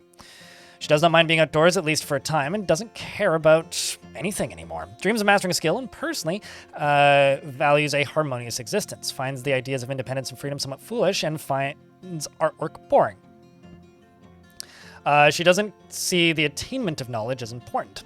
She likes lignite and trifle pewter, as well as squirrel and the color eucalyptus, the sound of the flowery lutes, and the sight of the heliotrope festival, and when possible prefers to consume blackberry wine and rice flour, and absolutely hates purring maggots. She's extremely stolen valor. Yes, that. Her hair is extremely long, and she is corpulent. My apologies. You're married to Dwarf Lobster, so hopefully the two of you can get acquainted. And you have a kid named Irvad. Your younger brother, who's a dyer, is in the fort, and your auntie, Auntie Cole, is a bone carver in the military, and your nephew, Melville, Logan Melville, is a dyer as well. Everyone likes 1080. I never actually played 1080. I played the one that came after Tricky, but I didn't really like it all that much. But yeah, no, this is the game I play in my own time the most. It's this, which, as you can see, I have 12 hours in the last 2 weeks and 118 on record. That's not letting it running. That's just me playing. And then the other one is Tetris Effect, which I haven't played in a minute. And I played this in my own time with a friend of mine. When we plan camping trips, we play this game and talk. And this game, which I also haven't played in a minute. Those are the games I play on my own time.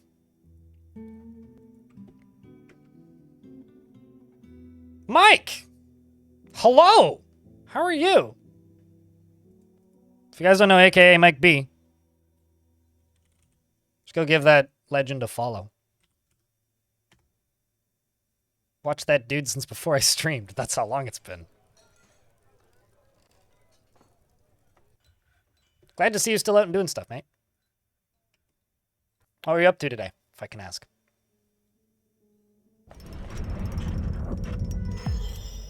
Like, to those of you coming over from Mike's stream, you know how he kind of gets stuck on just, like, oxygen not included sometimes? Well, that's me with this game. Except it's been 6 years. I'm still here. I haven't moved. Maybe longer than 6 years. Yeah. Still got more to do, though, so, you know. Gotta keep at it.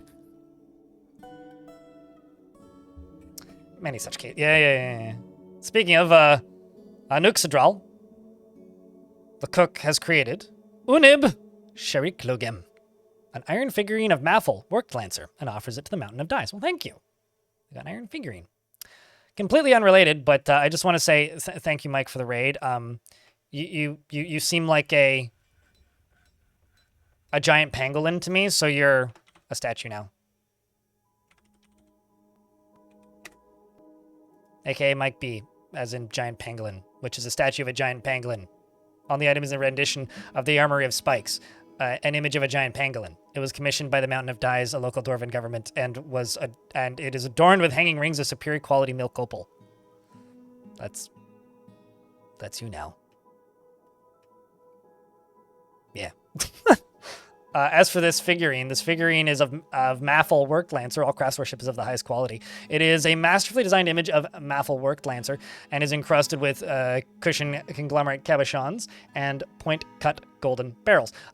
This object menaces with spikes of iron, peachwood, and amber opal, turkey leather, and chert. On the item is an image of forgotten beasts in cave spider silk and in giant cave spider silk, and that is all. And I'm going to go put it in the lockbox so that we never see it again and no one steals it.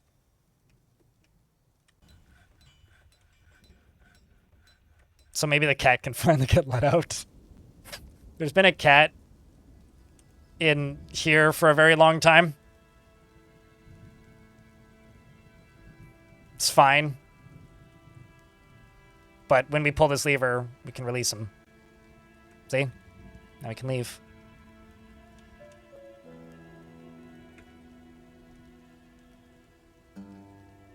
Armored armadillo sounds... What, the spiked armory sounds like an Ubuntu release? Yeah, kind of. Mm. Or just armadillo. Giant armadillo, maybe? Cave cat? Yeah, that's pretty normal cat behavior, though.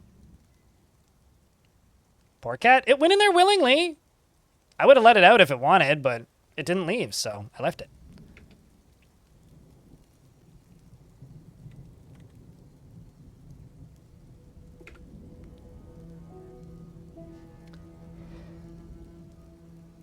Now I'm just waiting for that other one of these guys to appear here. Someone's bringing it, probably. Let's actually just throw some more of these in. We also just got a patch, like, a couple minutes ago, like, within the last 2 hours. And a dwarf committed a tantrum. Well, time to put sour grapes back in prison. Yeah, it's definitely enclosed cat vision. We need to put this item on display. There you go. Now you, Zatan.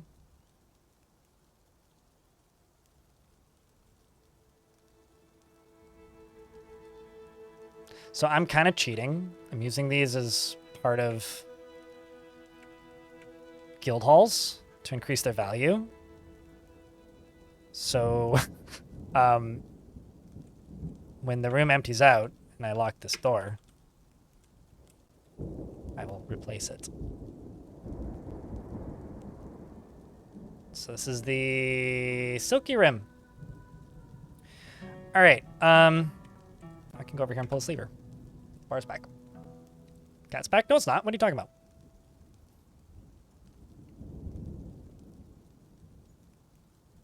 You did sign up for this sour grapes, to be fair. How do you get notified? Do you get notified if they get stolen? If somebody sees them, yeah, it can be hard to catch them, though.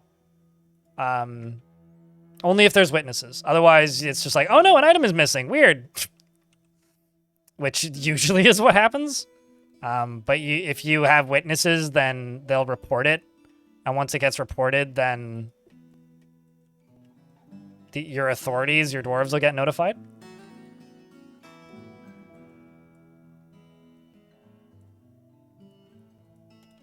Okay, let's see if I can sell my turkeys. Which is right here. Turkey cage! It's very heavy. It's like the weight of a boulder. Because there's like a lot of turkeys in there. Turkeys aren't that valuable though, so I will trade the turkeys for bacon. That seems like a fair trade to me.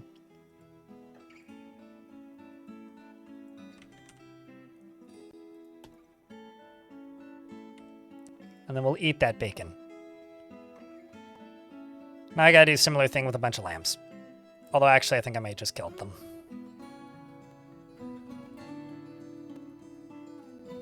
Let's get ahead of this a bit.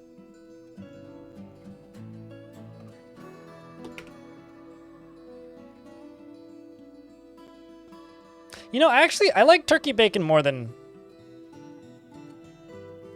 normal bacon. Although I don't... Actually, I would say I don't like bacon all that much in general, so maybe I'm not the best judge of bacon character. And my reasoning for this is... a lot of people use bacon as a side. I think it's a seasoning, not a side. So when you use it as a side, I think it's kind of overpowering and not great.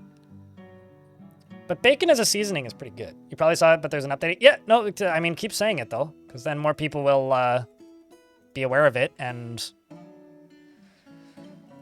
more...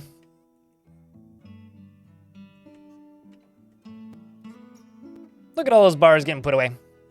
If more people are aware of it, then more people will go download it, and that's a good thing.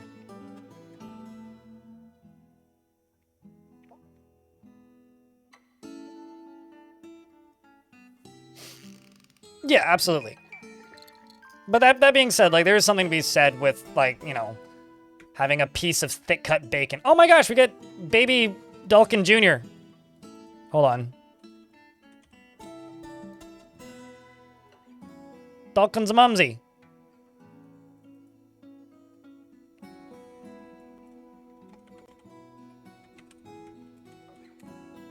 Dulkin Jr. Congrats. You and your happy, not dead husband. Look at you. Excited after becoming a parent. You're wearing tattered clothing? Oh no, you've got a shitty hood on. Tisk. Did I never queue up hoods?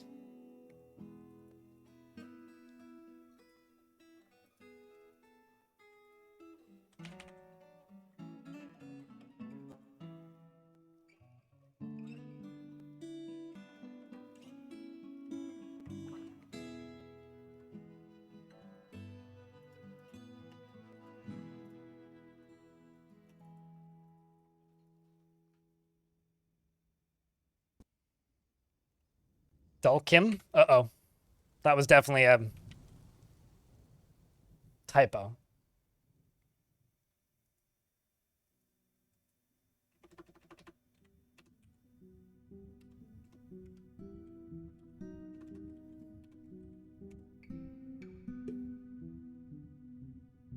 Hello, Mr. Monkey Person.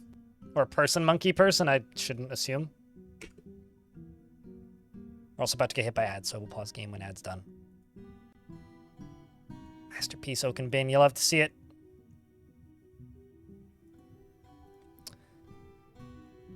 Alright, well.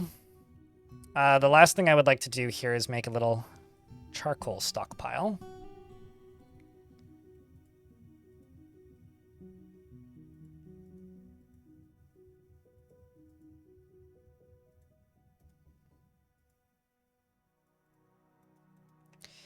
And those are what? Rock salt? Yeah. Wood furnace. That's steel bars, not what I wanted. Wood furnace.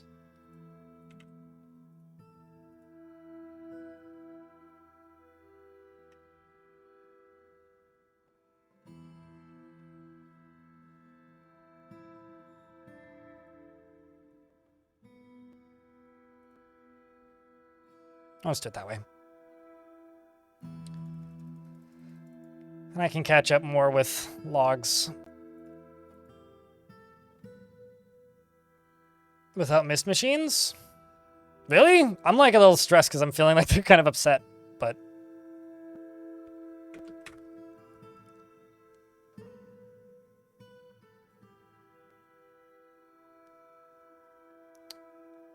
It's always humans every single time that's happened to you. It's always humans. Yeah. Yeah, I mean, that checks out with the way humans function.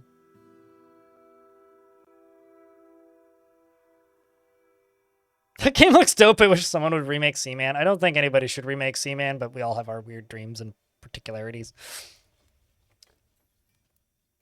You can't remake Seaman unless you can have a proper recasting of Seaman, and I don't think they should recast Seaman, so I don't think you can remake Seaman personally. Why am I talking about Seaman? What's wrong with me?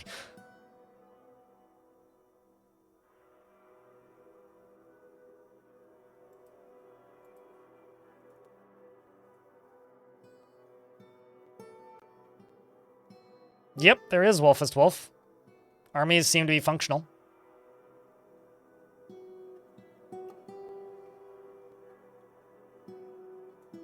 Seamans with a Z. Actually, no, it's 2025 enemy. It would just be called Seaman. Like exactly, like just hard, like the same way they just called Doom Doom. It would just be Seaman. That's all it would be. It wouldn't be Seaman 2, it'd just be Seaman. You know that that's the truth. In regards to mist generators, my biggest advice is this. You don't need them. They're a band-aid for other problems in your fortress. There are enough things that you can do for your dwarves to satisfy enough of their needs to keep them mostly happy without making mist generators. Mist generators are generally a band-aid more than a necessary solution. So just keep that in mind, is that you don't need them. They can absolutely be helpful, but you don't need them.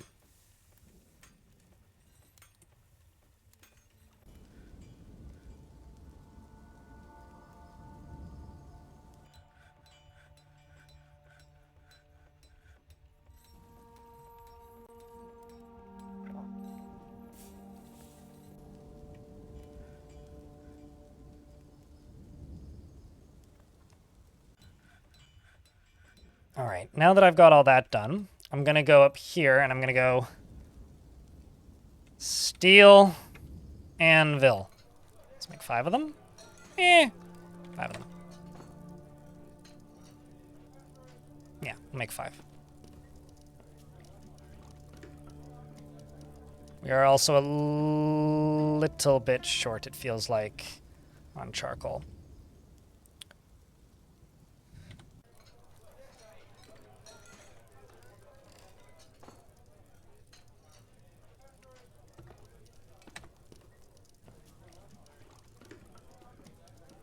So who has that last charcoal job?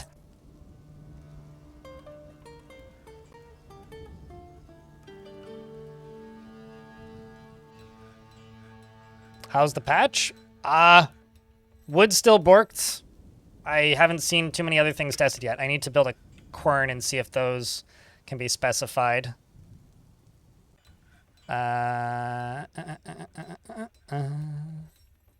And also a millstone, but I don't have anything to power the millstone. I just want to click on it and look. Oopsies. I always forget that you need to click twice with them. Wait. Wait.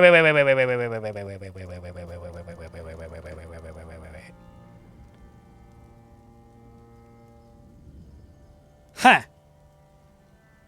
So there's something there now when you place a millstone, but it's still not a millstone.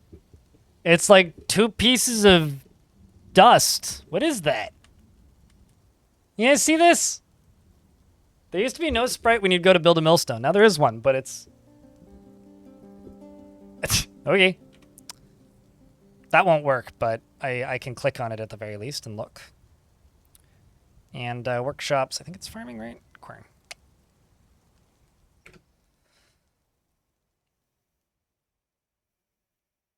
Yeah, the fuck is that?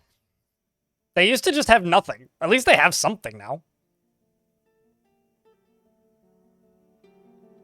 Quite literally falls into the it's better than nothing category, but...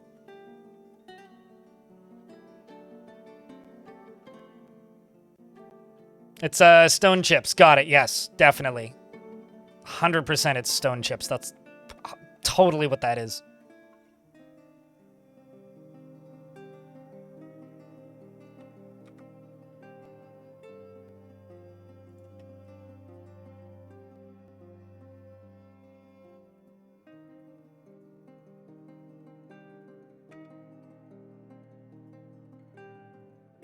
I should not do this way.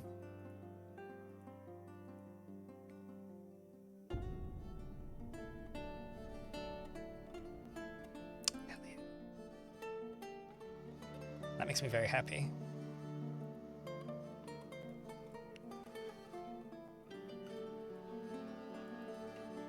So yeah, Quern's now work as millstones, being able to specify between them, which means actually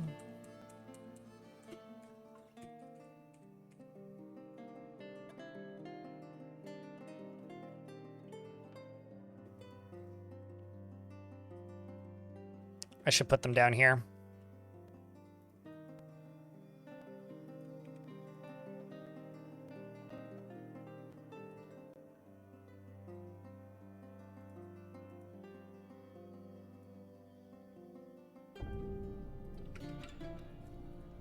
It's time to make some flour. Yeah. It is time to make some flour. This generators are OP. Yep. Yes, they are.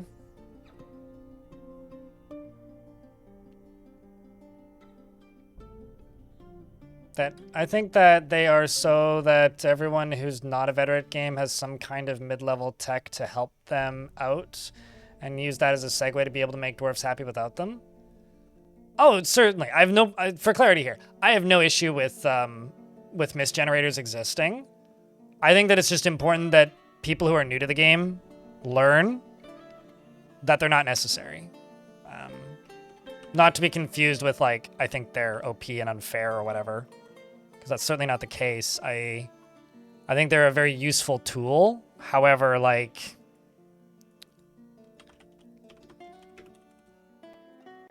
there have been points where, okay, so if I go millable unrotten, okay, well, if I just, okay, so I can't specify from down here.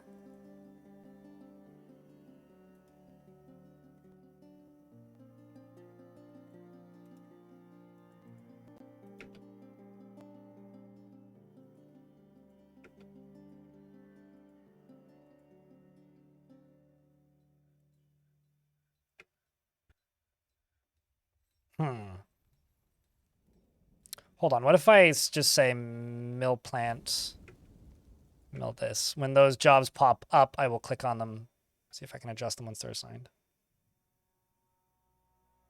No, with flour comes roasts, not bread.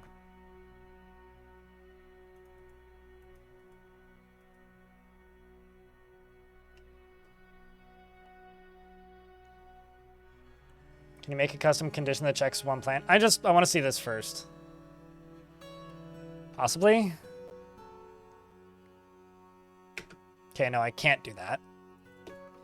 So then what I would need to do is I would need to go mill plants.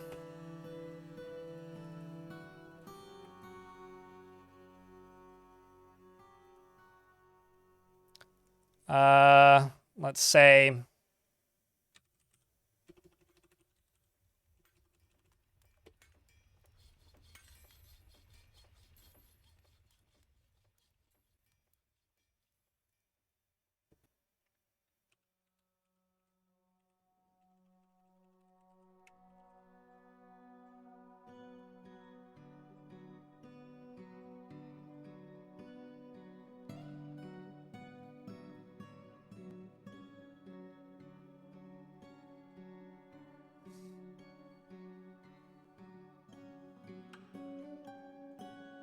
I don't know.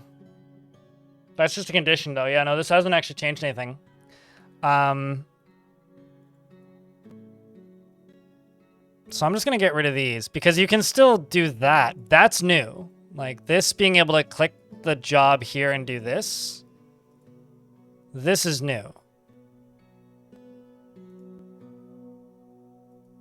But if I can't do it through work orders, then... yeah, then, I mean, it's better. It's an improvement. I need to mess with the millstone real quick and see if I can do that through the orders with the millstone, because I don't have one down here at the moment. And I didn't try to do it through work orders for the millstone.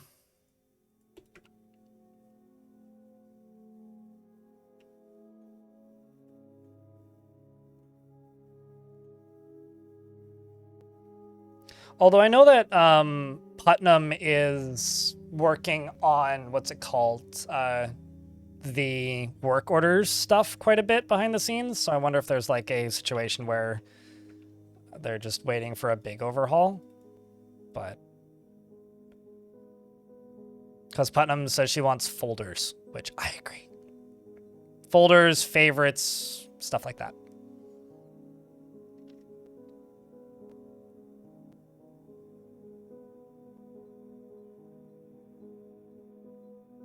Yes, 100%. 100%. In regards to that. Baron Balloon. In fact, I'll be honest with you, Temple Cups needing to be built is the main reason I've literally never bothered with the die system outside of learning it. Because, like, having to, like, set up give-take stockpiles for very specific tasks for those things just sucks and is almost never something I'm willing to do.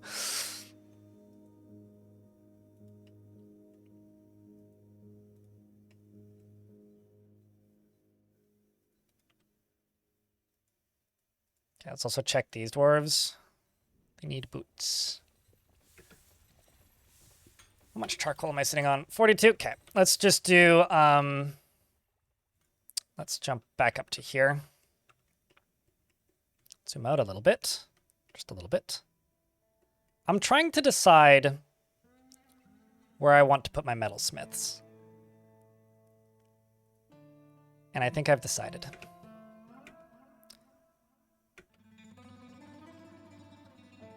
This anvil's going to get melted down and turned into iron. I'm going to deconstruct this. It's a weird sound. I'm going to channel down.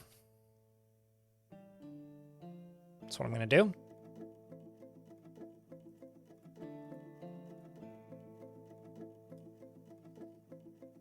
So you're going to be able to sort of see them.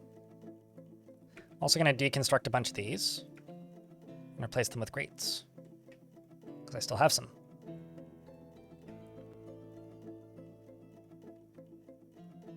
Which also gives me a bunch of new materials, because, you know, that's what that's going to do.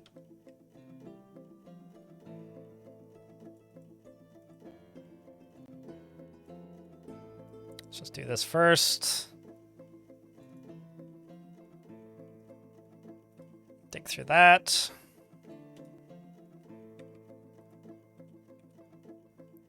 Let's go up to here and go floor grates. Got 9 of them. Perfect. 2, 3, 4, 5, 6, 7, 8, 9.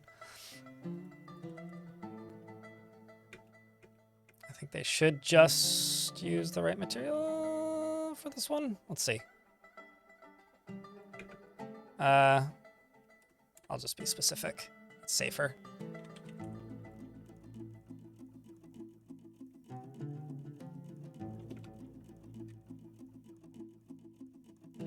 Uh-oh. I just broke into my own spot.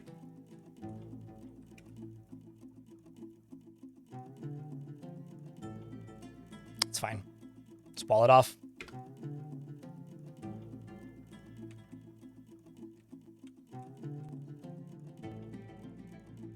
How long until one of the dwarves goes, oh, look, a way to die, and then just goes and stands in there and then starves to death? Kiddo, come on. There you go. Sweet. No dwarves in the artifact hold. And floor grate. There we go.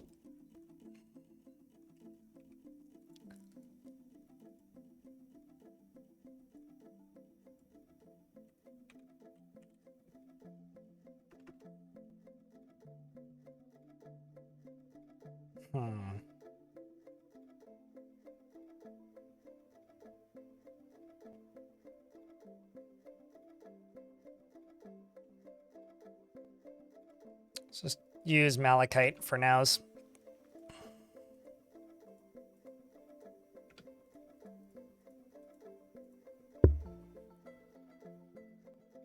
That has tiles that... Okay, so... okay, what are you saying? So there's a patch of land that has tiles that are pools of bayberry wine. Ah, you're in a good you're in a good biome. So in evil biomes, sometimes it rains blood, like pus and blood and other gross things like vomit.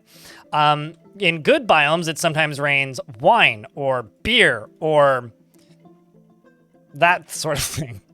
So you must be in a good biome.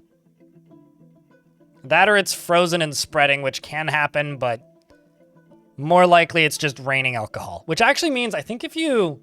I've never tried this, but I've theorized that if you're somewhere where it's raining alcohol, if you... Hear me out here. Starve your dwarves of alcohol so that they're desperate and need to seek out respite by acquiring out like liquids from the ground. Will they get like just the, oh no, I didn't use a goblet, cup, or mug thought when consuming alcohol from the ground like that? I never really thought about it because like if you're somewhere where there's vomit on the ground or like blood on the ground, sometimes they'll get really desperate and be like dying of thirst and then they'll go drink blood or like vomit and then get really mad. But anyway, I just thought. Okay, so finished your raid, and while we were caught and 2 rats died, everyone else is actually returning to the map now. Yay!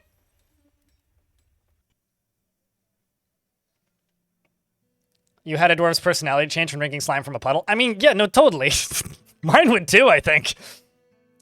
Speaking of mine would too, I'm gonna go grab whatever treaties on the goblin and errors in the glass of intricacies are.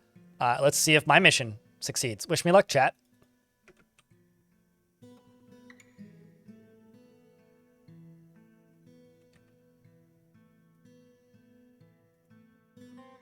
Oh, I used steel for that one. Whoops.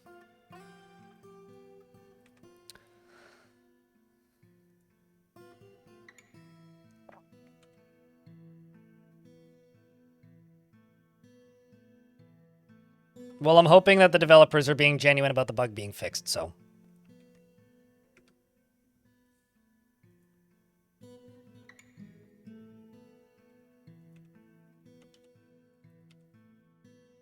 And then let's just go anvils, iron anvil, melt it down, and just friggin' melt it down.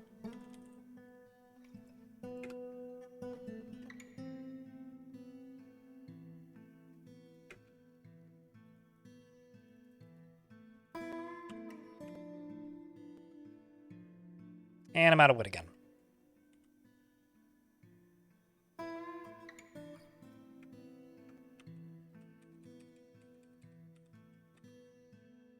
I am, in fact, out of wood again. That's impressive as all hell.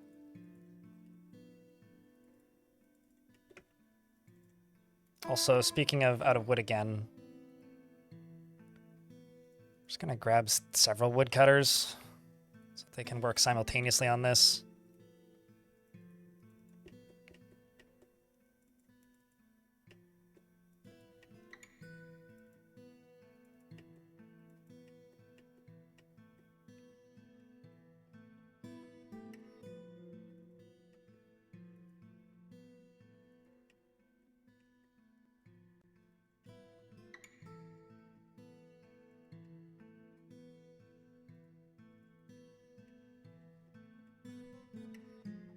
It also doesn't help that a lot of my dyes are coming from trees, so there's even more reasons now to hack down trees.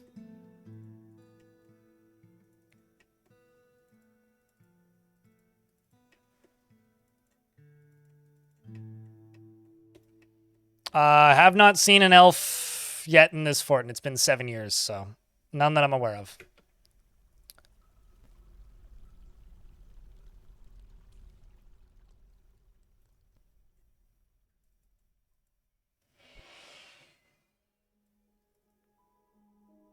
Yeah, so you still can't specify from within here. It's only if it's manually assigned. Which, like, this is still way better than it was. Like, truly. Still way better than it was. So I'm glad for that change. But it could still be better.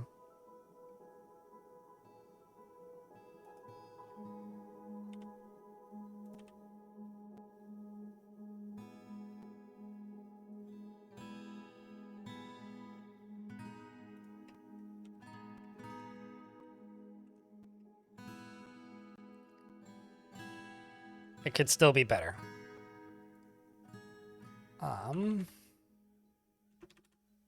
No, let's do one of these. It's winter, and that ice has been there thawing and freezing for a while because it hasn't fully dissipated yet.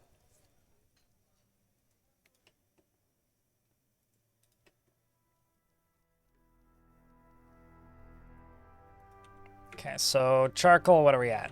41? Let's do steel short sword. That's 10. Steel helm. That's 20. Steel shield. That's 30. Steel greaves. That's 40. Do I have any particularly good dwarves at these tasks? Let's see. Got a High Master Armorsmith. It's officially your full-time gig, Dwarf. How about you? I'm not going to specify what is made where, but I'd like to have at least some of it be higher quality. You know what? Actually, why don't I just specify these? I might. I rarely do this, but might as well be fancy. This is a fort about being fancy.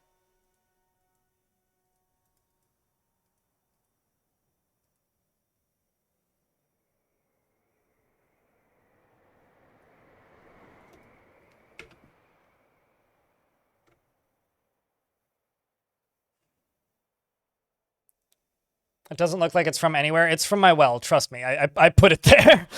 I had to drain my well because somebody got stuck in the well during construction and then broke their neck trying to climb out. It was a sad tale. Sad days indeed.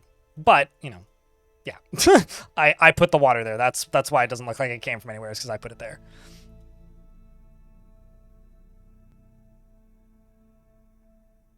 Welcome back, Caesardes. Traveling time zones, I presume.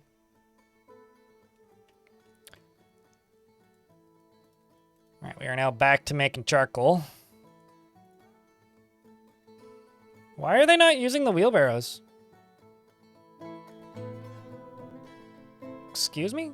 You're supposed to use the freaking wheelbarrows. What's wrong with you?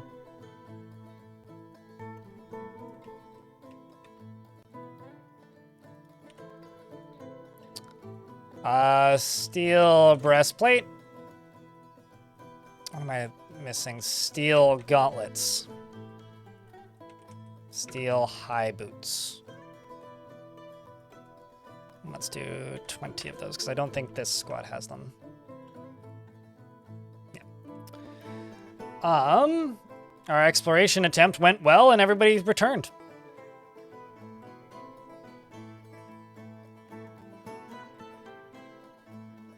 Thumbs up.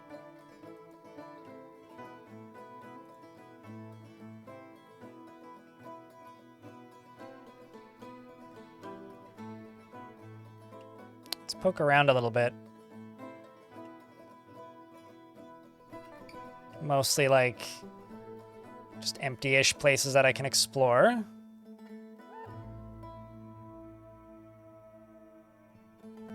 Do I risk this? I kind of want to.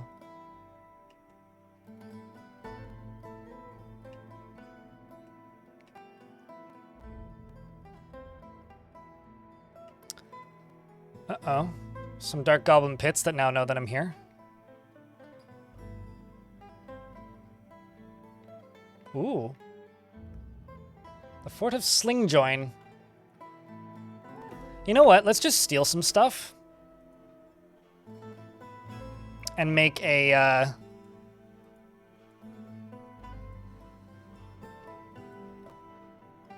Let's steal some books and make a library. Double volcano all the way across the sky? What does it mean?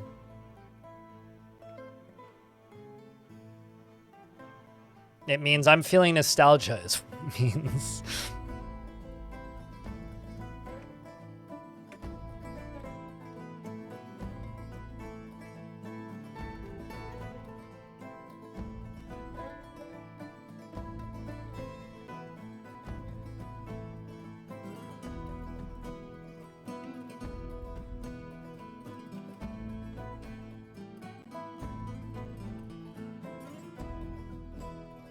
Not close enough to settle a fort on both of them. I looked. Walls of color have returned. That's earlier, but just waiting for these last few to leave. Out you go, Dwarf. Best of luck. Oh, hey, you even have a sheepbone amulet. Strong warrior, Dwarf. Has killed a Kia. Greatly valued soldier.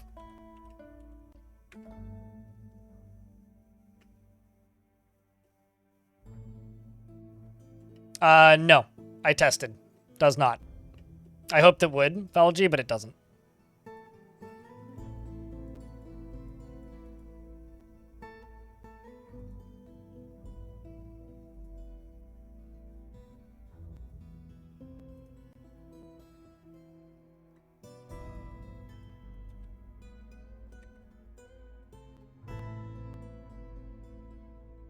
Okay, why are we not processing plants?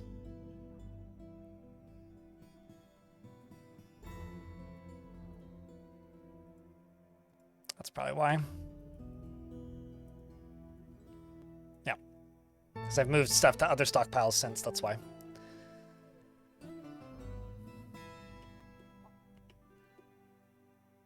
I'm also going to get rid of you. I can get rid of you.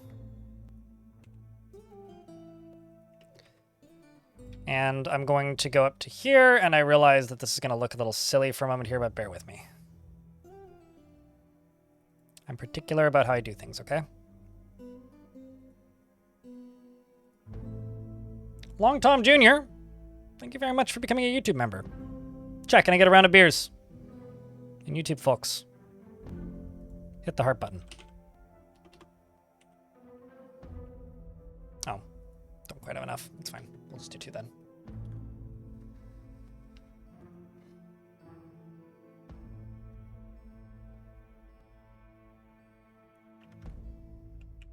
Also, speaking of YouTube members,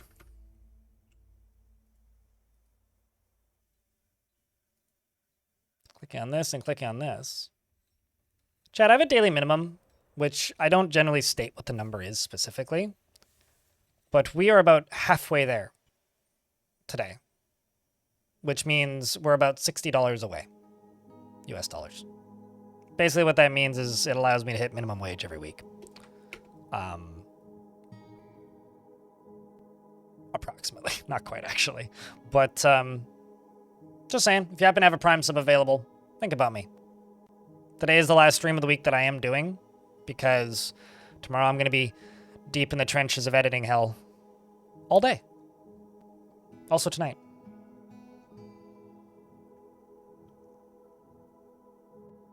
In the walls? You should probably let them out of the walls so that they can get some sunlight, Skull Eye.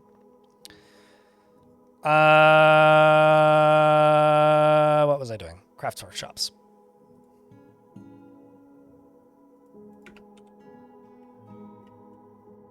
I'm gonna go up here and then type in rock block or rock pot.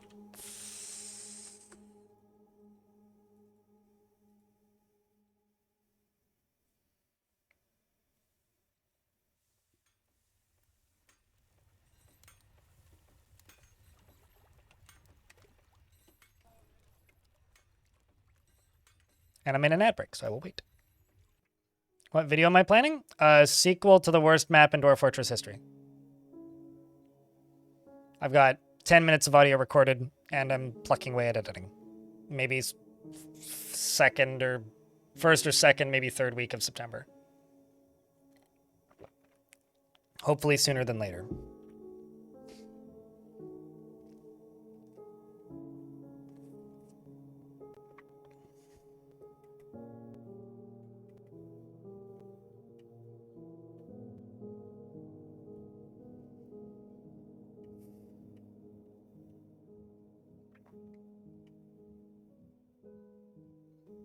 Why do bins keep showing up in this stockpile? What?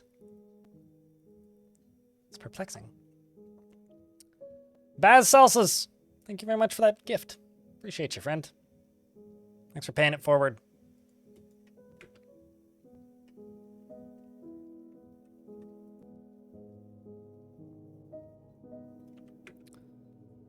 Now what I can do is I can go metal armor.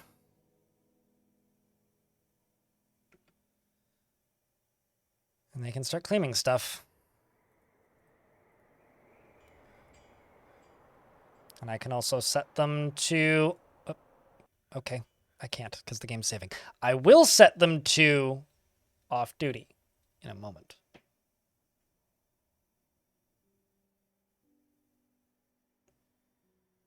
And then when I set them to off-duty, then they will go equip all their gear.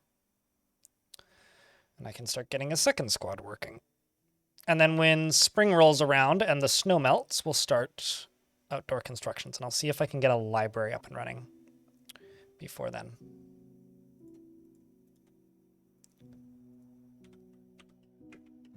So I think that a library... I think it should go on this layer, because this housing layer has all of the temples and guild halls and is pretty full. This one has a lot of open space. So I think I'm just going to go down here and do this. Well, maybe not that. Go down here and do this.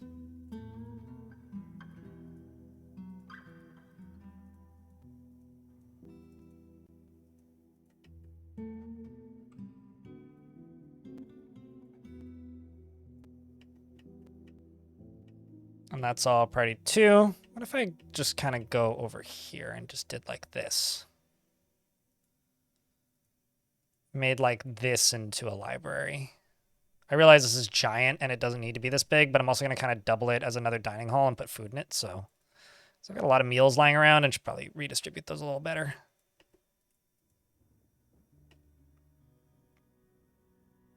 Actually kind of don't like where that is. I don't know, chat. Bigger library or smaller library? Because I could just build something like right here and it would probably look pretty nice. I think I'm just going to build something like right here. I think we'll just do it that way. What do I have? Let's just do this.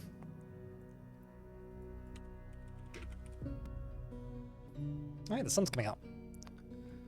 1,500.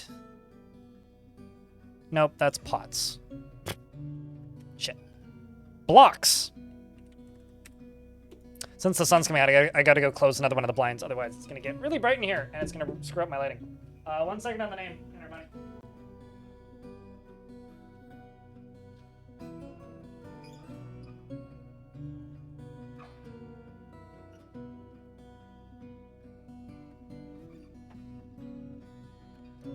Alright. Yes, this is true. You don't need much for a library. So yeah, I think we'll go with the smaller space. And then I'll build maybe a second tavern down here instead. You want a stonecutter or a mason? These are my stonecutters or masons. We've got Erdim, Kubak, Metob, Tan, Zulban, or Adil. Please select your favorite. And we'll get you dwarfed up. I wonder.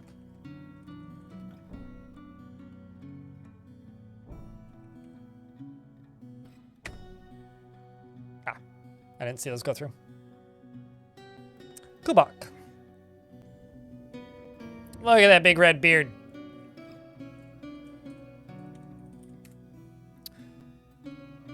Enter Bunny is never moved by emotions of others and has no confidence at all in his talent and abilities. Doesn't stick with things even if minor difficulties arise and finds this troubling, since he values perseverance. He generally is unhindered by the thoughts of others concerning his actions, and he has an overinflated sense of self-worth. He is troubled by this since he dislikes the natural world. He's often cheerful and takes offered help and gifts without feeling particularly grateful. He becomes very rigid when he's angry, and his hands begin moving when he's exasperated, and he tries to stretch his body when he's thinking. He needs alcohol to get through the working day and does not mind being outdoors, at least for a time. Doesn't really care about anything anymore. Dreams of raising a family, and personally greatly respects individuals that persevere through their trials and labors. Strongly believes that a peaceful and ordered society without deceit is best, and believes that it is important to conceal emotions and refrain from complaining. Sees sacrifice as wasteful and foolish. Cool, our ties are catching back up. And doesn't see cooperation as valuable and doesn't care about fairness. Likes ash glaze and trifle pewter, as well as clear garnet and osprey leather, amber, the color burnt umber, and breastplates. Large gems, rhinoceroses for their horns, and the sound of the fabulous euphoria in the sight of the fuchsia rhythm, and when possible prefers to consume giant tapir and lychee wine, and hates flies. You have a mother and father and a younger half-sister in the world, but neither of them live here, and you're friends with Amethyst, who's in the military. Who I may actually boot out of the military, because I don't think she likes their dwarf being in the military. I have a lot of dwarves. This faction is bizarre, because there's so many dwarves with, like, random combat skills. So much more than I normally see.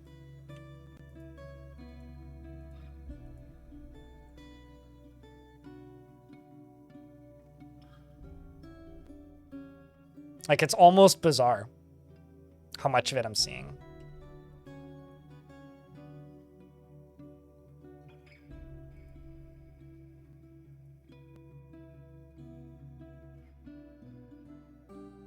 It kind of bothered me there isn't any. I mean, what do I think about something that doesn't exist in the game? I think it would be a pain in the ass to clean up. There's already a contingency of people who already complain very loudly about the fact that there's too many boulders already. If you're talking about like refilling stuff, I don't really have any thoughts on it because it's not a mechanic that exists. Tarn has said that he wants to give us some way to reform the surface if the goblins can destroy it as part of siege stuff, but I have no idea. I don't really have any thoughts on it, to be completely honest with you. I mean, it's one of those things where it's like, yeah, that's kind of a neat concept, but I don't have much to say about it and won't have much to say about it until, like, we see that manifest in game.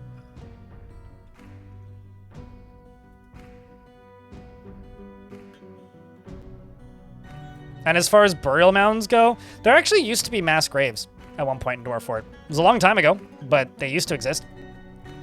They existed back when Dwarf Fortress was still a two-dimensional video game. When it was 2D, there was mass graves. And I don't think they ever made the conversion to 3D. It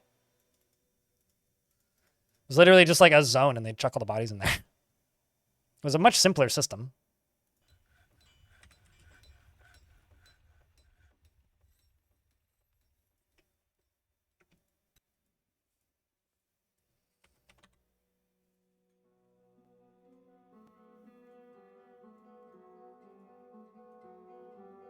Oops.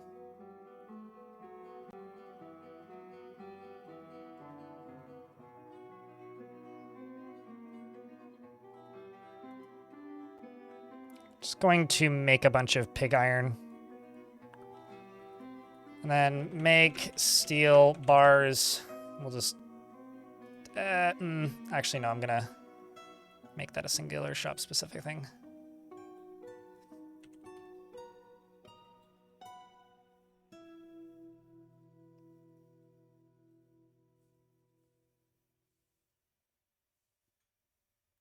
Why is there two different options for refined coal?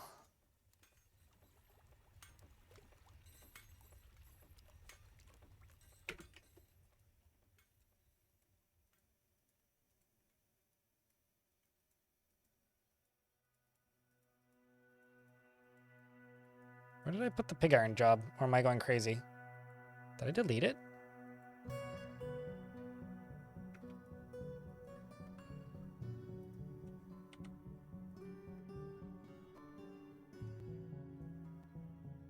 Oh no, I did 2 steel bars. What? How did I manage that? Anyway. Sorry. Make pig iron bars.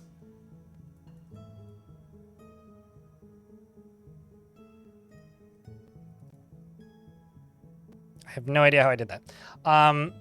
You go if the amount of pig iron bars is, or if the amount of iron is greater, flux is greater, that is greater, and that is less. Yeah, honestly, that'll work. We'll do 15.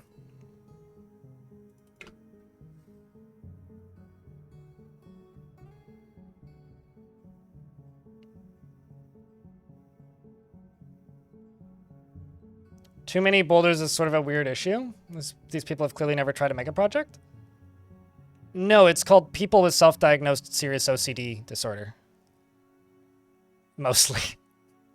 Yeah, I don't know. The game used to actually produce more boulders too. Like older versions of the game produced a higher percentage of boulders than premium. Like they actually toned it down, which I've always found a little odd.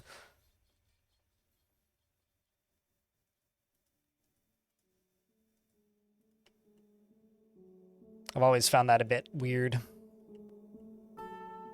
Yeah, sentient. It was like 50% or something, and now it's like 30.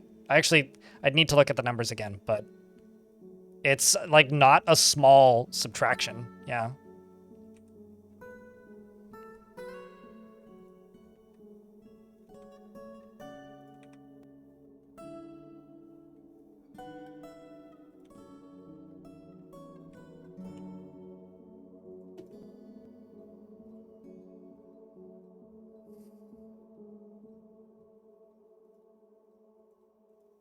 Okay, let's just go through here and get everything up and running again.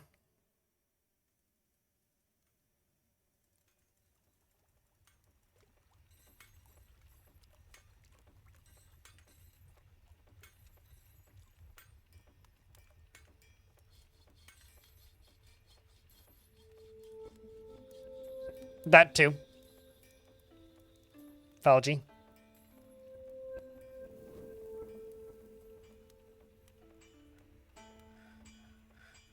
Just to store boulders, really? That's a lot of boulders. I remember training an entire fortress of dwarves to indefatigable just hauling boulders by hand.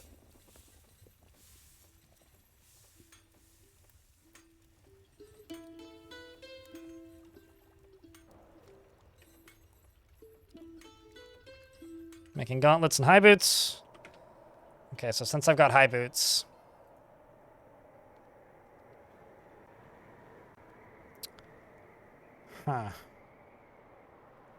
go to you. I'm going to say replaces clothing. And I'm going to give them trousers.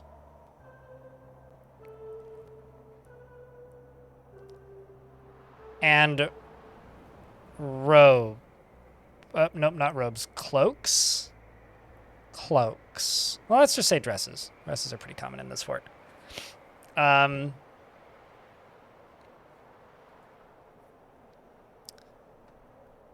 armorful is what I'm going to call it. Oh, also socks.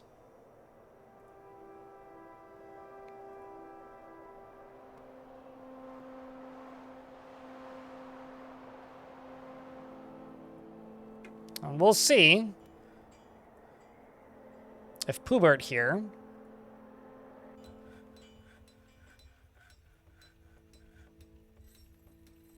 can equip that stuff.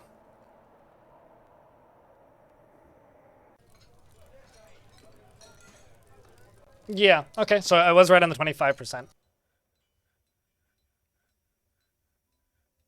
Well, boulder equal 4 block Necron tier. What? It took like a whole 3 months to meet with the outpost liaison. Man, my mayor must be busy. Let's go all the way up to here. I'm also just still denying it because I don't really want to be royalty.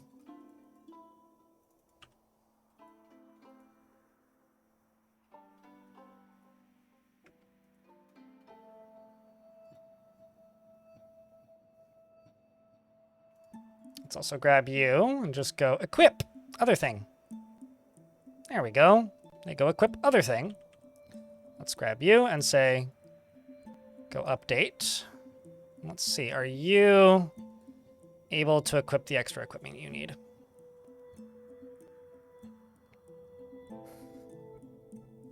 Why are you crying? Pleasure after putting on an are you so happy that you put on extra items that you're crying? Or are you crying because you're accepting, remembering, seeing your wife die? Or your lover die? You're probably crying because of that. Often feels filled with joy after a new romance in 302, which was your lover. Greatly respects individuals that persevere through their trials and labors due to seeing Toulon Elfpool's dead body. Oh, man. I like this dwarf. I feel sorry for this dwarf. This dwarf witnessed his lover, who was the expedition leader, die getting ripped apart by a werebear. And now he respects individuals who persevere.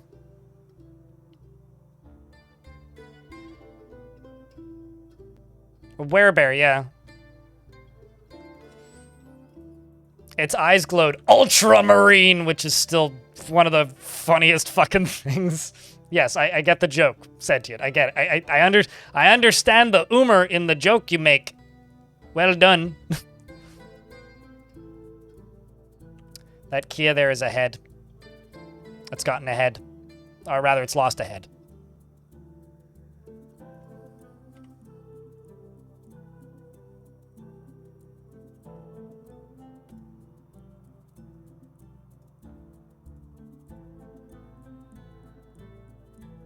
Okay, where are you?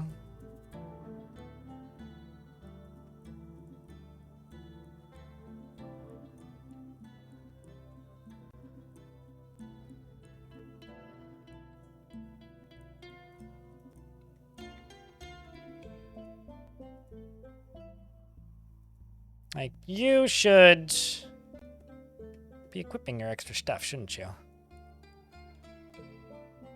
Let's just try throwing everybody... Oh, did I not save it? That's easy. We'll just call this steel... We'll call this metal armor full.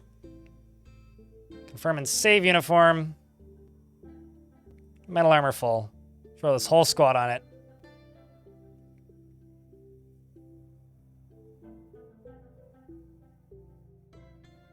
I should also make leather backpacks.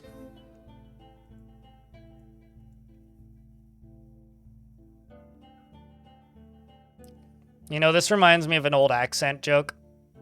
Look, thar's a bar. War, over thar. War, thar. Thar's a bar over thar. War, thar. So, thank you for reminding me of this. What you grabbing now, Dwarf?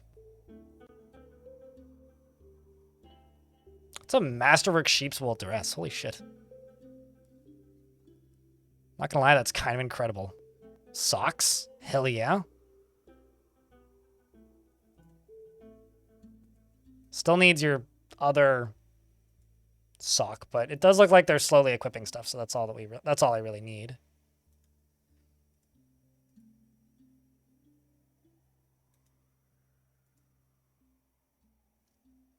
This one's got trousers. Excellent. Look at that. Excellent, excellent, excellent. So we'll just have to keep checking in periodically and updating their equipment until they get everything.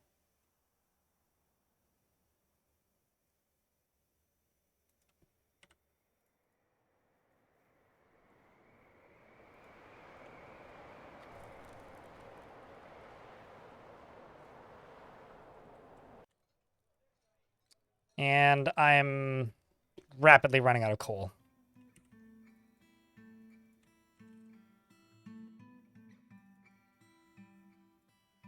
Just gonna check this monthly.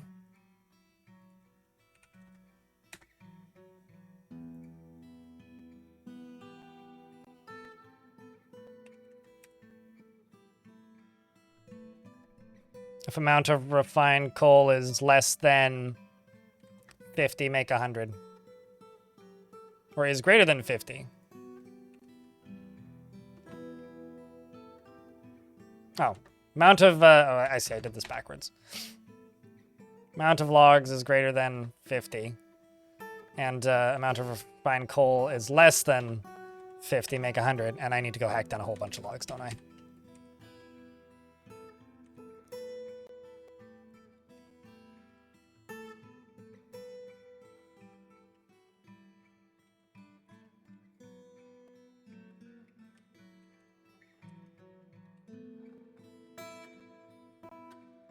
I will say super steep areas like this does make cutting down forests kind of difficult. As nice as these super steep areas can be, they are rather dangerous in some respects.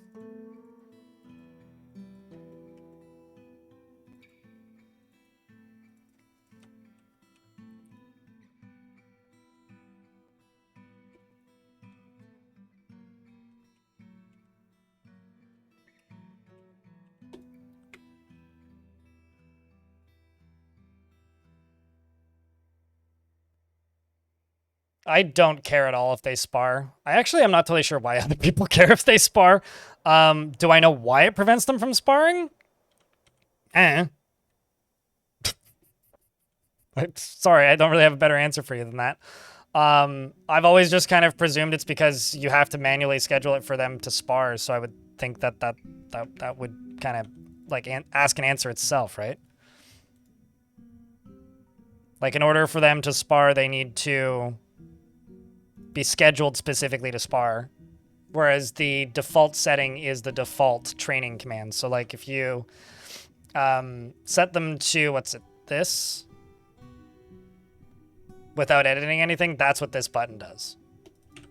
You have to go into like the advanced options to set advanced options. I quite frankly don't care if they spar. They train just fine. I just kind of want them to work when I tell them to work and then stop when I tell them to stop. That's quite literally all I care about.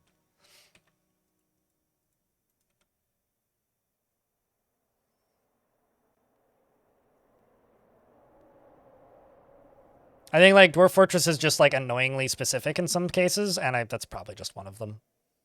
Where like the game just wants to be very specific about a certain task, so thus it's very specific. Of course. Roll. Oh, didn't die though. This is gonna keep being dangerous, isn't it?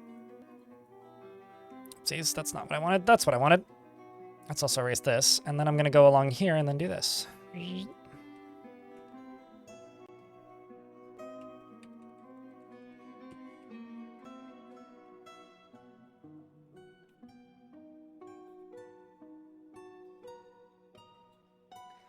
There's a minimum skill level to spar? Sure. I mean, they spar with this command if they are like, because like they have to be the same skill level to spar though. I thought that's how that worked, not a minimum. It's never something I particularly prioritized, but I was always under the impression that sparring was like, if they are a similar level of skill, they will spar, otherwise they won't.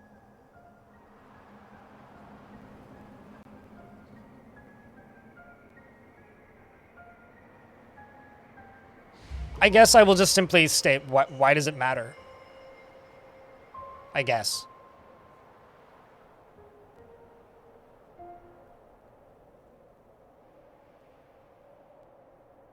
They won't ever do it for you from the get-go because everybody's gonna be different skills from the get-go. Unless they're all like 0 skill and training up from 0. Because like what I always understood was in order for them to spar, they have to be similar level of skill and the person running the squad has to be the highest skill. I could be completely wrong. Too long the recruit has been taken by a Fey mood, which is surprising, actually. Wants to see the dwarves play fight? Well, probably just wants them to train faster. Does sparring train faster?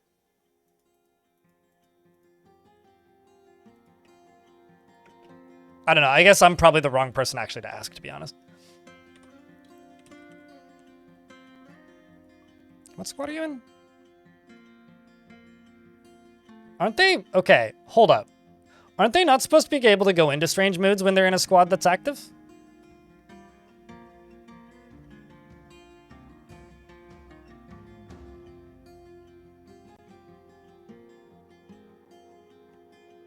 Huh. Interesting.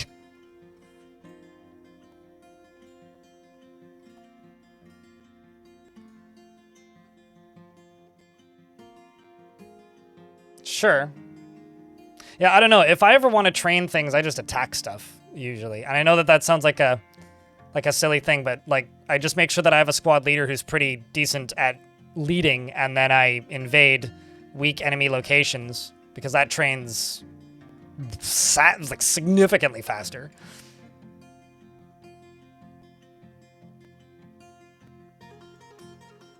Well, that's either a bug or like a really, really weird coincidence of timing. That being said, I'm not complaining. I'm just kind of like surprised. I don't mind the extra strange mood. That's lovely in and of itself. I think this dwarf needs cut gems, so I'm just gonna queue up some of them gems, because I don't think there's any gems in here. What else do you need? Boulders, logs, yep. Logs times 2. It should be bars, yep. Bones, yep. Bars, yep. Then cut gems, okay. There they go.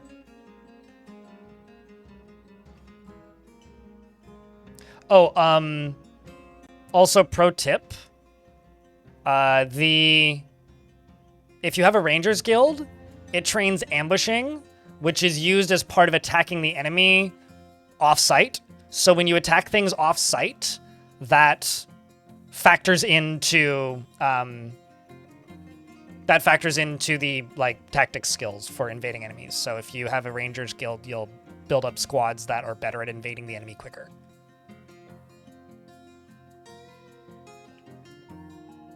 Also, if somebody could clip that, that would be useful. Like, make it into a short later. Or I'll have to dig back in and find it.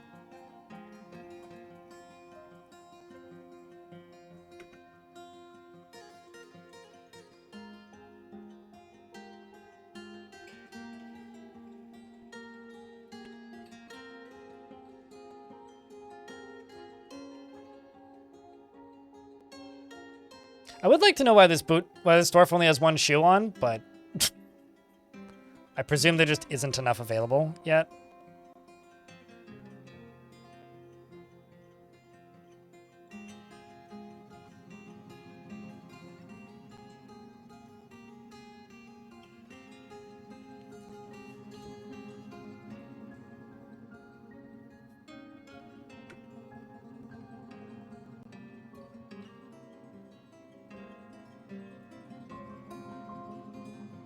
Does that dwarf have 1 foot? You know, I hadn't thought to look. No, that dwarf has 2 feet. Also now has 2 socks on. So, at least that's been sorted. They aren't matching, but I'll permit it.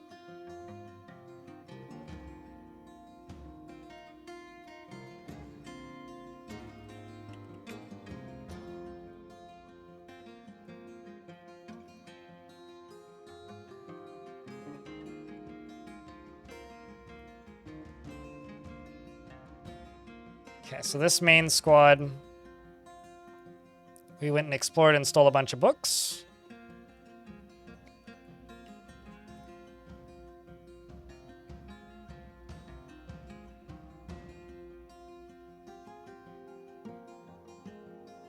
Tempted, dulled, the fiery brigands. Let's go grab that. And I'm going to go back down to here. And let's, now that we've built up some more block supply.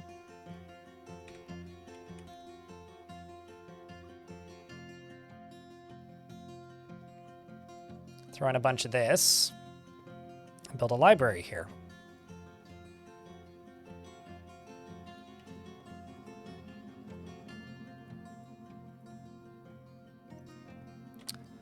And let's go...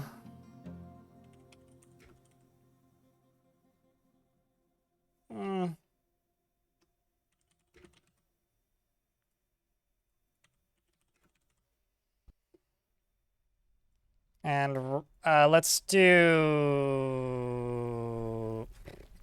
What kind of bookcase do I want? Let's do wooden bookcase. I really like wooden bookcases. And you know what? I'll just do 6 and let them use whatever wood. For these thrones, we'll just do limestone and limestone, I think.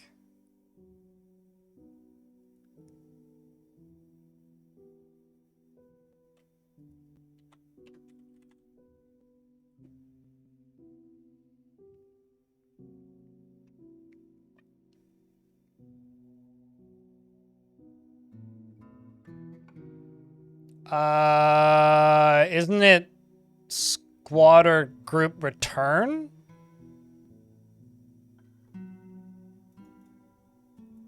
But usually, like, it's the little cups thing that says someone says re-entered the map. I've never enabled that as a notification. I mean, if you just go in and search by fortress. Migrants, animal trapped, diplomat liaison, animal birth, first name given, strange mood.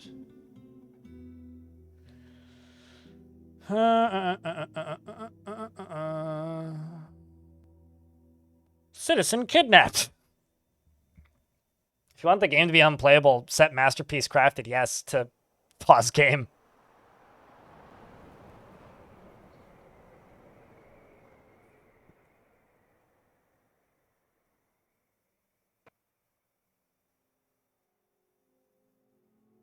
It would be in here somewhere.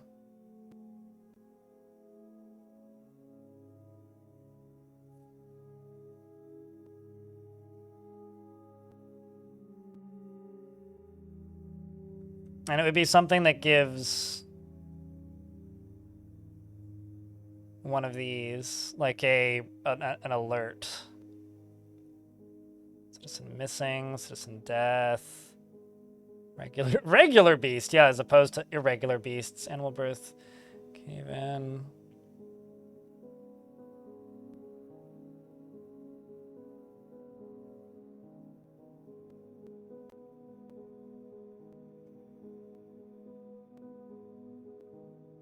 Not a quick link. It's in my Discord in the save sharing room.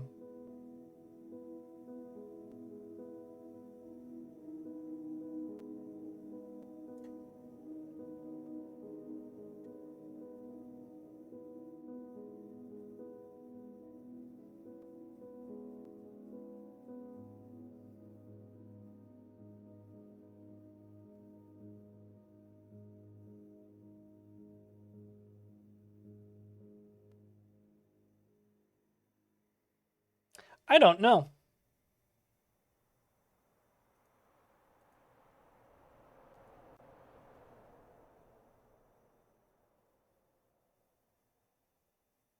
I don't know.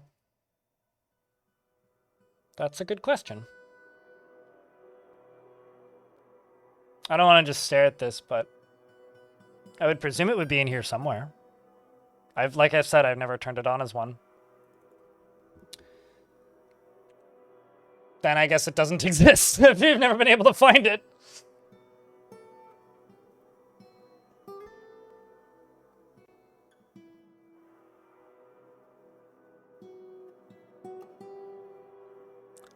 Or other instead of fortress? Probably not, but I could look. Might be other.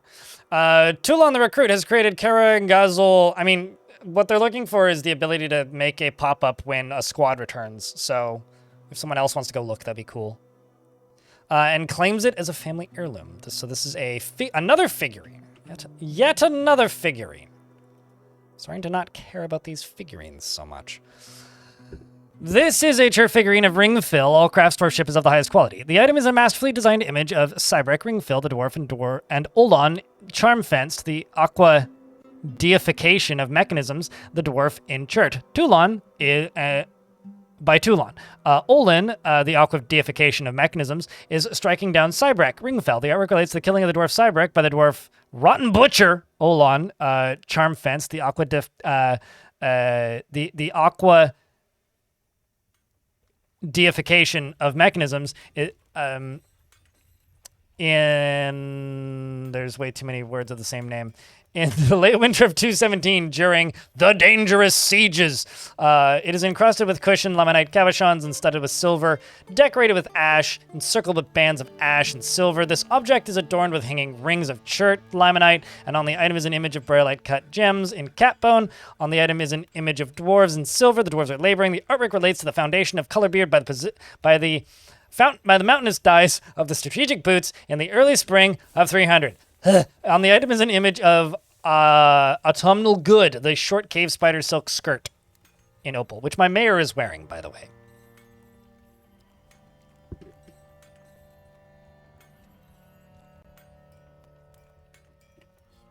That is a mouthful.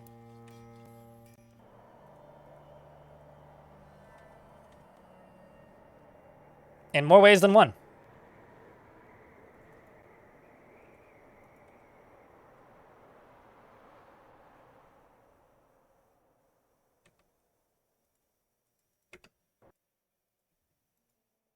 But thank you, enemy.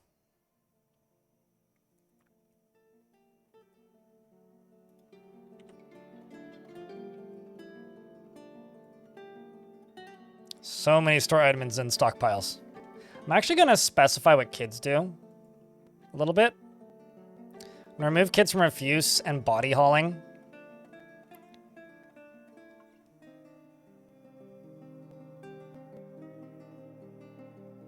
And animal... no, we'll leave them on animal hauling. But, yeah, well, we'll just remove them from those two. There's a lot of hauling tasks in this fort. I do have to say that the number of super happy dwarves in this fort is kind of massive.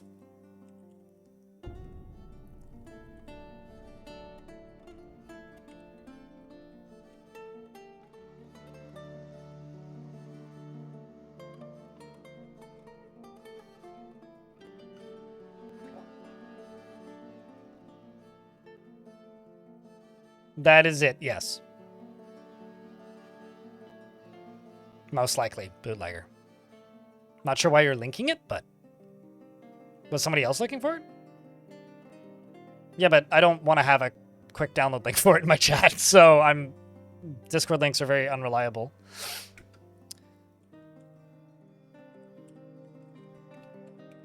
Like, you can go grab it there if you want it, but I'm not going to, constantly link it. Let's just get rid of this because it looks ugly. This is not working. We're making lots of large rock pots. Oh, you don't need to remove it. Just, I'm not going to, like, make a command for it. If you want to download something and use it, and then that's up to you. But it's linked in that Discord for a reason. I feel bad for Sour Grapes. Sour Grapes is just, like, wandering around depressed and vomiting everywhere constantly, so hopefully they die soon. Also, chat, how we all doing this afternoon? It's been a little quiet. Thanks for tuning in. Appreciate you guys.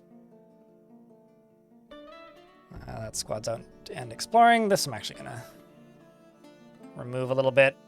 I'm going to put a separate barracks in here to solve the sleeping issue. This one here. So they'll go train over here, because that's where I want them training. You're vibing. Sour individual. I mean, username checks out. That's what I'm doing because I think they look nice. It's got nothing toward... I'm not going to say definitively what is and what is not ideal because I have no idea. CCJ. All I know is that the FPS bonuses that you used to get from the old pattern are obsolete and irrelevant at this point and have been for 2+ years. I have zero clue what is ideal. That's just what I've been doing the last 24 forts or so. It's either like a positive thing or a negative thing that I am completely clear about what I know. Because like I genuinely have no idea what is the optimal staircase. And I also honestly don't care. But I can't tell if it's a positive thing or a negative thing that I'm so direct about that.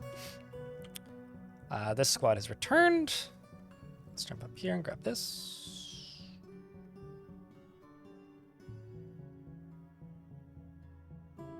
The forces of the Mountain of Dyes searched the place. The fire brigade was looted by Pilot. Why did we not?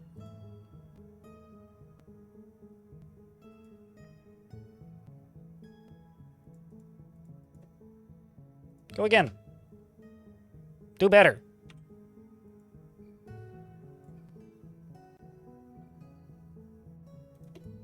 There's something else there. Go get that.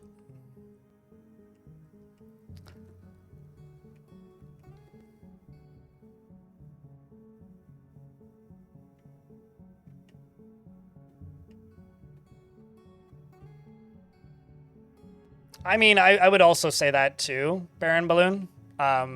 Like, it mattered at one point when, like, you know, if you didn't have the optimal staircase set up, like, your frame... It's the difference between having, like, you know,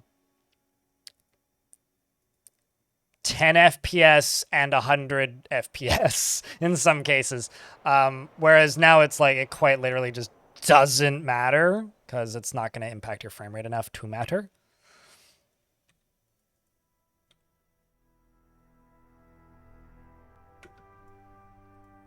So, yeah, I kind of actually agree with that point of, like, it kind of just doesn't matter for us to know anymore. It did when it was a huge FPS impact, and now it's not. I think the outside of the arena should be a dull brown, but I will make accents of color.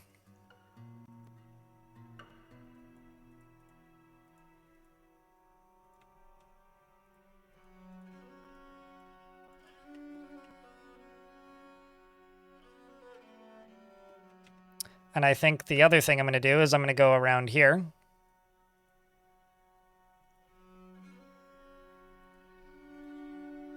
How wide is this? It's 5 wide.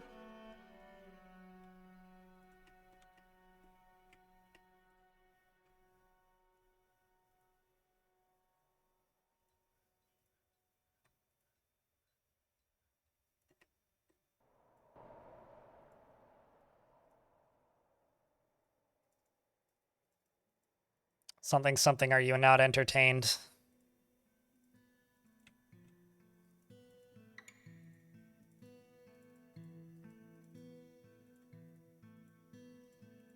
You know, I know they made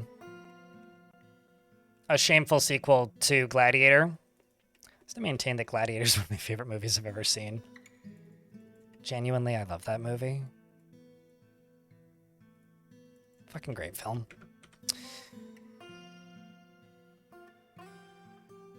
If you look at the list and hover your mouse over them, it says the number of dwarves that could participate in that guild. The last one, ones that have been requested have to have 10 dwarves, and the name of the guild will be beneath it. So if you haven't made any guilds yet, scroll down that whole list, hovering over it, and it'll say a guild has formed in that underneath that guild. And if you just scroll through all of them, eventually you'll find the one that, you know, demanded the guild.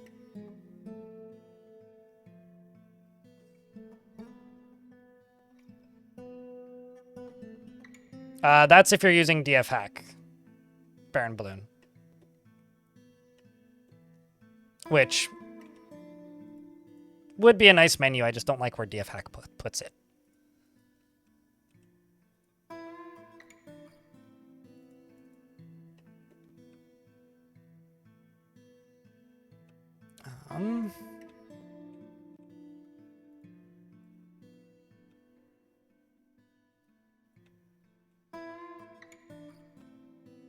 So I go down to here, and then go down to here.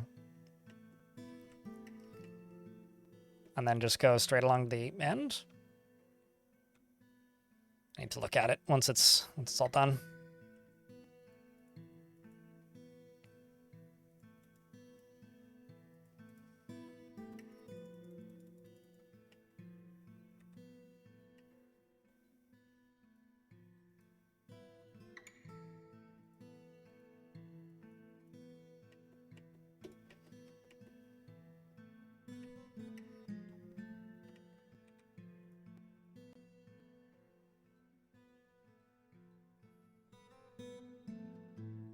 I mean, if you have that thing down at the bottom, then it's a DF Hack thing. The menus for DF Hack also look pretty noticeably different than the menus in the vanilla game.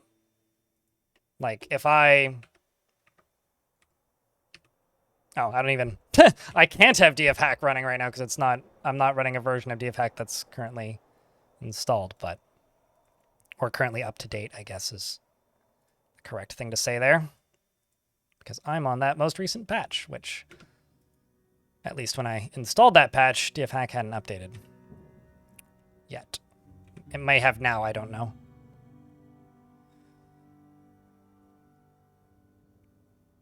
You know, I am a big proponent that if you are learning the game for the first time, sorry, back on my soapbox, don't mind me. You should probably learn the game without DFHack first, because then you will be more able to identify what is and what isn't a DFHack feature at a glance. It'll help you identify problems that friends have in the game quicker. It'll also give you a better amount of knowledge of how the game works in a vanilla state, which is, I genuinely believe, something that's kind of useful. So, I don't know. Try playing a fort or two without. It's not the end-all be-all, that's for sure. It's useful. But you don't need it.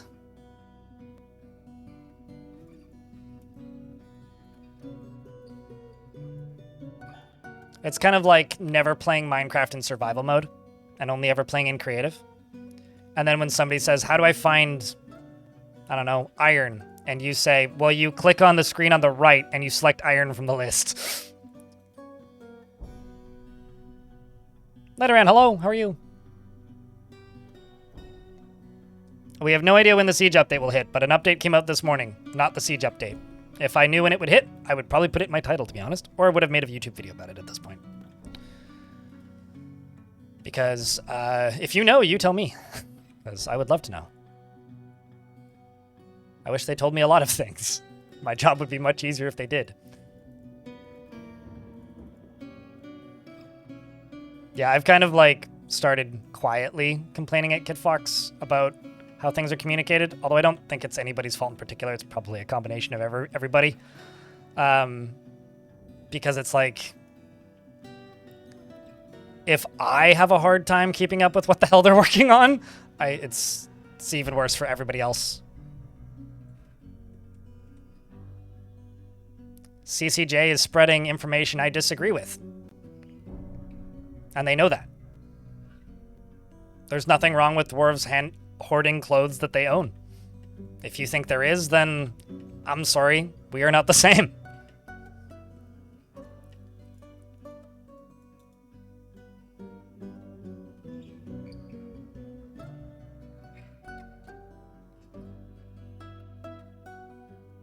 Yeah, I mean, my main complaint is this. An update shouldn't just sneak out into a quiet branch that nobody can really identify because it's called experimental or beta, which doesn't mean shit. An update should be announced and then go into a specific update branch. They could have an experimental branch, but put it behind a password. Don't make the password hard to find. You could like just put it on the KidFox Discord somewhere.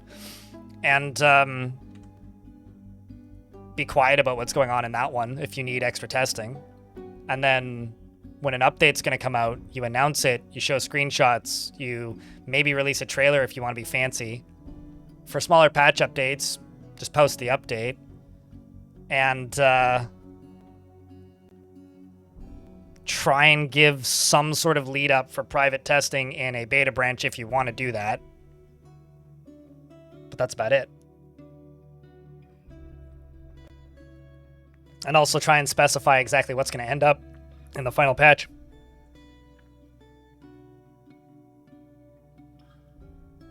Shirt I'm wearing is probably an XX cotton shirt XX. I had one of those that actually became like a bold double X one, and then I shredded it and stitched it to the back of a flannel, and now it's a punk rock flannel. Punk rock / metal flannel. That was at like 2 p.m. today.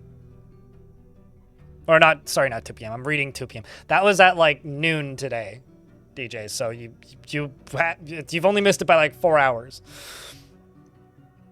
To shreds. Yeah, it literally fell to shreds. It was a shirt that I loved, and it said "Live, Love, Laugh, Drink, Toke, Fuck" on the back in the like. What's the word? What's the name of that? Like crappy brand that everybody buys and puts in every single Airbnb on Earth. It's in that font. And I really liked that shirt.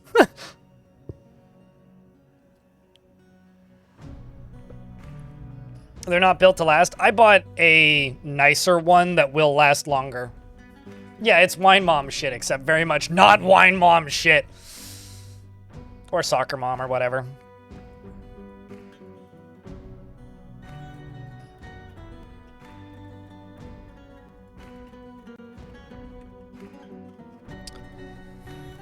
All right, well, I'm trying to decide exactly how I want to do this. I could do like a shelf setup where it's like just like flooring all the way around one and then drop down one. I could channel the whole thing out and use walls. Let's just channel the whole thing out.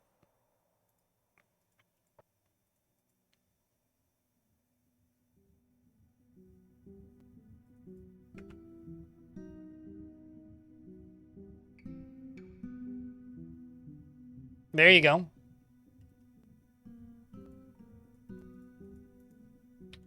I like things that reference and or mock Live, Laugh, Love stuff, so it's a good aesthetic. Steak pick? Nope, steel pick. Let's make 10 steel picks, because I should have plenty of steel.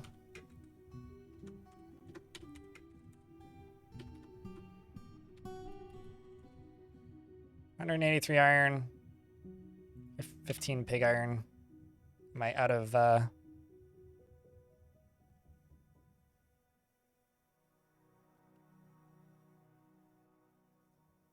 must have... Okay. I'm an idiot.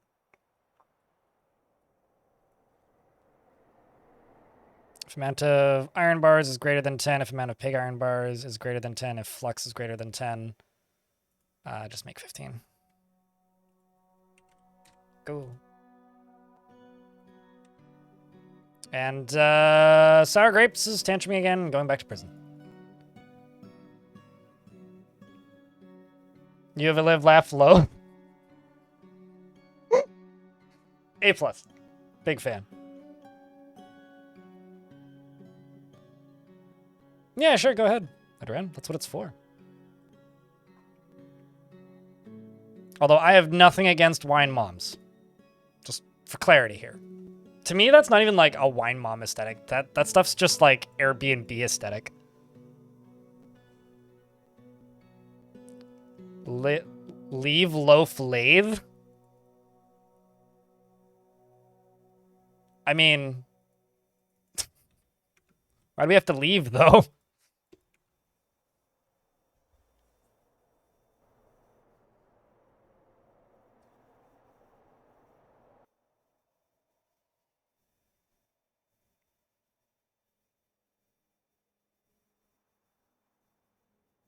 Leave the loaf, lathe! I guess. Oh, speaking of stop trying, did you guys hear about the most recent YouTube lawsuit that got settled? Since I'm vaguely talking about music stuff. Ronald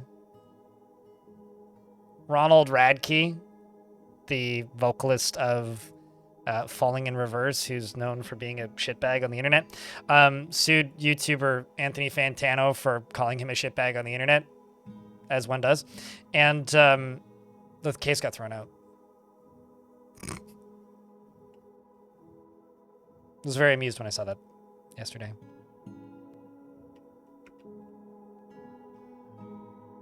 So, yeah.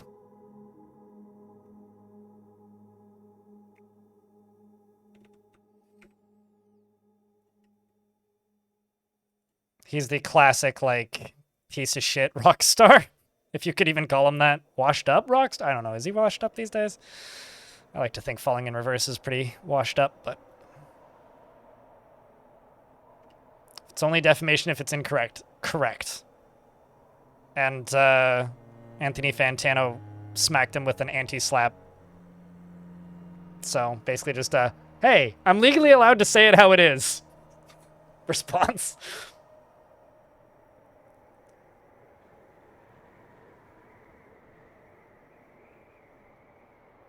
You don't think you've ever heard Falling in Reverse? Have you heard Escape the Fate? Same people, basically. Or some of the same people. I listened to Escape the Fate when I was like 14 and thought it was pretty cool. And then I grew up a little bit. Not much, but a little bit. Personally, I still have a lot of growing to do, but because I still listen to Slipknot. So I'm not perfect.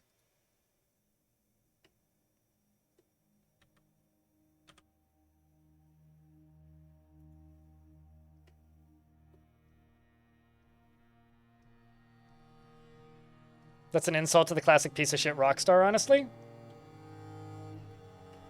Wait, how's it an insult? Like, just being so bad at being a piece of shit rock star that you... One of the funniest things about that whole case, too, because, like, Anthony Fantano made a video about it, but, we've died a masterpiece. Look at that.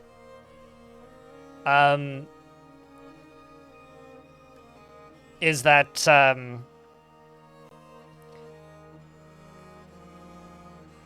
it took about a year for the defamation lawsuit to actually go through.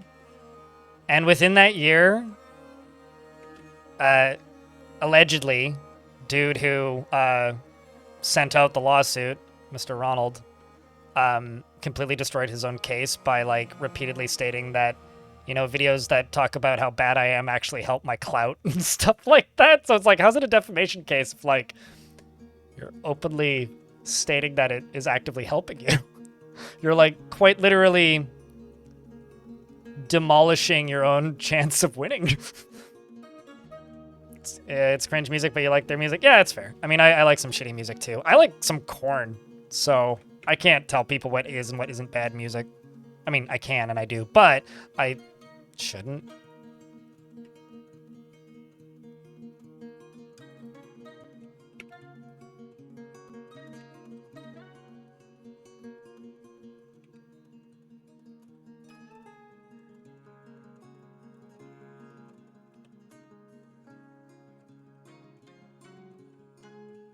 First Korn record rips? Sure.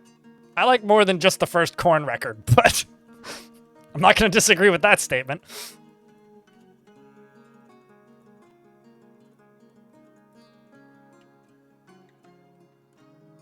One, two, three, four, five. 1, 2, 3, 4. So this needs to be...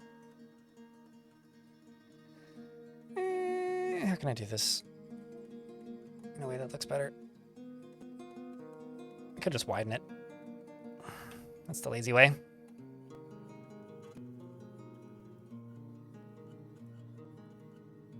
Although these days, like, the most embarrassing thing that I'd say that I still like is, I still like those first 2 Disturbed albums. Kind of a lot, which hurts.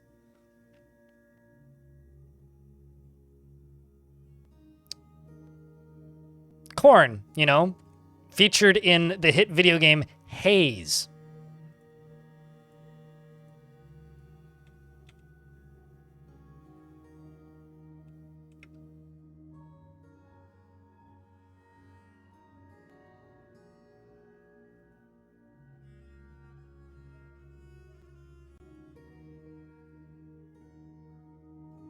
That might be how I do this.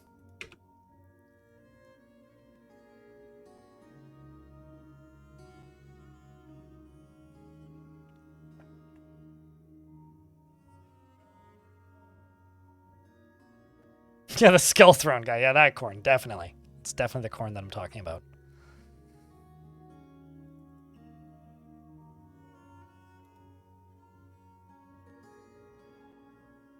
Isn't that Crone, actually? Or Korm? With an M? Or am I thinking of something else?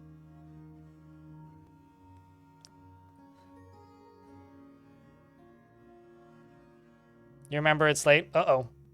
You feel like there's an interesting comparison study out there between Ollie Skies and Ronnie Radke, because I remember back in the misty days of 2009, I remember them being equally notorious. I didn't know about Ollie Skies being notorious, although to be honest with you, in 2009, I didn't pay any attention to shit. I used to listen to a lot of those bands back in the day.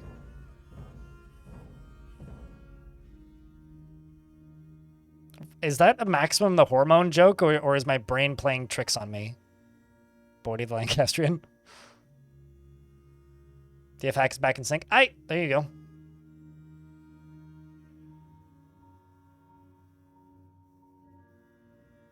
Okay, so it is spelled differently than the Korn that I'm thinking of, Queen. Good to know. Good to know. Maximum Korn Moan. No! Do not Maximum the Korn Moan. That's,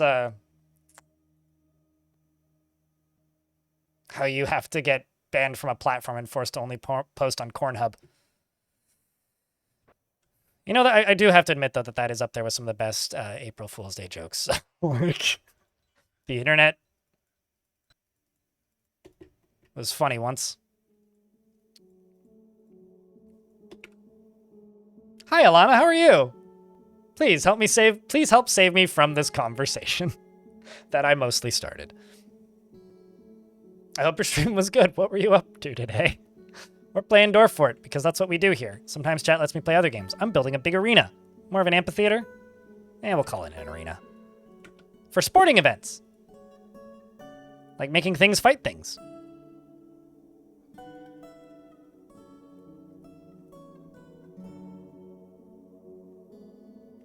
Played Flotsam and Timberborn? Both of the premier floating thing dam building games, right? Water-based city builder. Zzz. And a lot of almost dying in Timberborn. You know, that's pretty, like, reminiscent of my memories of playing that game.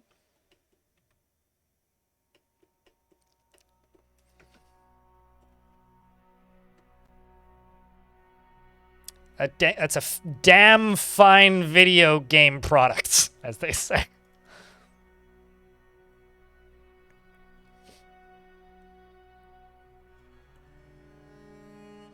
The best damn dams. Yes. But scrolling up, hello. Noiboy, Blue Squid, Tharl, Tigger. That's everybody. How's the fort? I've got one dwarf that's really pissed off. There was a patch that came out earlier today, which is lovely, and I keep stealing stuff from other places. Speaking of, did I get the other artifact from that spot?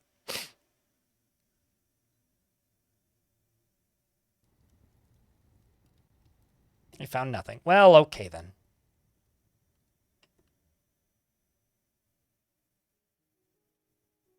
The secret of intense hate?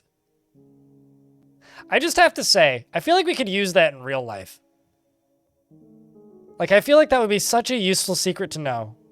Imagine if we all knew the secret of it, maybe then we'd find a cure.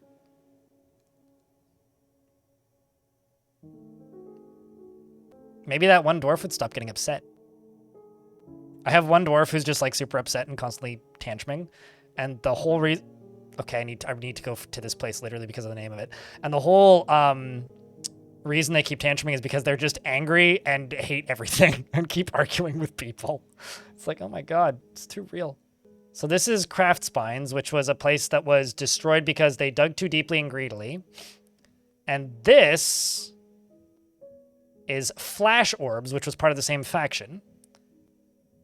But look at all of these books they've got. I'm going to send both my squads out to go acquire stuff.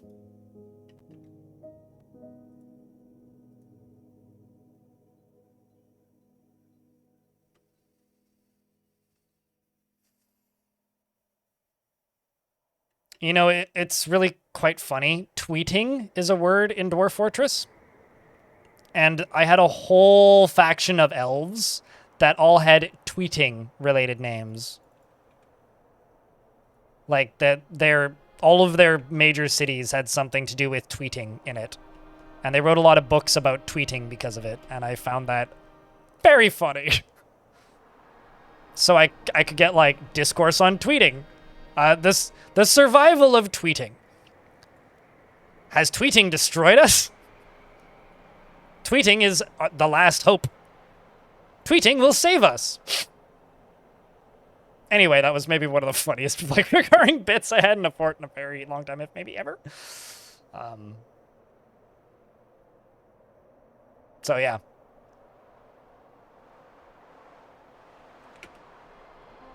I can write that book.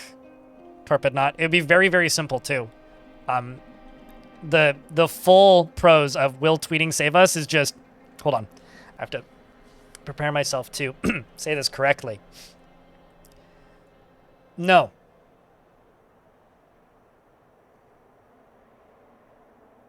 Thanks for coming to my TED Talk.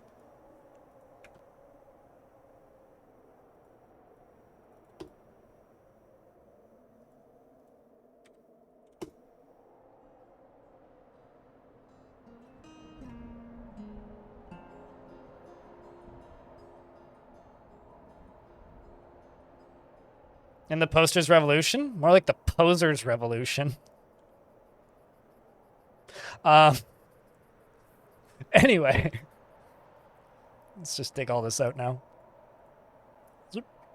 Zoop.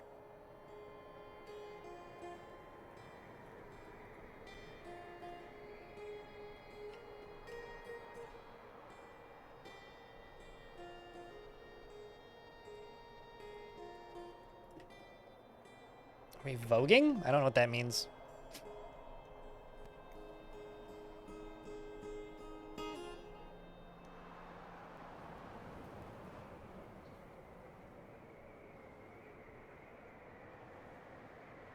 I haven't seen any of those movies, so it would have gone over my head, or I wouldn't be aware of it, I guess, but I believe it. Shaku. I actually, like, those movies are post the point in my life where I lived with somebody who wanted to watch those movies, and as somebody who never particularly wanted to watch those movies, I just kind of stopped. And so now the result is I'm very behind on things like popular animated films.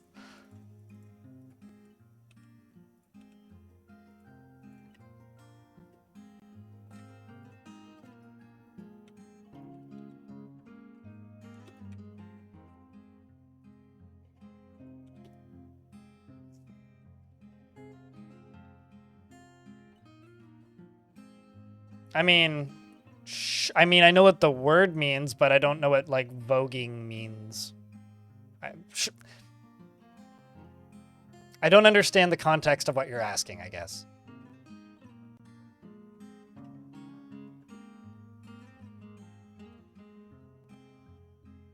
Or memeing, I guess, maybe.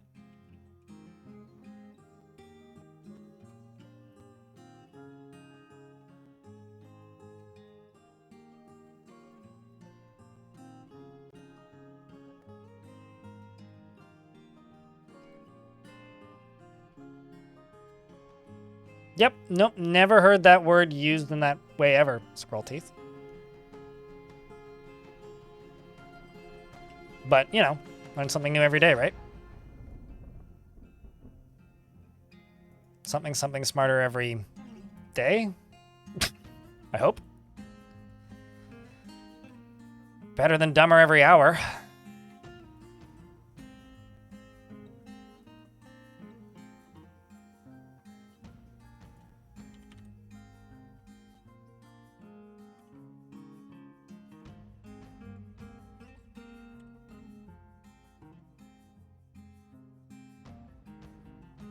I'm sure.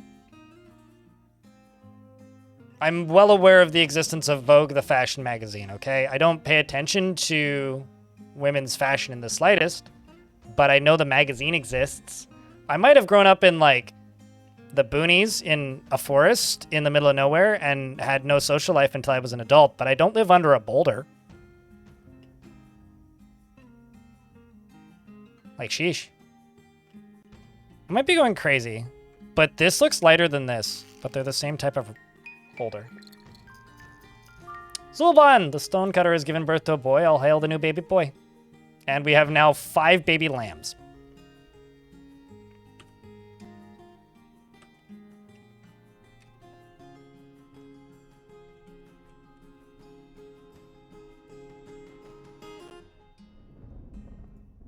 I'm also kind of tempting fate, and we may end up at war with dwarves. Because I'm not invading, but scouting and taking items from abandoned dwarven forts, which could piss off that faction if we get unlucky. So, which wouldn't be the end of the world, but that could happen.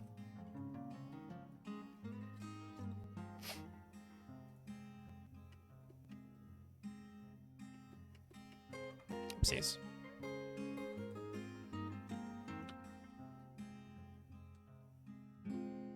Yep, that'll be fine.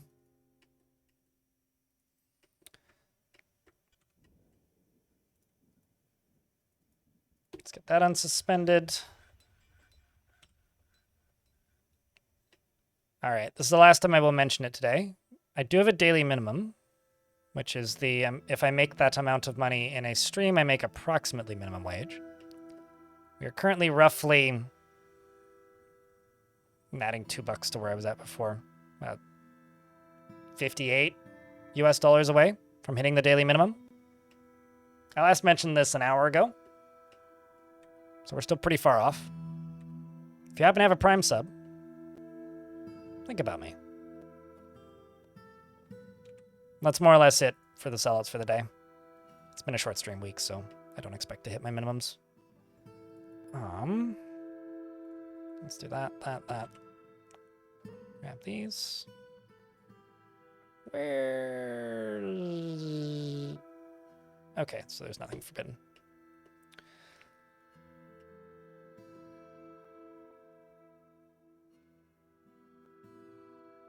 I didn't even get halfway to it yesterday, letter ends, so that's what it is.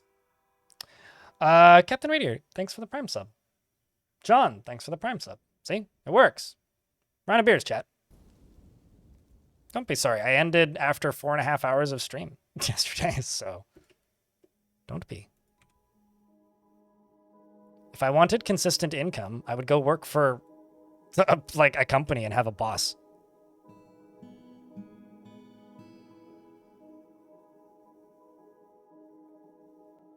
Today you learned you have a Prime sub to give. Magical. Thank you. A Clockwork Dragon cheered. X500. Thanks for the 500 bitterinos, my friend. As long as that's not bitting off more than you could chew. That one hurt.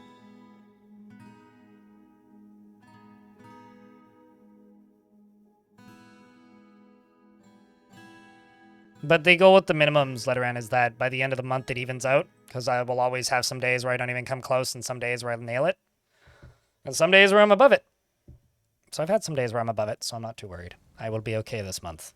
But, you know, it's one of those things where it makes me feel better about the day if I make it most days. That's all it really is.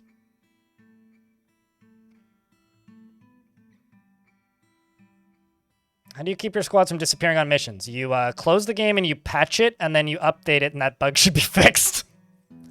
So that's how you do it. You grab the patch from a couple hours ago, and don't worry about it anymore. Is how you stop dwarves from disappearing on missions. Hopefully that clears that up.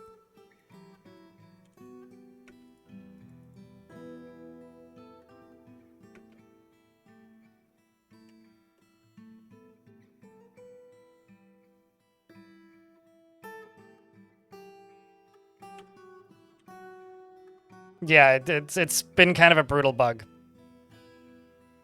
The last little bit. That's almost hype train. Regardless though, thanks for the primes and the $5.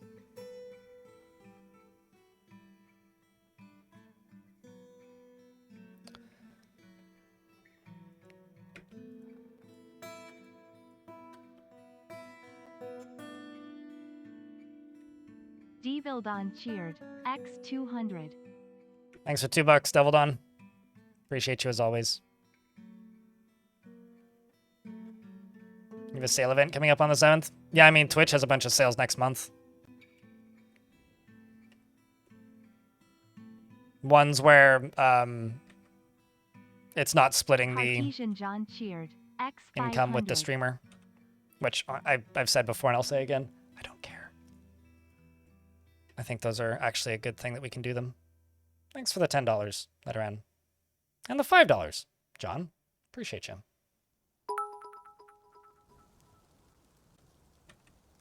Letteran cheered. X1000. For a little bit of like clarity here, my daily minimums are just for the Twitch stream, right? So like, I do make above minimum wage like 80% of the time, most days.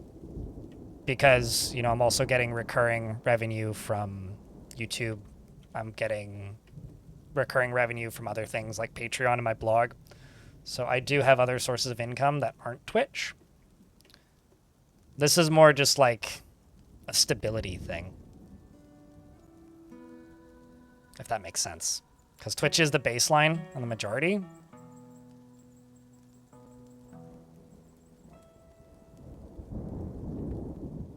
That's all it really is. Because being like independently employed is scary sometimes. But then again, the world is scary right now in general, so. Oh, gee, thanks for continuing your gift sub. It's good to have you around, dude.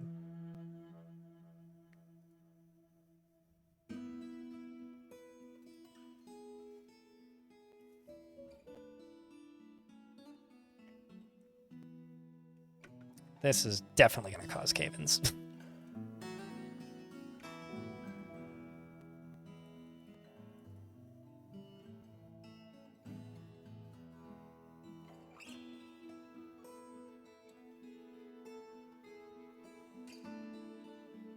I'm just going to wait until they clear out all that, and then we'll go around the edge of this.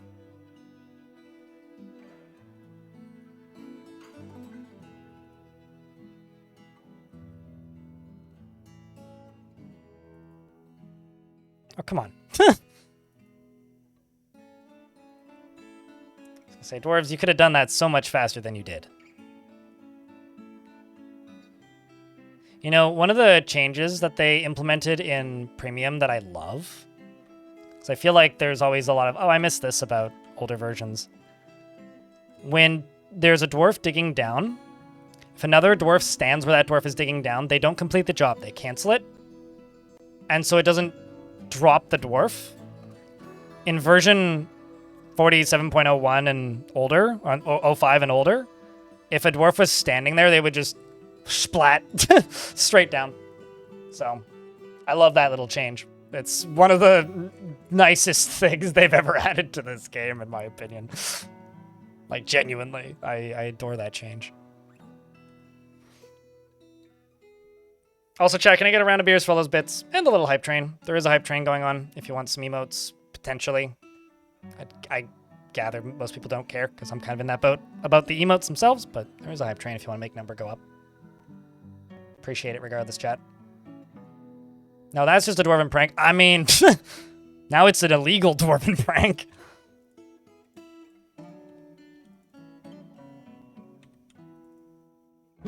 That Sacris cheered. Thanks for $3. 300. Sorry for killing your dwarf again. The tree did it, not me. It wasn't my fault. It was just the tree. I swear.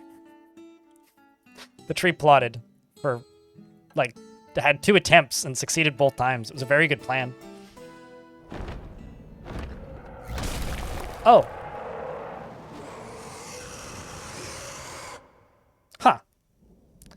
The Bronze Colossus, Bathor Canelli Lirapalothi, has come. A magic statue made of bronze. Foul_G cheered. X500. Thanks for the Crypt $5, Gear, Foul Crypt G. Rock. That pushes us up to level 3. Needs $30 in bits or 6 subscriptions to level up.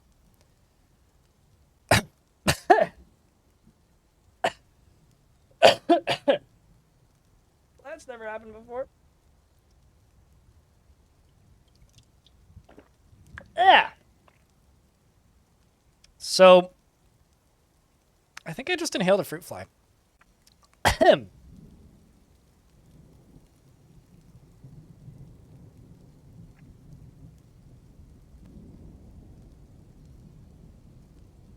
Hi, Hilmar. What's up? Where can you send... I mean, if you're using PayPal, probably the easiest way, if it's just a one-time thing, would be just through Streamlabs, Hilmar. Otherwise, like, Coffee is the same, Kofi. Both of those should be linked in the stream description. Or if you go to my blog, you could, like, subscribe to my blog for a year, depending on the amount that you want to throw.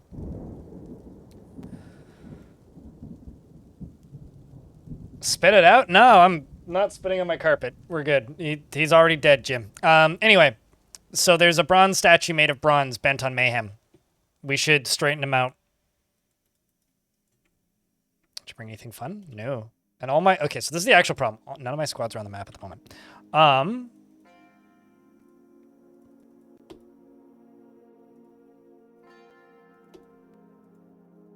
I need him to take this way in.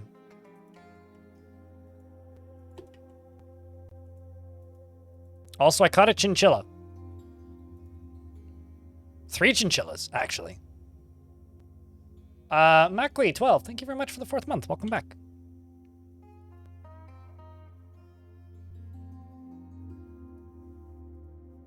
The Greatest Onslaught. What a great name.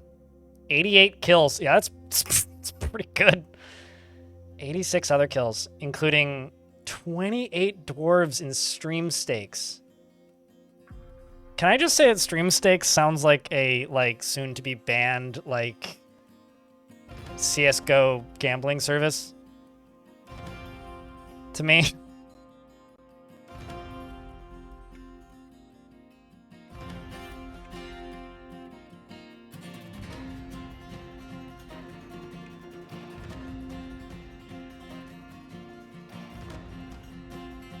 Okay, so who's gonna go pull that lever? This could go really bad, actually, because of the construction we're doing at the moment.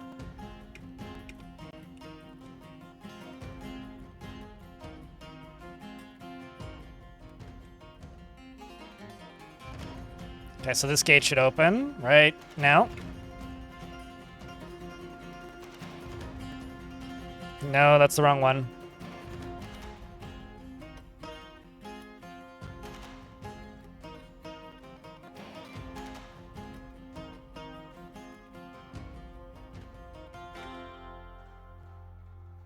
Is that not what I said, Macquee?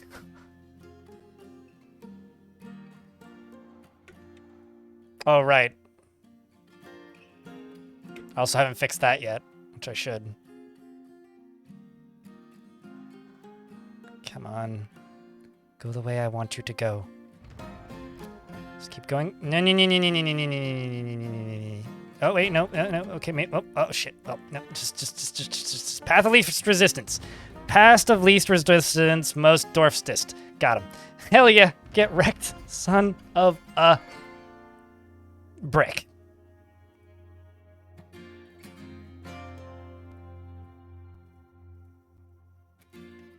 Got him.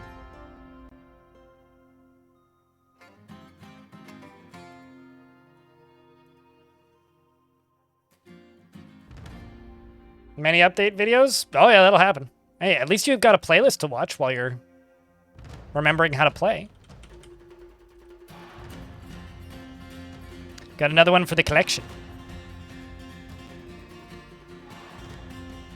Not the chinchillas, just the bronzy. What happens when you drop him in lava? He would melt. Also, chat room, can I get a round of beers to that hype train? Thank you very much, guys. Appreciate you. I am very much looking forward to whatever ends up happening with the rework of cages. Tarn talking about cage wagons in that interview that we did the other, a couple weeks ago, was awesome. You can't just shove a 20-meter giant in a little box. How do you know it's not a 40-meter box?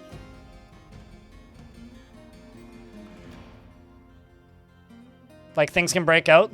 We'll need the things that Tarn cited as ideas that they are thinking about implementing. Baited cages, certain materials of cages being required for certain types of creatures, certain types of creatures requiring bait in the cage for the cage to function, and large cages for large creatures. So large cages would need to be transported with a wagon.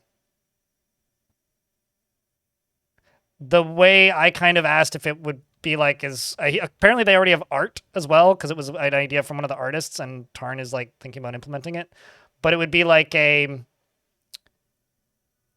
he described it as, well, he described it, and my question was if it would be like the little Jeeps in Command & Conquer when they drive somewhere and then turn into a building. Kind of like that, where you'd build a large cage and it would look like a wagon and it would go somewhere and then become a giant cage trap. Well, full-grown dragons are bigger than rocks, but most rocks are bigger than dragons because most dragons aren't full-grown. Chat room, thank you very much for the hype train with the 4 subscriptions and the $31 in bits. I greatly appreciate that. I'll check the daily minimum in a couple minutes here. Looks like it was mostly books that we got. Also, look at this dwarf. They've got a dress. They've got a cloak. They've got trousers. Socks. How about you? Are you kitted out properly yet? Still only the one boot. You do have 2 socks, though. I do find that a little funny. The hidden meaning of combat. The truth about the funnel. It leaks. That's the truth about the funnel, chat. Speaking of the funnel, we should have everything ready now. I can now funnel all these books down to where I want them.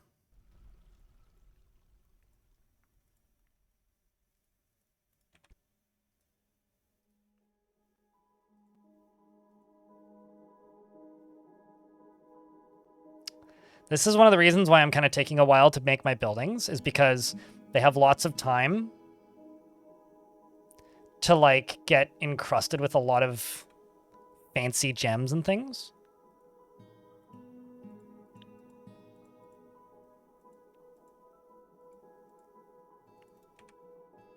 It's one of the main reasons I'm kind of taking my time here.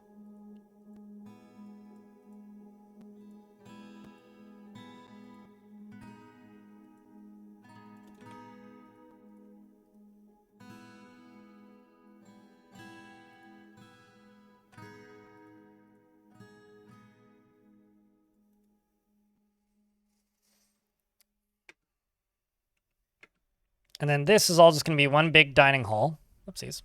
Not a multi.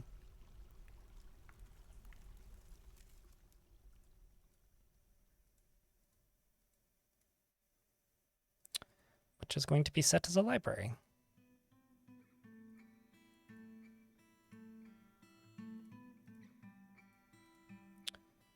And library.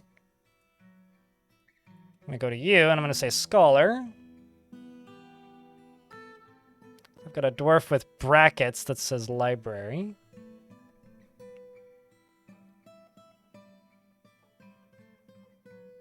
Could also try throwing sour grapes in here and see if this helps. Probably won't, spoilers, but I can try. Although, actually, hold on, let's just do this. I'm going to go to you, and I'm going to go to you, and I'm going to go here. I'm just going to do this so your name stands out a little bit more.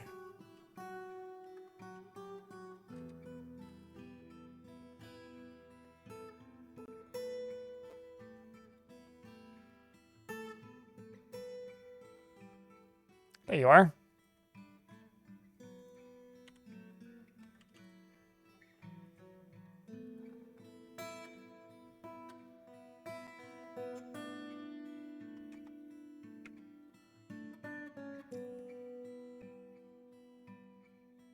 I would presume it would be like a workshop size for the cages.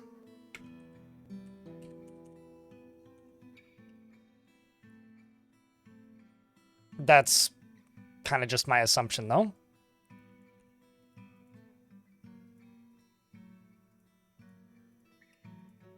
And this will also be a dining hall, so we can put prepared meals and drinks here. And it will take items from here. And take items from here. We've got too many river spirits. That's all I have to say is too many river spirits.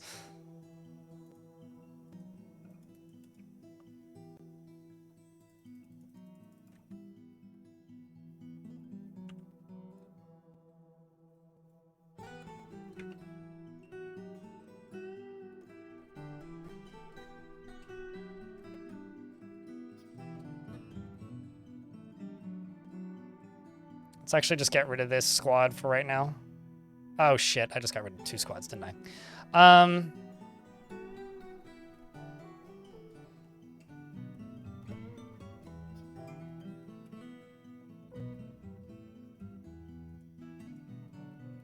Everybody that still has armor on.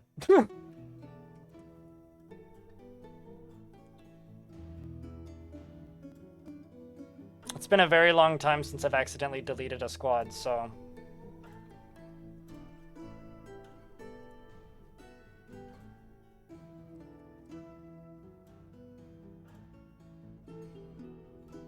But, you know, we all have our moments, right?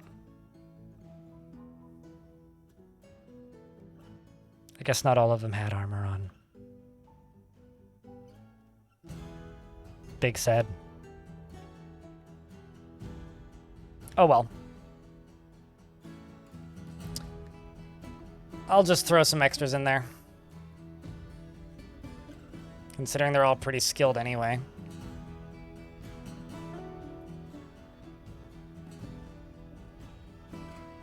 Do have to make sure that they're not,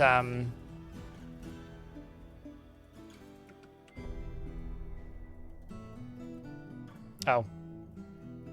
Okay, no, I didn't give them the, that uniform too early. They should be able to go acquire the things that they need. Got us forged for some fucking breakfast. Man, why so aggressive about the brekkie? I think they just want... I don't think they need to move it. I think they just need to add a confirm to it. In regards to the delete squad button. Like, a confirm would be nice. I wouldn't complain, but... Or, like, moving it would be fine as well. But, like, I think just... Are you sure? is all I need. Really. I would be satisfied with that. I'm sorry, drop-off item inaccessible where?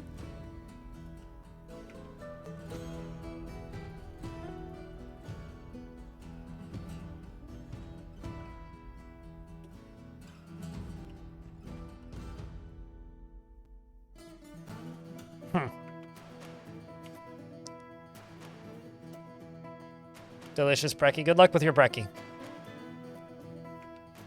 I wish you the best of results.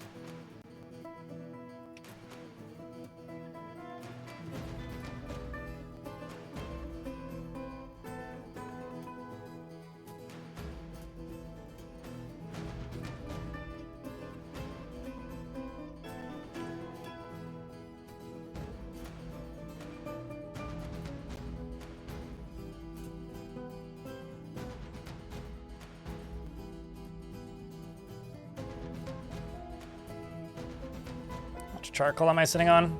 41. Currently for bars, we've got 57 steel.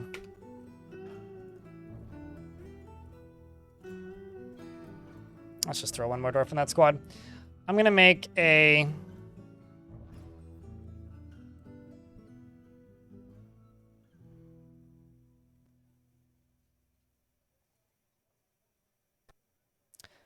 Going to make a Mark's dwarf squad.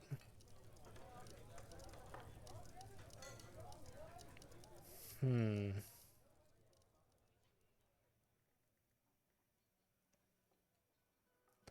do mail shirts.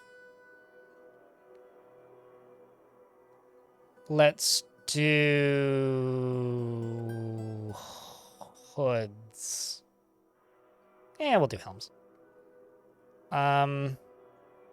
Greaves. Trousers. Gauntlets.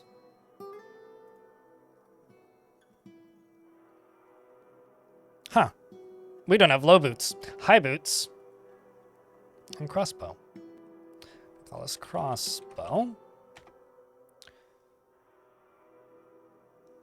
And for body wear, I'm gonna say cloak. Make cloaks. Crossbow. And, Atir is a novice Mark's dwarf. You want martial training and you want to fight. Well, that's a good start. Sloppy with their living space. Incredibly brave in the face of looming danger.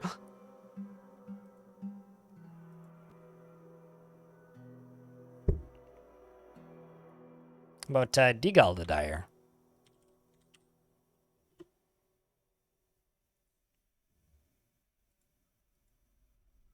She dreams of raising a family, and that dream is realized. Personally would have the world operate in complete harmony without the least bit of strife or disorder. She likes calcite, silver, yellow. Yum.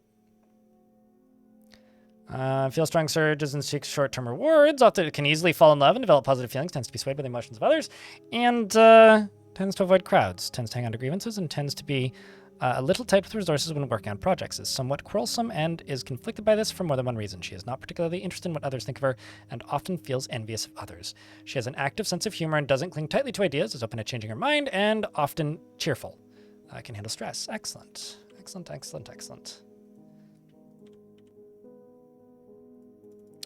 We'll just get 2 of them training up slowly. And I will make leather quivers.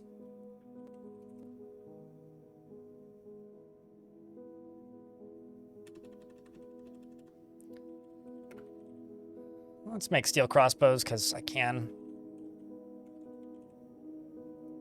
Also, wooden bolt for training. And for this squad, for ammo, they're going to take wood.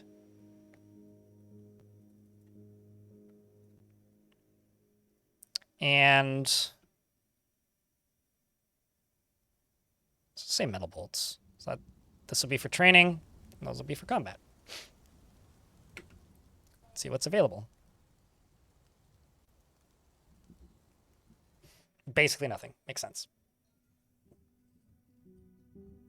Oh, did I tell them to replace clothing? Oh, shit. Don't do that yet.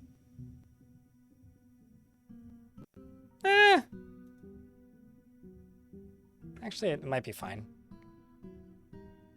No. Do not replace clothing just now. Maybe once we get gear set up, that's better.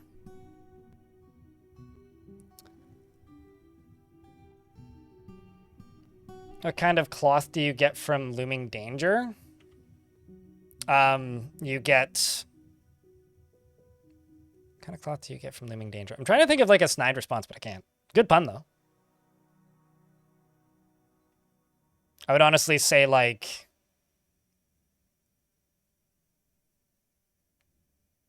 There has to be like a color that like rhymes with scared, right? Fear of the cloth. I don't know.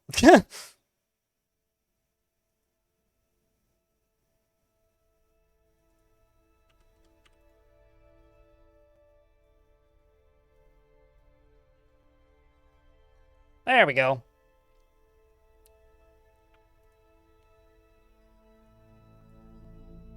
Now I've got steel crossbows.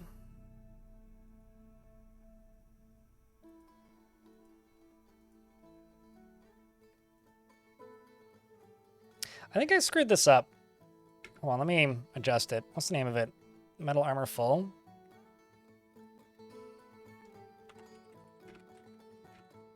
I didn't think that you had to assign 2 footwear, but I'm just going to try that.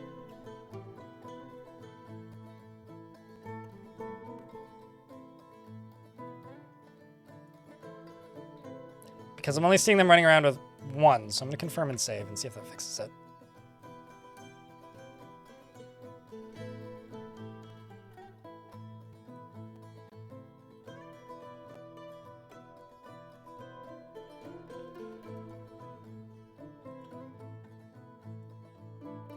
Now he's got 2 boots on. All right, well, there you go. Glad that fixed it.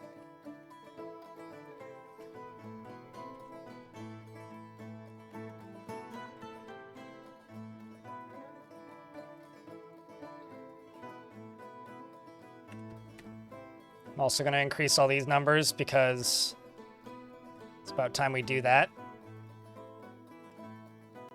I'm also going to actually get rid of the cloth image requirement because it just seems to be canceling a lot. It was working earlier and I don't feel like fixing it.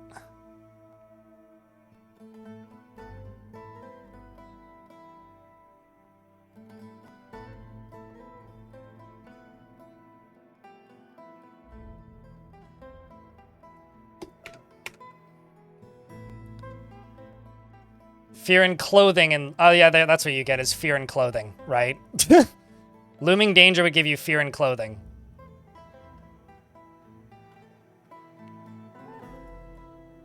Obviously in Las Vegas. It couldn't possibly be anywhere else. And also, I think this library is quite the hit. Captivated by the pulley.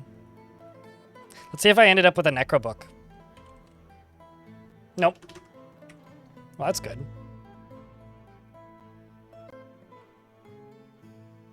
Wouldn't it be grand to take my life off and do nothing for the rest of my days? No, I agree, Dwarf. Wouldn't it?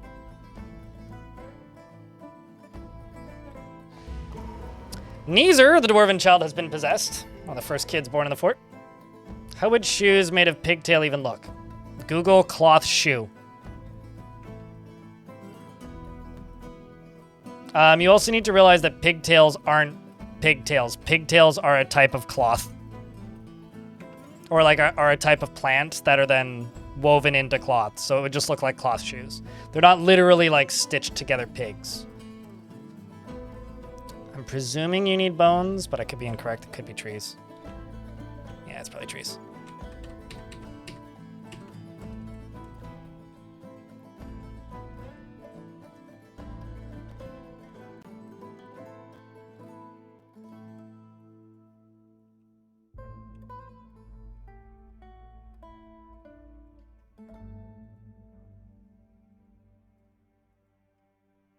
Yeah, if the elves ever, like, try to do diplomacy with me, it's never going to work out. Not in this fort. Not in this fort.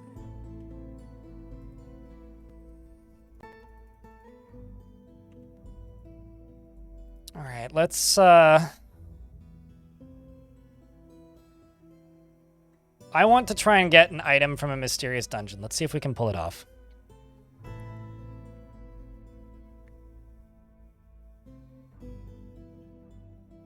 Let's go to Depth the Crew.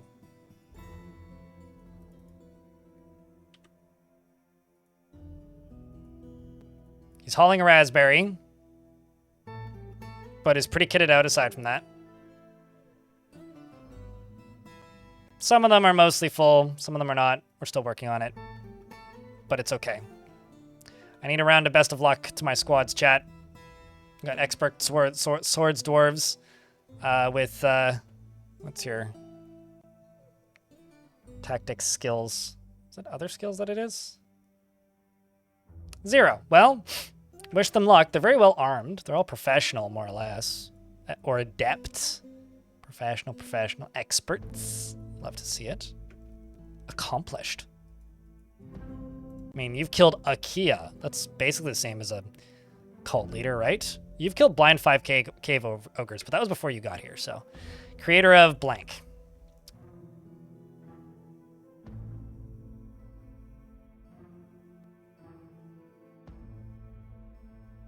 I think cavern access is already pretty important, but I think what they could do is make cavern access more interesting. I mean, obviously it's not necessary, but it's very rare for me to go this long in a fort without having access to the caverns, so this fort's actually very much an anomaly for me. I do think cavern access is already pretty important, though, but it could always be more important. This is true.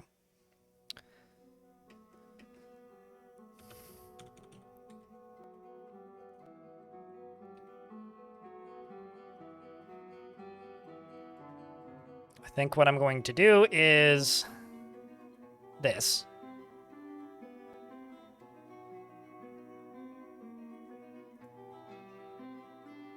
I'm going to build a entrance down into the arena. And I'm also going to go a few floors up here. And get rid of all this. But I'm going to go up to here. Cut off the top up here. Cut off the top up here. Keep digging down. It's going to require a lot of digging to actually do what I want to do, so... Oopsies. Might as well keep at it. Down in here, I'm just going to go...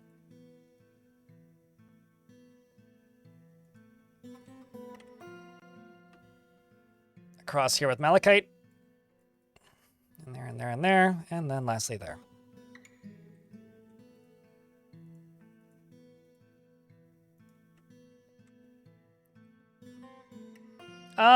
Stadium seating. I was thinking about making this into the stadium. This is going to be like the entryway for one of the contenders, and then the other contender would be at the bottom.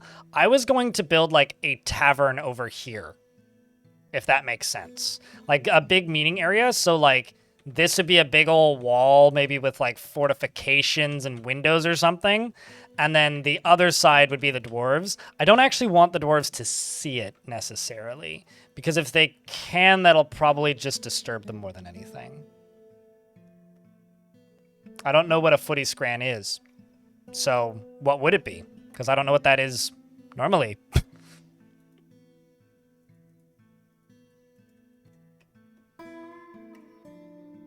So Kiddo grabs birch logs, silver bars, 3 malachite blocks, cat bone, amber opals, and rough amber opals. Rough amber opals. Hopefully they make something cool. Best of luck, Neezer.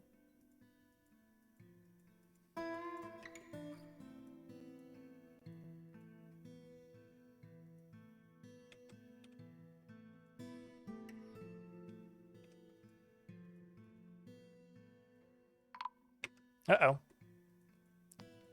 Hey, chat, bet you $1 somebody got hit with a cave-in.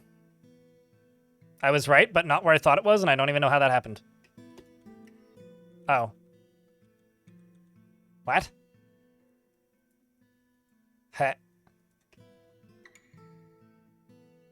How? That seems bad. Zolban's in midair. Ooh! I do see some Kumil blood on the ground. Where's Kumil? There's Kumil. Injured. Okay. I don't think anybody died. I genuinely have no idea how that happened. Kumil seems injured. Zolban's fine. Cadol's fine. No idea. But everybody's fine. So, I don't know, post the dwarf falling emote or something. And I'll check my daily minimum, because now's actually not a bad time. And I should also check that mission, which just returned.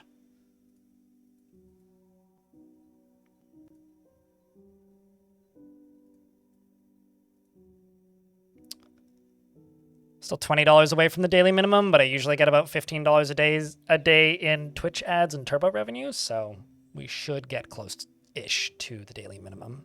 So thanks, chat, for the hype train.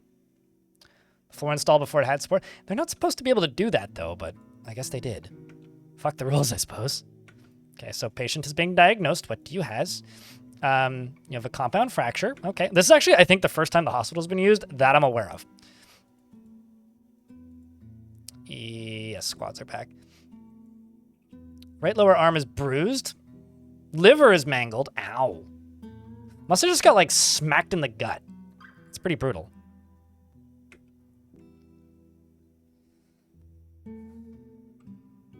Yeah, I didn't think they did that still, but... I personally, I realize I'm probably pretty behind on the YouTube chat, but Antonio, I don't consider wagons to be a first. So if they reutilize wagons for other uses, I don't consider that a first multi-tile entity. But be cool. Not that I've seen. We haven't... Okay. Every time we've been attacked, anybody who's gotten involved in the fighting has died during the attack. Neezer, the dwarven child, has created Thatorathish Akatkadal, a birchen earring, and offers it to the Mountain of Dyes. A birchen earring? Useful. This is a birchen earring. All craftsmanship is of the highest quality. It is very valuable. It is decorated with cat bone, encircled with bands of rectangular malachite cabochons, point-cut amber opals, and this object menaces with spikes of birch. On the item is an image of a forgotten beast in silver. On the item is an image of dwarves in amber opal. The dwarves are laboring. The artwork relates to the foundation of Colorbeard by the Mountain of Dyes and the strategic boots in the early spring of 300. On the item is an image of dwarves in malachite. The dwarves are traveling. The artwork relates to the foundation of Colorbeard by the Mountain of Dyes of the strategic boots in the early spring of 300. On the item is an image of... I was going to start pretending to read the same thing again. As an image of a white millet plant malachite. I think I'm going to give that one to my manager, because I don't think I've given anything to my manager, have I? Oh, no, I did a while ago. How about the broker? Cricket, do you have anything? Broker doesn't have anything. Broker now has some earrings.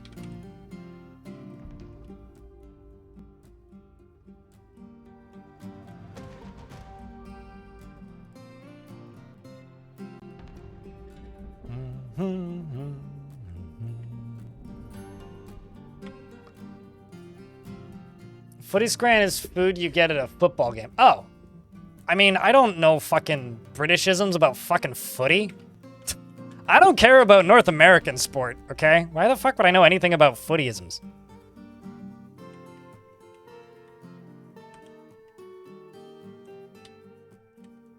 Why in the world would I know what footy scran is? Get down to my level of lack of culture, please. Because internet? Okay, well, one would have to willingly subject themselves to footballisms on the internet to acquire footballisms from the internet.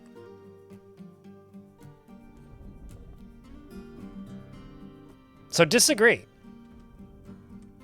Let's see how that siege went. Well, me raiding depth of crew.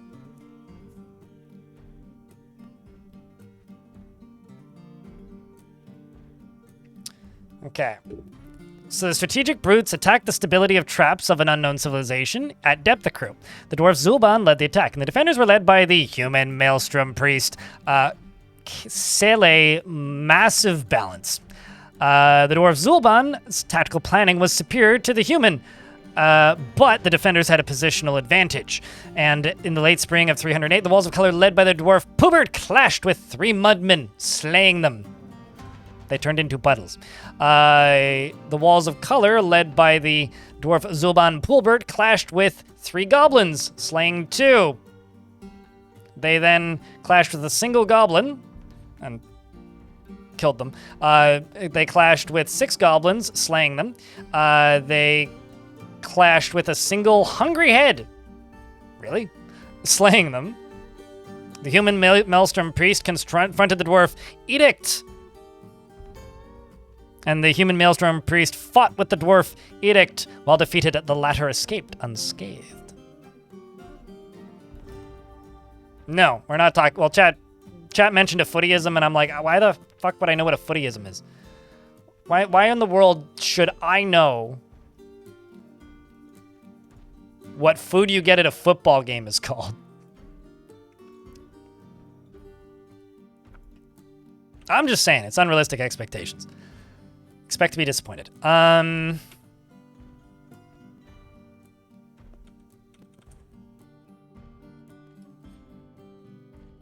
trying to decide. Where should I put my Marksdorf training? I could put it up here.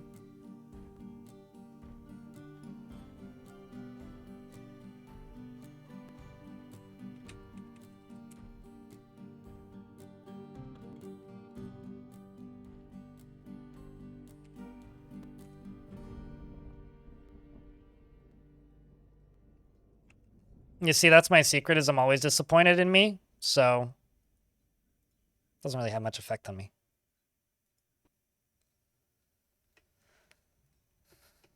Also, as a concert goer, I think the logical response from me should be, they sell food at stadiums?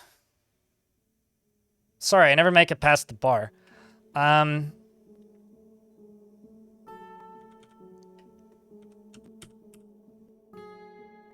Or what? They sell food at stadiums? Sorry, I don't watch baseball.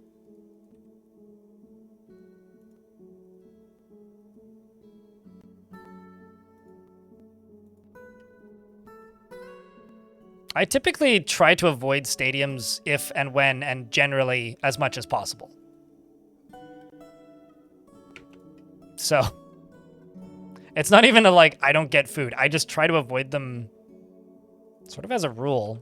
Mostly because the sound at the concerts that I like to go to is generally pretty bad. Okay, what the fuck is banana ball? Is that like pickleball? You know, I saw a joke on social media the other day, a meme, as my grandma used to call them, if you will, which was if they renamed baseball to baseball, their viewership would increase.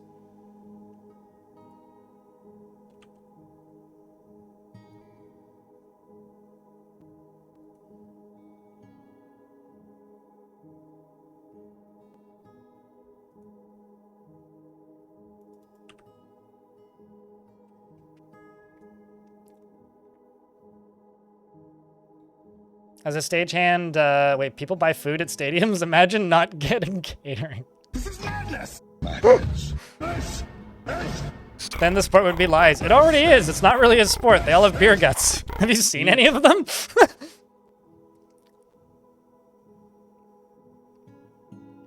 Just saying. It's already, like, tricked people into thinking it's a sport for a very long time, so.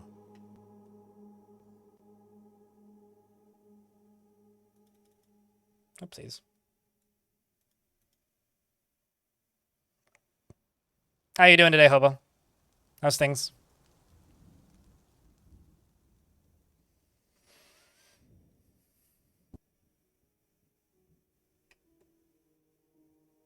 For the sport day,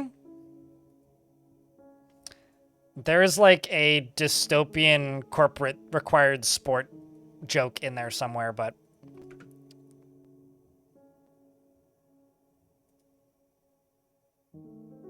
how do you do, fellow sport enjoyers?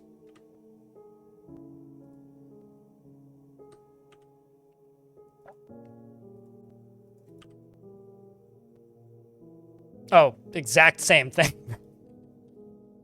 Sorry. Never went to a stadium? Just a really big space with a very high ceiling.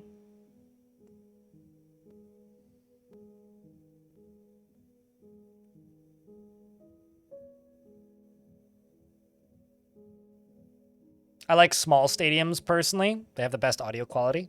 That's where I've seen Iron Maiden the most times. That's where I've seen King Gizzard and the Lizard Wizard the most times. I'm trying to decide if I want to make this look super fancy or not, and I'm kind of leaning no. What blocks do I have a bunch of?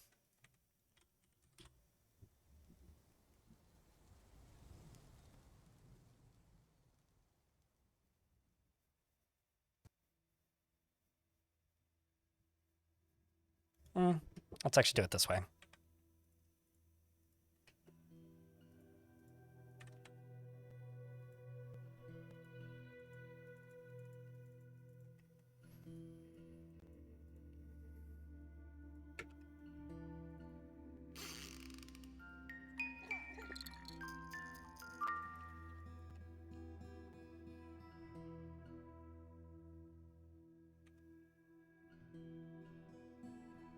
Very tiny venue. I'm not familiar with the venue at all. I know very little about Minneapolis. Aside from that, the name of the city is kind of fun to say.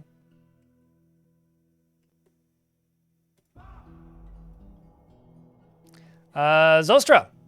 The miner has given birth to a girl.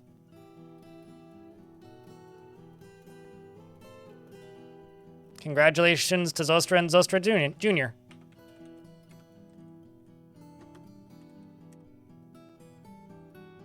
She says, Ma! And, your dad feels adoration after becoming a parent. Or your husband, I suppose. One of my favorite lines is, disillusioned after becoming a parent. Concerned after becoming a parent.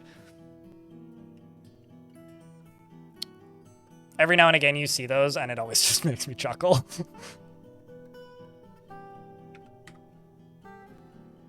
I've been watching their sets recently, cricket, and I kind of felt bad because I kept, like, trying not to laugh, because the third day they did at the festival that they run, which is Fields of Vision, which just happened, was drag day, so they all dressed up in drag. And Stu, frontman, or one of the, I guess, two frontmen of King Gizzard and the Lizard Wizard, was wearing, like, a pink wig and, like, this top hat thing and a dress and sunglasses. And he kind of looked like someone just inverted the colors on Slash. And every now and again, the camera kept panning at him, and I just kept, like, almost bursting out laughing because he looked like he was pink Slash. It's just very funny to me. Because just the way his hair looked was very, very amusing. Bearded craft stuff. What can I do here? I've got a woodcraft stuff. Do woodcraft stuff work for you, my friend? Clockwork? Thumbs up.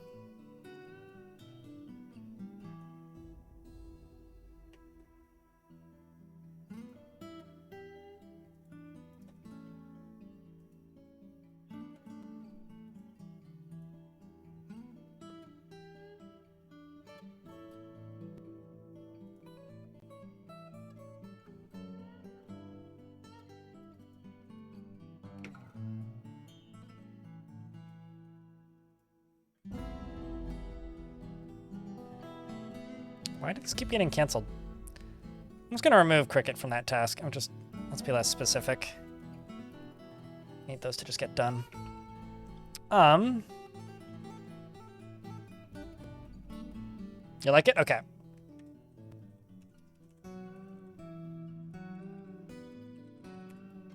Clockwork is very quick to anger, can't handle stress, does not go out of his way to help others, likes to take it easy, and takes offered help and gifts without feeling particularly grateful. He's somewhat fearful in the face of imminent danger. Has little interest in joking around. Tends to consider what others think of him.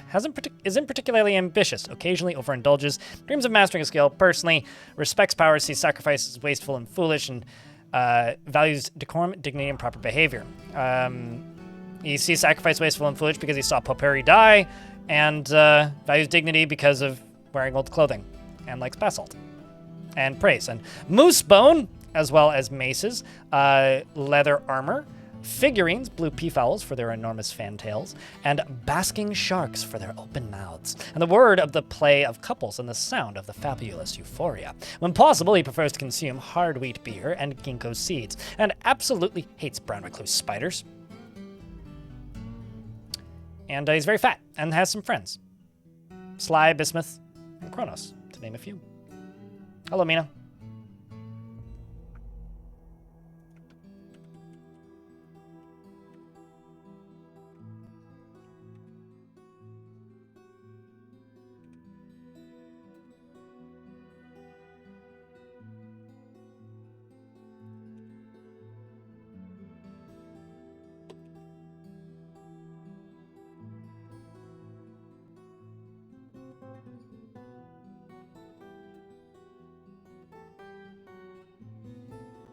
Let's do that. Let's do this. Let's do that. Let's do that. Let's do that.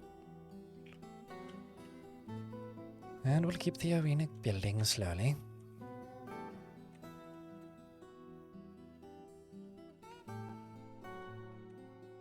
You know, I could also just do this.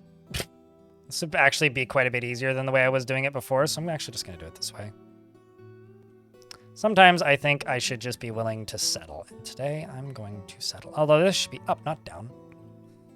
I just, you know, need to not... I can settle, but I need to settle correctly. You know what you know what I mean?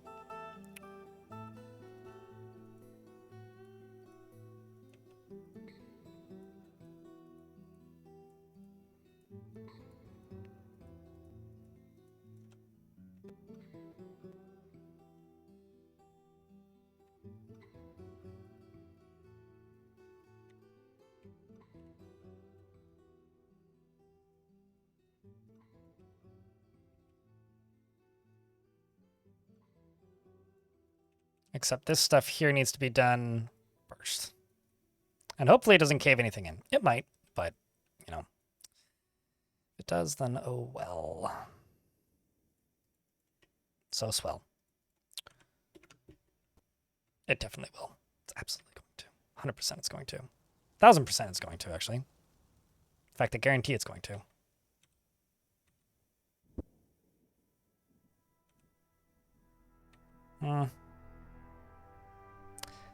I could fix that probably by just simply getting rid of that.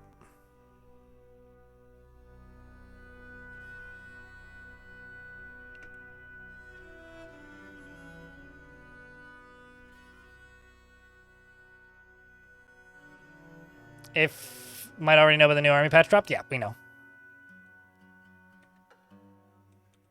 Okay, well this side's fine.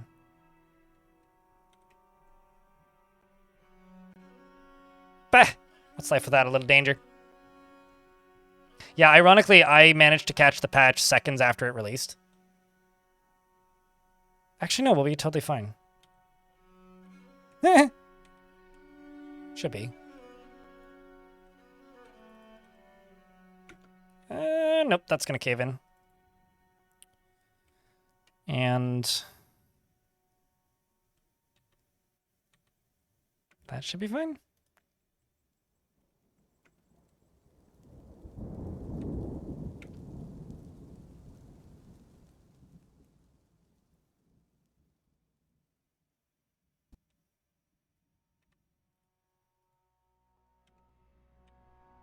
Uh-oh. Why are you in midair, Dwarf? You're carrying a baby, and you're working in the most dangerous job site in the fort. Typical dwarven behavior. My mayor got reelected. Let's see how that raise attempt went. We also... Ooh. Ooh. Ooh. We got a bronze blowgun. Ain't that cool? Also that light yellow diamond training spear.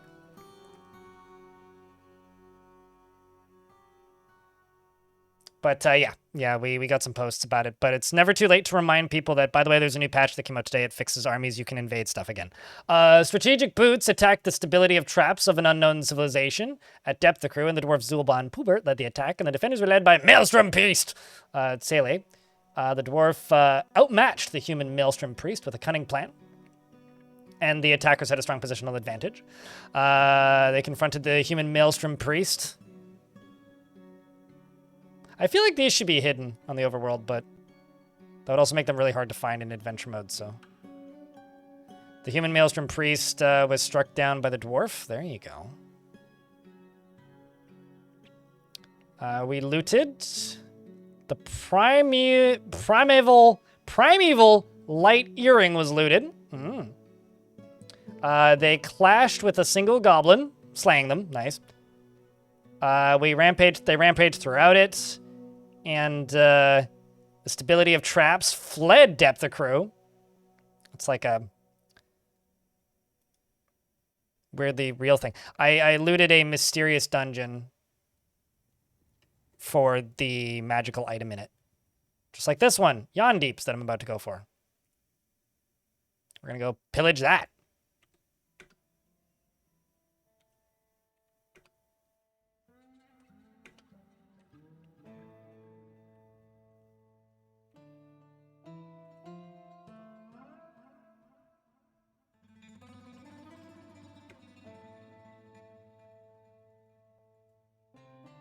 Someone could also just have a rock fall on their head. Maybe not great, but it could happen.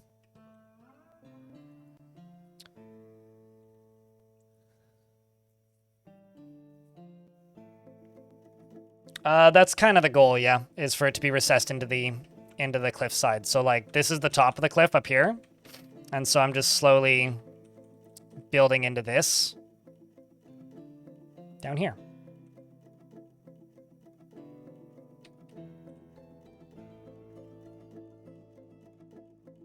Does that still make it good or bad? I don't know. Chat, what's the sharpness of diamond? Could one of you wiki nerds please go look? That would be greatly appreciated, actually. I have no idea. I was just going to put it on a pedestal somewhere and be like, look at this cool thingy. And also, I've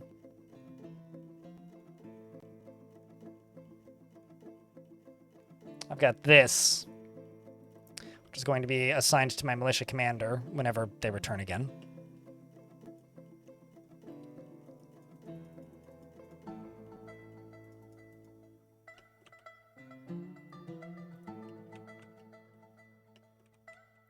Because Primeval Light, I'll need to look at what it does, but it will give them some sort of magic power. Because, you know, video games.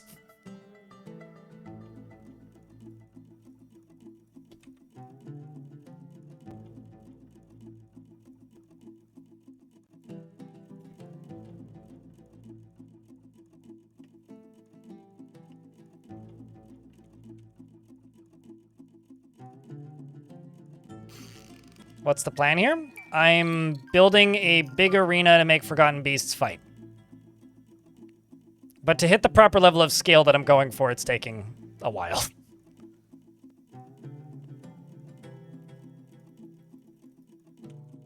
I've also got this lovely big bridge leading to the arena over here.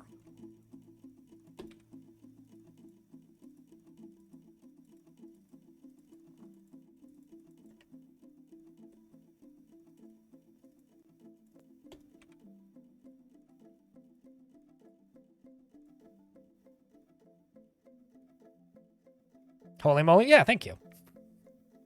I'm aiming for that effect.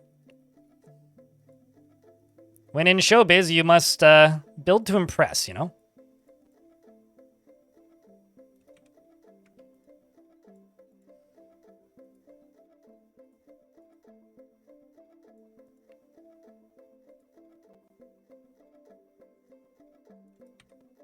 And the rest of this can all be... or a bunch of this can be conglomerate.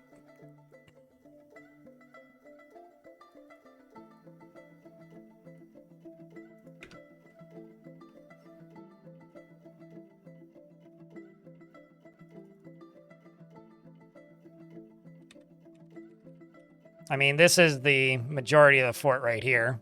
Down here. Down into here. And here. I'm actually really starting to like the look of this area. It'll be so much nicer once I've replaced all these walls, but that's going to take time. These are the temples. And then this goes all the way down and eventually goes through a whole bunch of different various spots where we dug out minerals, all the way down to where we're above ground farming over here. Back up here at the top. It's a pretty tall mountain, as you can see. The dwarves get real busy over here. I mean... this is where the majority of the materials are for constructing stuff.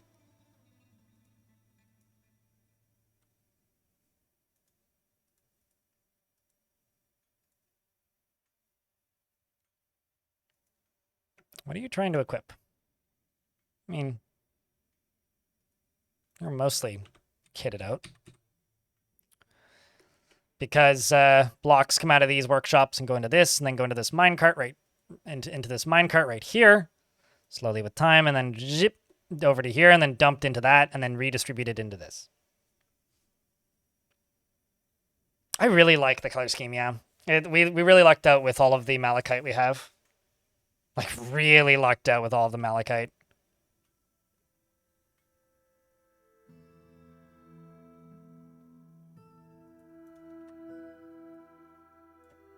Let's just go in through here and unforbid all of the failed constructions.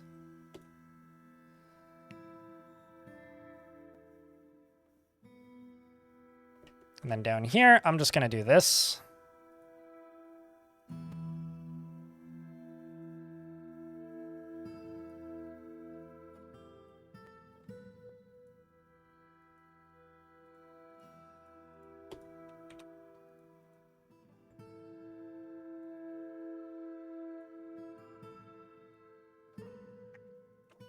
And then I feel like I should throw something back here, but what I'm probably just going to do is these.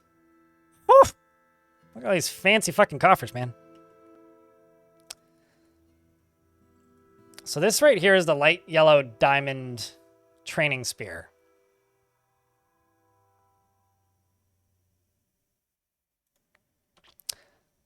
I feel like I should assign that to the mayor.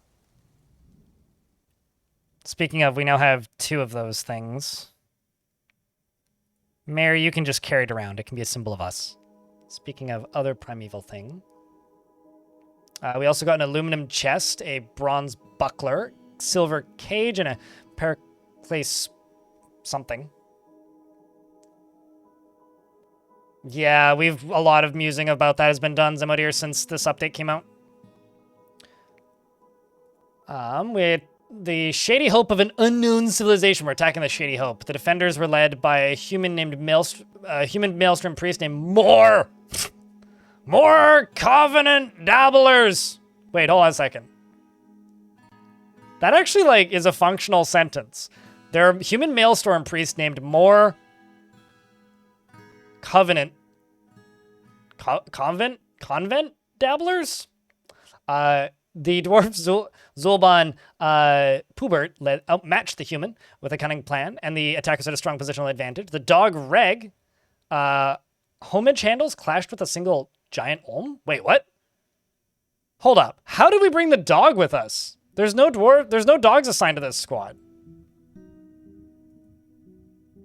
The Walls of Color, poorly led by Pubert, clashed with 7 goblins, slaying them. The human Maelstrom priest attacked the dwarf Cog, razor handles, and it seems like Cog razor handles killed him. Pubert clashed with a single giant bat, slaying them, and the Walls of Color, led by Pubert, clashed with 4 goblins in Yondeeps, slaying them. I don't think that can happen. If that can happen, I've never seen that before. We stole the Primeval Light bracelet, and which was looted. And in the early summer of 308, the Mountain of Dyes looted treasure from Yondeeps. Where's my Captain of a Gird? You can have the bracelet.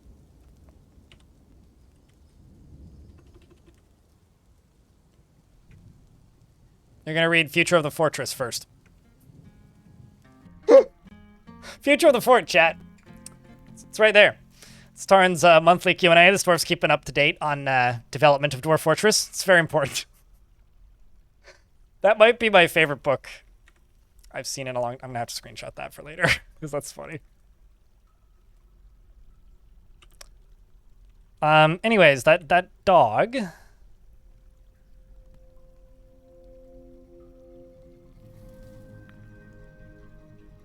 So apparently it's assigned to Pubert?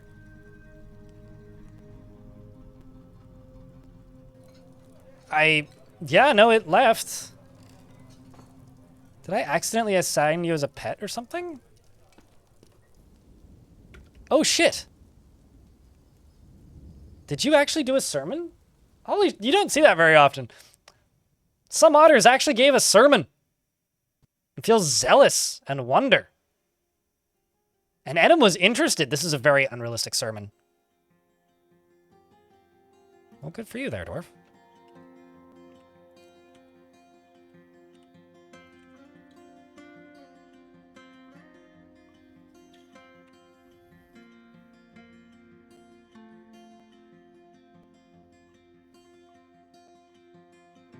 I must have just assigned it and completely forgot, but I didn't realize that that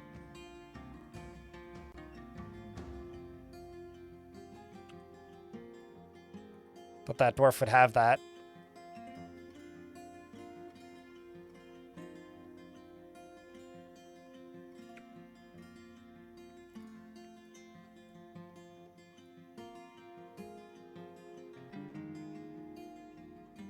I was gonna say jewelry isn't technically mittens, is it?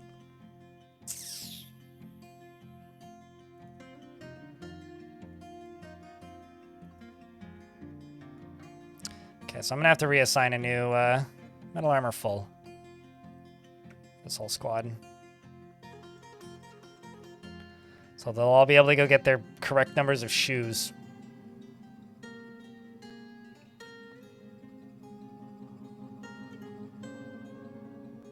And also new pants if they're available.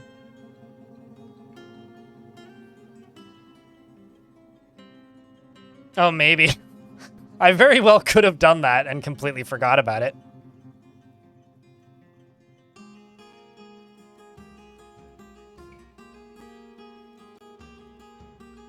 We're getting up there, though. Skilled leader. Novice ambusher.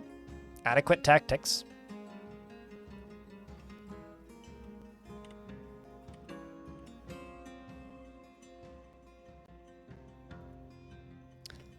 These dwarves are very busy in this library. I mean, there is 33 books in this library, so it's a lot of books that you need to read.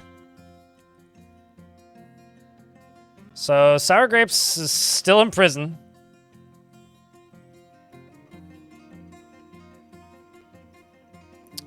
How do you feel about pondering things, if you've pondered anything?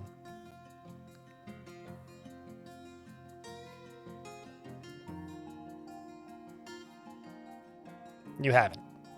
Well, good on you, I suppose.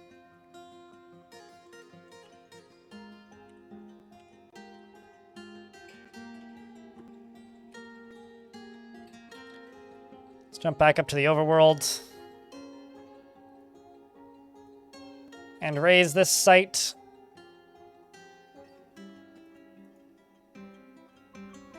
And then we'll have to figure out what we're going to do next. Okay, so since all this is done, I'm going to make a stockpile right here and right here.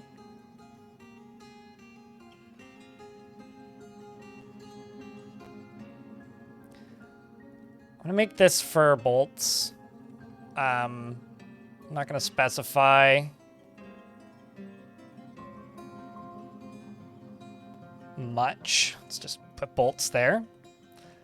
But I'm also going to permit them to store bolts here. And this down here is going to be a archery range. And they're going to shoot south. The Oily Pages, which is a terrible name. The Oily Bolts.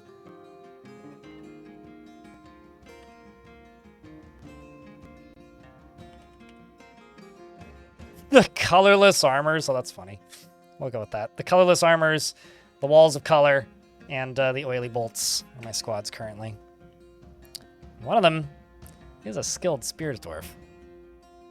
I think I'm actually going to send Reg out to go do something. Squad B. B squad.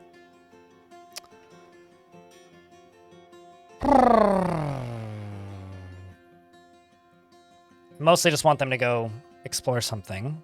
Abandoned, ideally.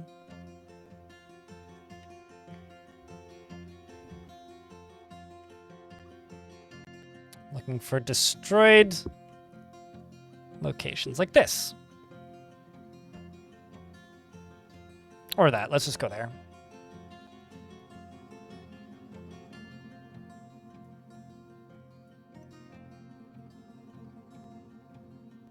Oh, I need some wood bolts. For training.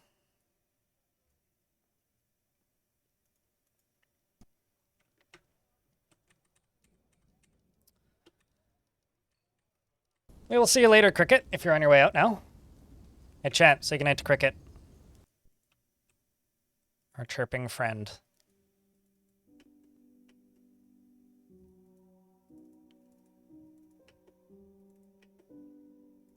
So, chat, what are you guys up to this weekend?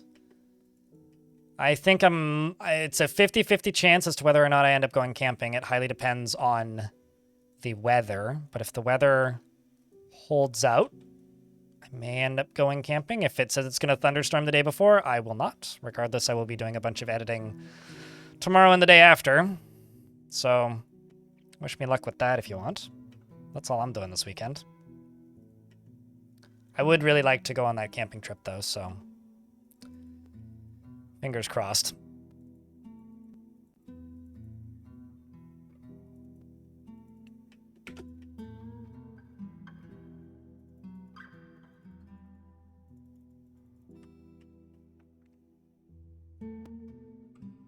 There they go.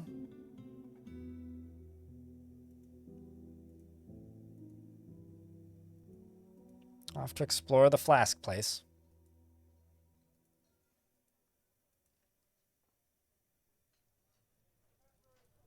You should have bolts now. Probably canning beets. I've been like debating going out and spending like an offensive amount of money on beets so that I can can some. Just so that I can can some. Because I did a bunch of beets last year and they were so friggin' good. Like, holy shit. Like, oh my god, they were great.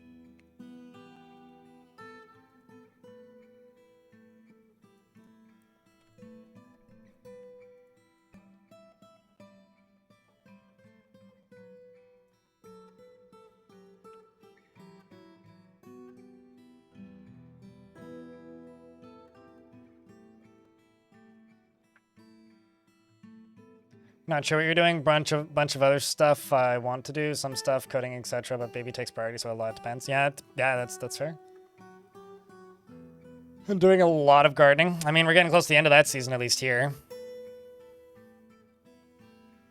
Which is kind of nice in some ways. What really wants martial training?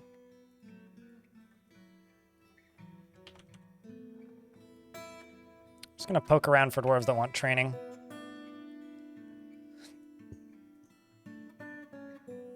Ice Blue wants training.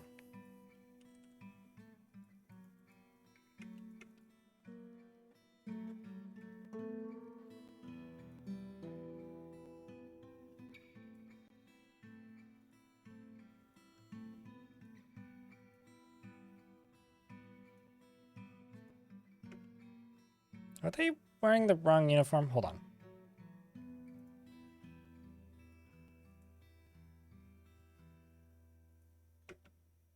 No, it's the right uniform.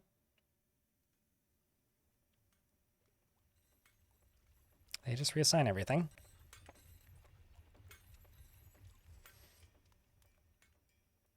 Old school RuneScape and cartoons. Sounds like a solid weekend.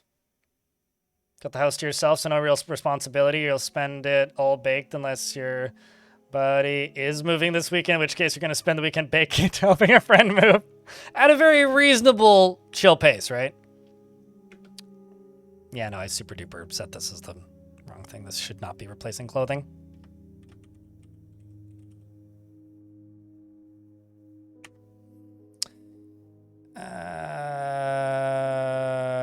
Save uniform and continue.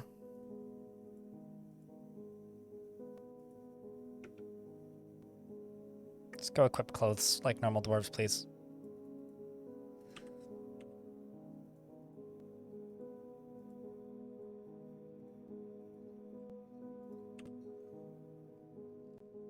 He asked for help. He did not ask for quick help. I mean, here's the is he paying you? Because yeah, then if he gets help, he should just be thankful in and of that.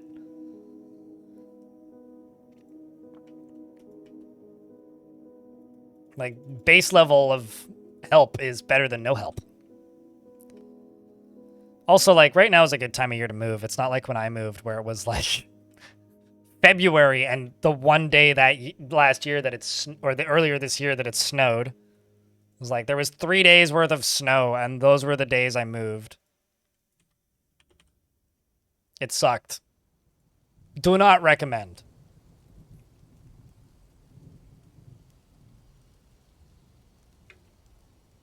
Hell no, beer and PM. Oh, I mean, food is food's provided for moving, obviously.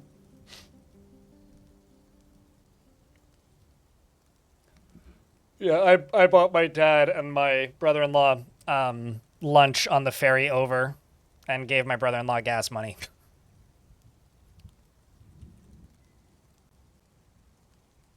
So, which I used my ill-gotten gains to pay for. So technically moving cost me nothing. I've told this story before, but I'll tell it again. I used to live on kind of a crappy street. As in like, it was the one street in that town left that still had a strip club on it. And also was like, buildings would burn down abnormally frequently and then get demoed for new developments. And they were like, you know, buildings that still had people living in them. It wasn't great. It wasn't bad. Like, it was fine. It was a little, you know, like when a place is just a little squint, like you just kind of squint a little bit when you think about it. And you're like, the place is a little sketchy. That's kind of where I lived. And I lived there for, you know, the better part of 10, 11, 12 years almost. And right before I moved, like literally a couple of weeks, like the move was all planned, date was set, everything. I was walking home, and I was walking past that club that I mentioned, and something hit my foot. For clarity, I wasn't particularly sober. I was walking home from the bar, and something bumped into my foot, and I looked down, and there was a wallet on the ground. I reached down, and I picked it up. And I opened it, And it was completely empty. There was no cards in it whatsoever, and it looked brand new. But there was $950 cash. In hundos and a 50. So I put that wallet into my pocket. And I ran home. I didn't walk. I ran. So that more or less covered my move. A wallet, yes. No, not a bullet. If I found a bullet in the middle of a city, in the city, I would just run. I would skip the picking it up part. I don't live in Texas. That would be very strange.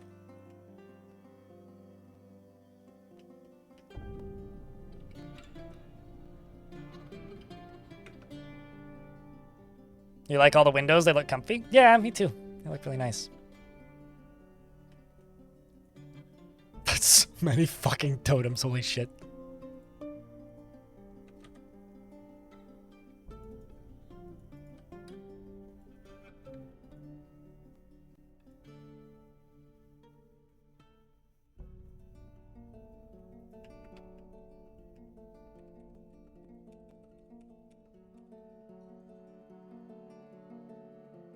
We are making wooden bolts.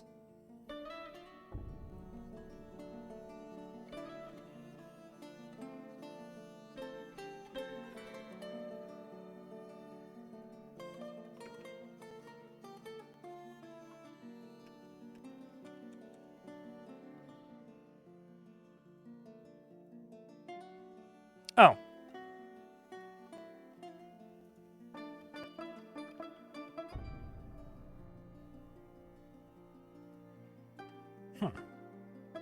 They aren't training.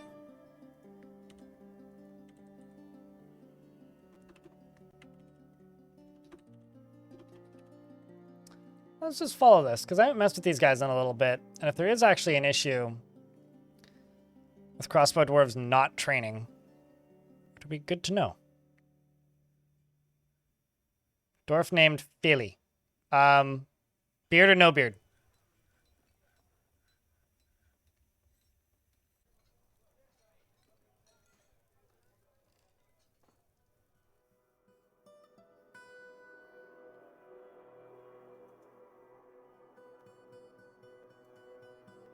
Actually, I want to try something.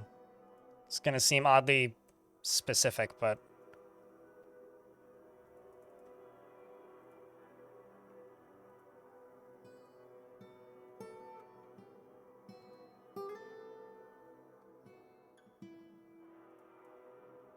So let's just get rid of those. Confirm.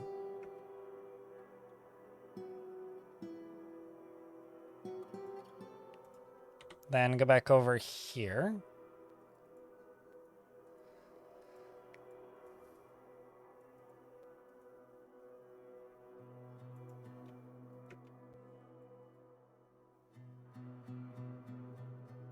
That's odd. Why are they not equipping bone bolts? Oh. Hold on. No?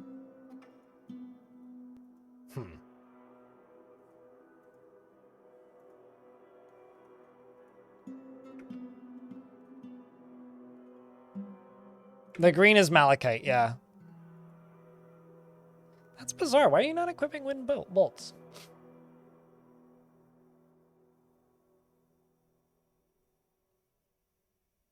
What's up, Puzzy?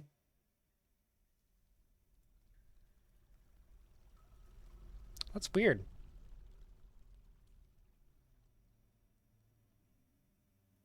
This was working last time I did this. How's the patch? Pretty good.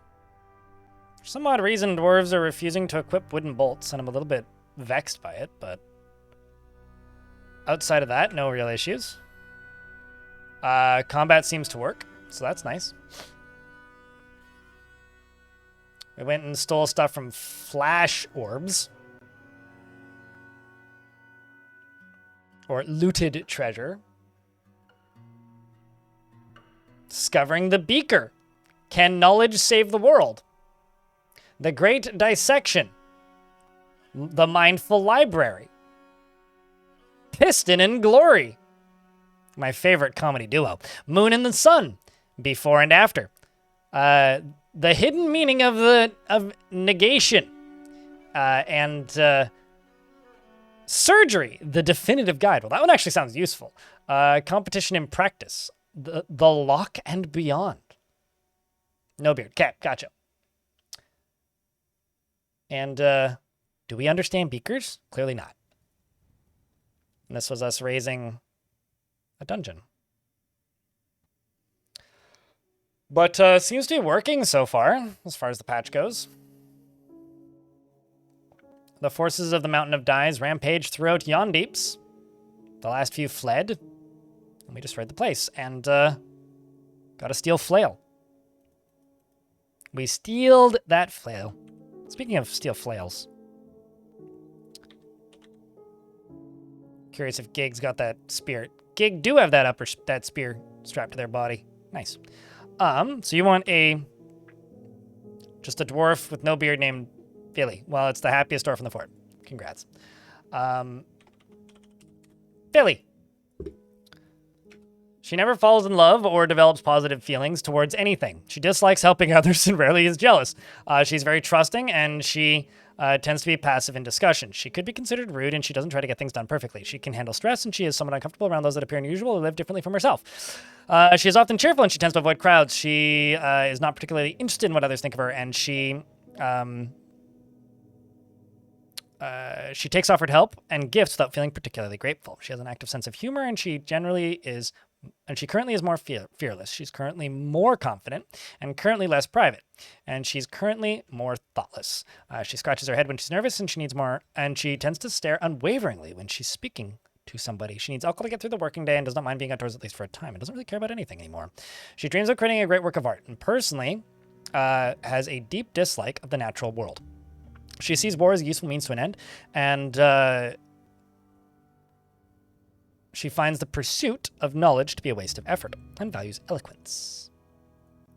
She likes hornblende and silver and banded agate, as well as pecan wood, amber, pond grabber, bone, and the color cornflower? Pardon me. Give me 2 seconds. To Google.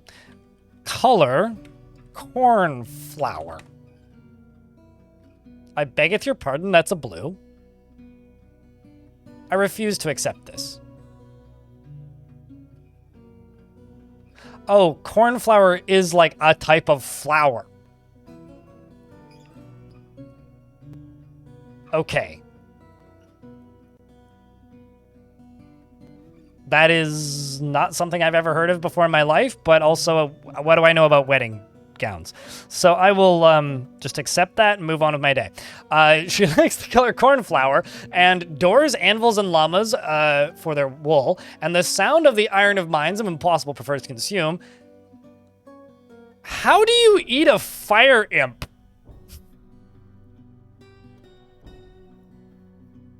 Like, are they even butcherable? Yak cheese and white millet beer. This dwarf is special and hates rats. You first learned that color from Crayola? Really? Oh, I never read the box. With barbecue sauce? Yeah, and a fire-resistant pot, and a fire-resistant spoon. Yeah, eat them fast so you don't realize how much burning it's causing. Well, congratulations, Philly, you're special. You have a daughter and a hubby, and you really want to pray, like really bad, but you're making a lot of charcoal, so you don't seem to mind.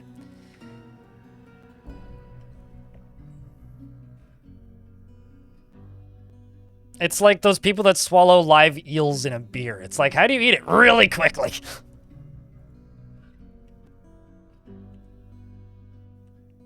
Probably really cleans out your nostrils, let me tell you. All right, well, my squatties have returned.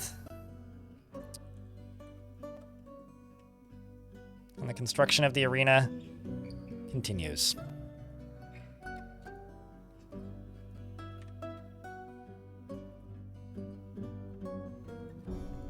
But how's your day been, Clino? There's a type of corn that is blue? Huh. See, when I hear corn, I think like yellow, because that's what I think of as the color of corn. So when I hear cornflower, my brain immediately goes to like aggressively bright yellow. But clearly I have no idea what I'm talking about, so.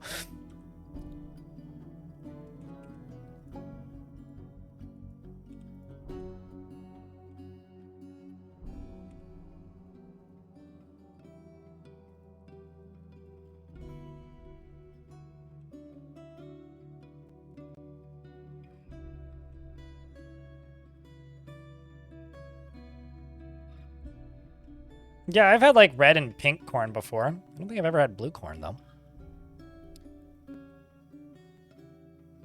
And do you hear about drinking eels? Beautiful. Welcome back.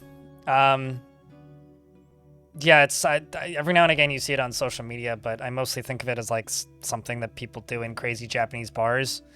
Is just because that's the only place I've seen people do it. But you just take a live eel, you put it in your beer, and you chug really quickly.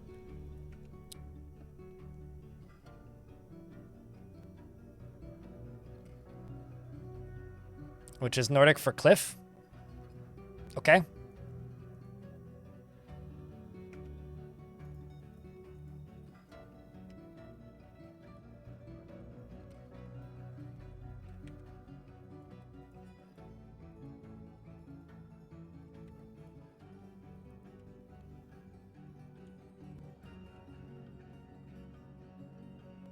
I guess this is one way to, like, keep cave adaptation down. The other thing I really need to do on this is take out both of these.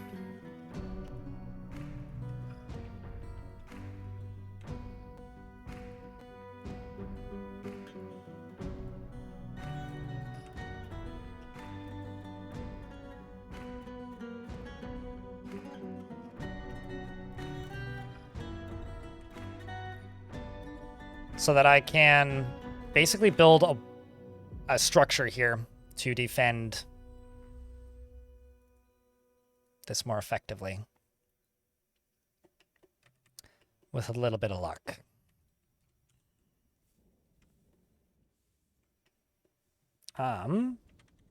Yes. I'm quite happy too. Is one of my miners currently holding a silver goblet. Desperately needs a new hood. Which actually I'm a little surprised that hasn't been made. Because I queued up a whole bunch of hoods.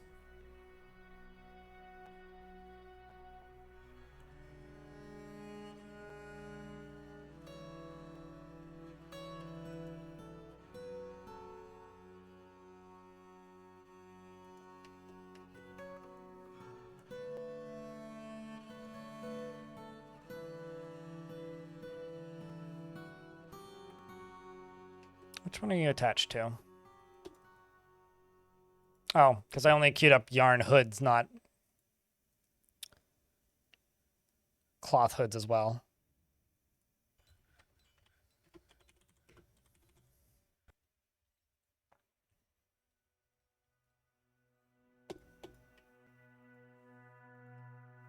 That'd be why.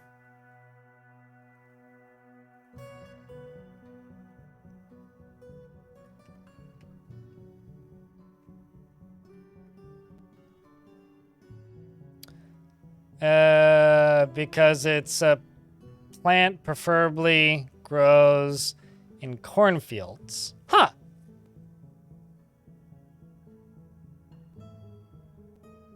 I mean, it's not something I know much about, cornfields. I don't live somewhere where a lot of corn is grown, but I don't know. There's plenty of colors I've learned exist because of this game. Like, this is not the most I need a thesaurus sometimes to play this game, but like, I don't know, there's things that like you maybe know exist, like you've seen it, but you've never learned what the name of it is. I always have an example for like this kind of like lack of knowledge where it's like, my older sister spent the first like 11 years of her life thinking that a stomach was called a stomach or a stomach because she'd heard the word stomach, knew what a stomach was, but had only read the word in her head and never read it out loud around another person. And then there was one day, and I very, very vividly remember this, where she asked, where she told my mom that her stomach was hurting. And my mom was like, I beg your fucking pardon? Minus the fucking part, because my parents were pretty well spoken. And after we all finished laughing, my mom gave her a Tums. So I've never played that Final Fantasy game. So, Gristeth. I know what Vanta Black is because the internet has poisoned my brain. But apparently I don't know what a cornflower is. So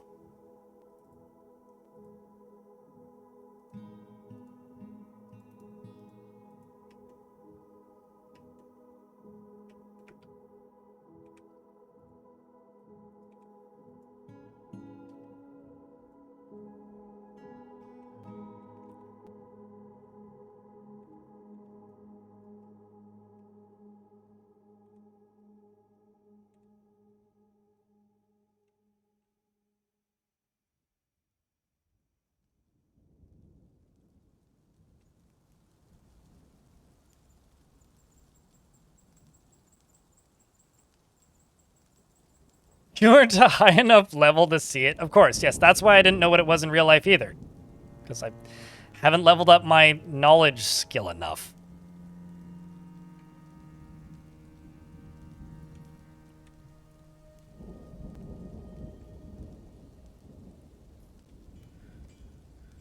I think I'm not sure what I'm less educated in. MMOs or real life. I think it might actually be real life than MMOs. Well, no, I'm probably more educated in real life factoids than MMOs. Probably.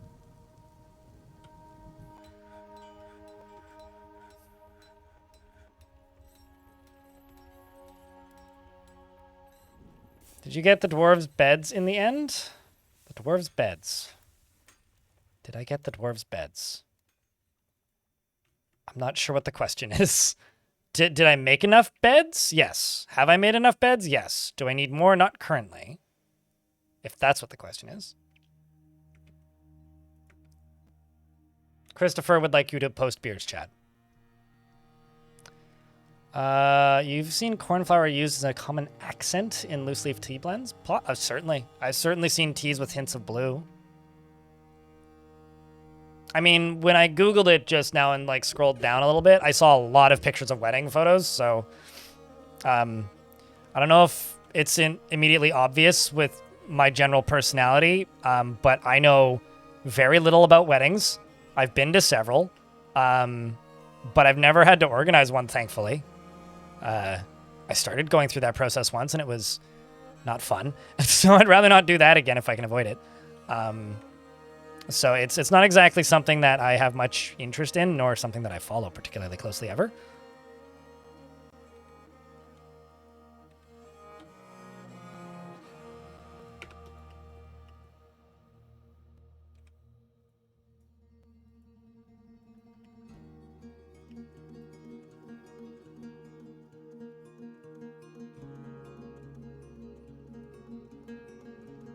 It's considered a weed there, but you remember it from, well, very well from the very early days. Where are they like, oh, what are those called? There's those yellow flowers that people plant alongside of tomatoes because they take pests away from tomatoes. But I'm now marigolds. Those things, they attract pests. Or is it something that just is commonly seeded nearby? Was Elder Scrolls... You know, I think that might just be in Elder Scrolls now that you mention it. Because having seen the picture of it, it does look like a thing that you're frequently putting into potions in Elder Scrolls. Like Skyrim and such.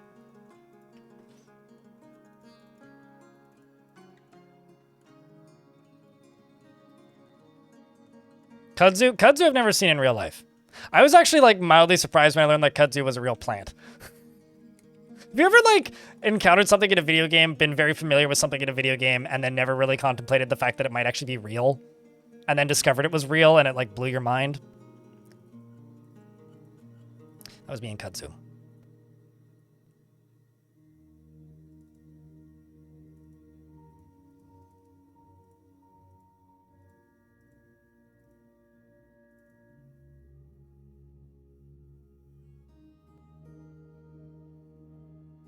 Has blue mountain flowers. Aha. Well done, Skyrim.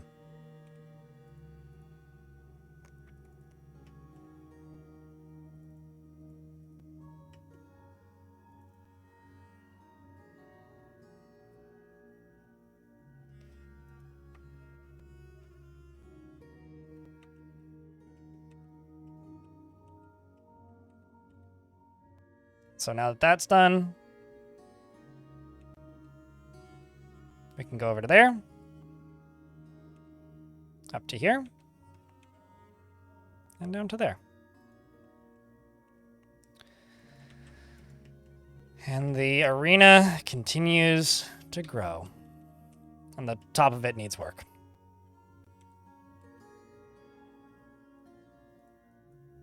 Very sketchy overhang.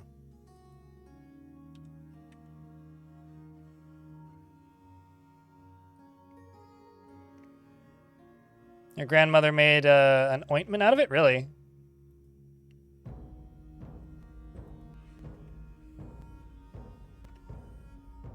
But grow them next to their plants? I do not know. Is it onions?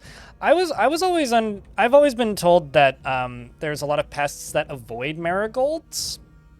So if you plant them near other plants, it can like protect them. They also just attract a fuck ton of pollinators. So there's also that. So, like, you plant marigolds near tomatoes and you get less aphids? Cheese wedge plus wheel of cheese, the same cheese plus potion of X Elder Scrolls. You know, I'll tell you this about Elder Scrolls. I played, I don't know, 200 hours of Skyrim, give or take. I never made a single potion. Not once.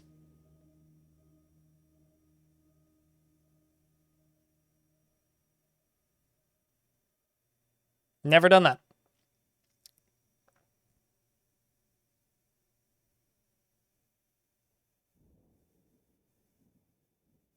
Yeah, I mean, I like survived on cheese wheels mostly. Like cheese wheels and random meat that I cooked.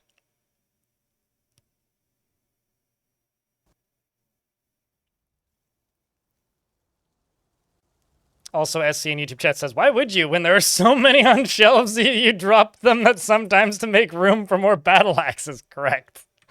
Exactly. That's actually very much exactly it. Yes. It wasn't because I didn't realize that there was a potion making system in the game until, like, I don't know, multiple tens of years after that game released.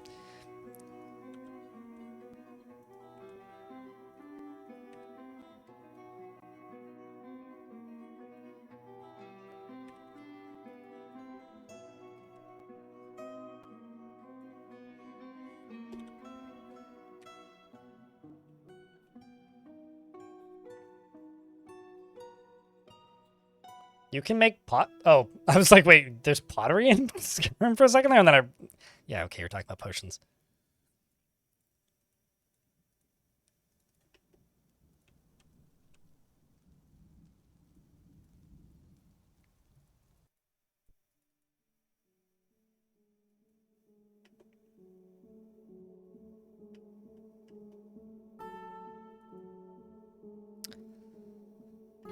All right.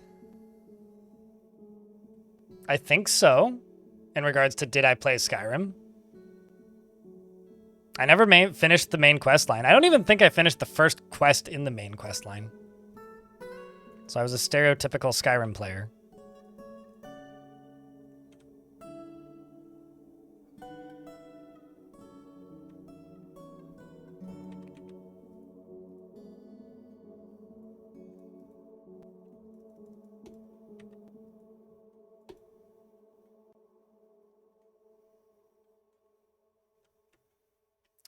Well, I think the arena is starting to take shape. Okay, well, I'm not including the tutorial. Necron tier. Is it possible to not complete that quest?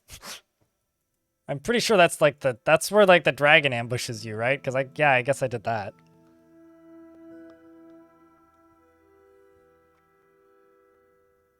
Mostly collecting plants, brewing potions, but you never played the story though? Yeah. Quest 0. I don't remember doing any other quests, but admittedly I haven't played that game since about 8 months after it released. So, a couple of fantasy DF things that have tripped me up. Purring maggots I figured were fake. I mean, to be fair, clowns are fake. But are they? And, but there are two-legged lizards and not two-legged rhino lizards. Correct. Correct. I remember one of the biggest what moments I ever had in Dwarf Fortress was when I read that a dwarf liked gnomes for their ability to consume alcohol. And it probably got deleted in the Clipocalypse back in the day, but somewhere there's footage probably of me screaming, "There's gnomes in this video game." You know, after playing it for a very long time on and off.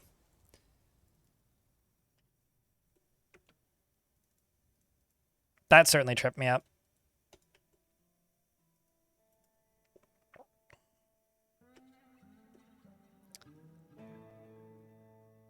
Hello, Devilish. It's good to see you. What a time to join. What, right before I'm about to end? Or me talking about there being gnomes in the video game. Both of these things are true. Better now than never. Missed you, Devilish. I'm looking forward to being able to stream more come next month. It's been very shallow on the streaming capacity for me as of late. Oh no, I get to re-arrest the dwarf. Actually, let me just check. Sour. Done any pondering? This poor dwarf. No ability to stand, super wounded, injured beyond all reason, has a pet sheep, is very sad about life.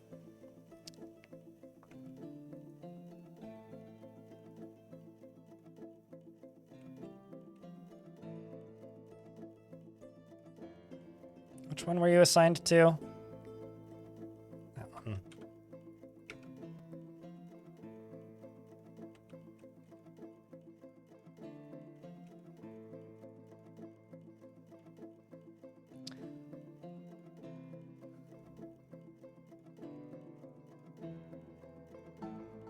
You would not be sad about a protect your booze mod with common gnomes? Only if gnomes were... I feel like I would just want gnomes to be able to do more than just protect your booze. I kind of wish that gnomes were actually a faction that, like, weren't spottable in the overworld, but actually had, like, more advanced stuff going on than kobolds. And, like, they don't talk, so maybe make them all just communicate telepathically or something. Got traders.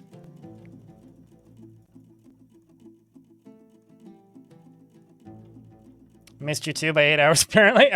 Today, yeah.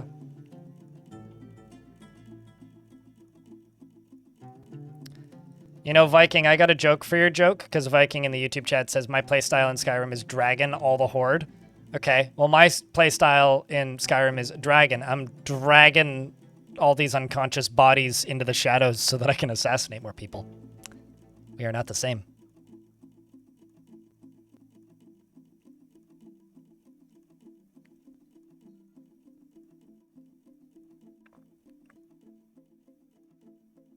Yeah, I guess modders can either just say, this creature doesn't exist, or there is a lot of them, and there's kind of no in the middle. I kind of don't want to arrest that dwarf just yet. I hope that... I want them to get rid of some of their needs first. Yeah, it kind of seems like Mark's dwarves can't use training ammo. What if I set that to combat as well?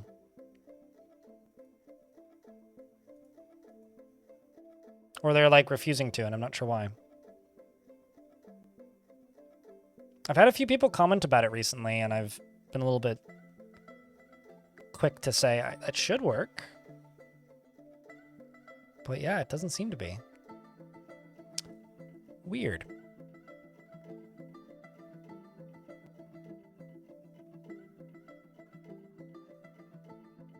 The Thomas the Tank Engine mod? I saw footage of it, but no, I never played it.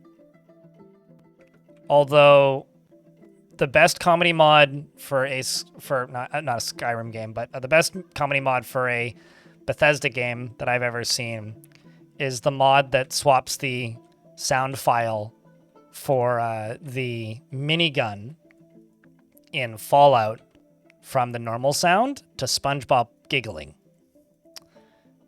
There's a few videos of it online, and it is special. So, chat room, I got some bad news. I have to end.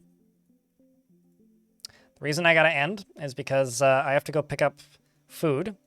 I won't be streaming tomorrow because I'm deep editing a new project, which I have to get done, or want to get done. I don't have to get it done, but I want... Why do I have an artifact silver battle axe? Hold up. Did I actually successfully steal an artifact silver battle axe? Huh.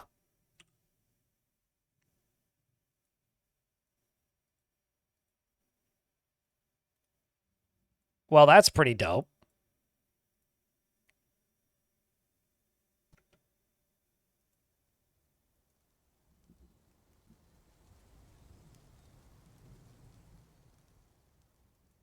That is a fat axe. Yes, that is true. Well, damn.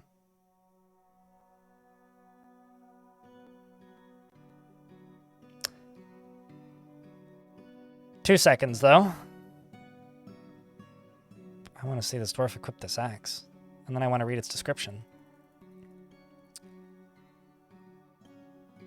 But yeah, I will not be on tomorrow. I was originally planning to be, but I won't be because I need to work on the next project, which is going to be a sequel follow-up to my most viewed big video, which is the worst map I ever played in Dwarf Fortress.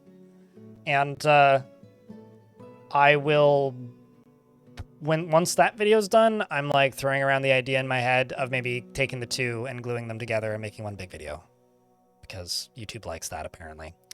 Zeril Bongosh is a silver battle axe. All craftsmanship is of the highest quality. It is decorated with porcupine bow and encircled with bands of water buffalo horn and coated with water while it's been rained on. Well done, Romanoid. Well done. And that's us for the day, chat. YouTube folks, I'm shutting you down now. Thank you very much for hanging out. Thanks for giving you Fortress Henry again. Well, keep playing. You'll get there too. Forts like this aren't hard to build. They just take a lot of time.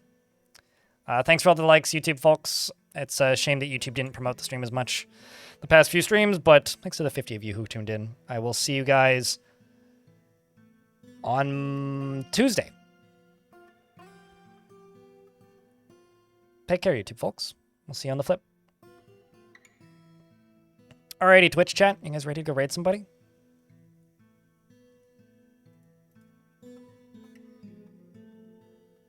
I do have to say thanks to the 160 of you still watching. Or 167, I guess. I do appreciate all the raids that we got today, as well as all the bits. One final glance.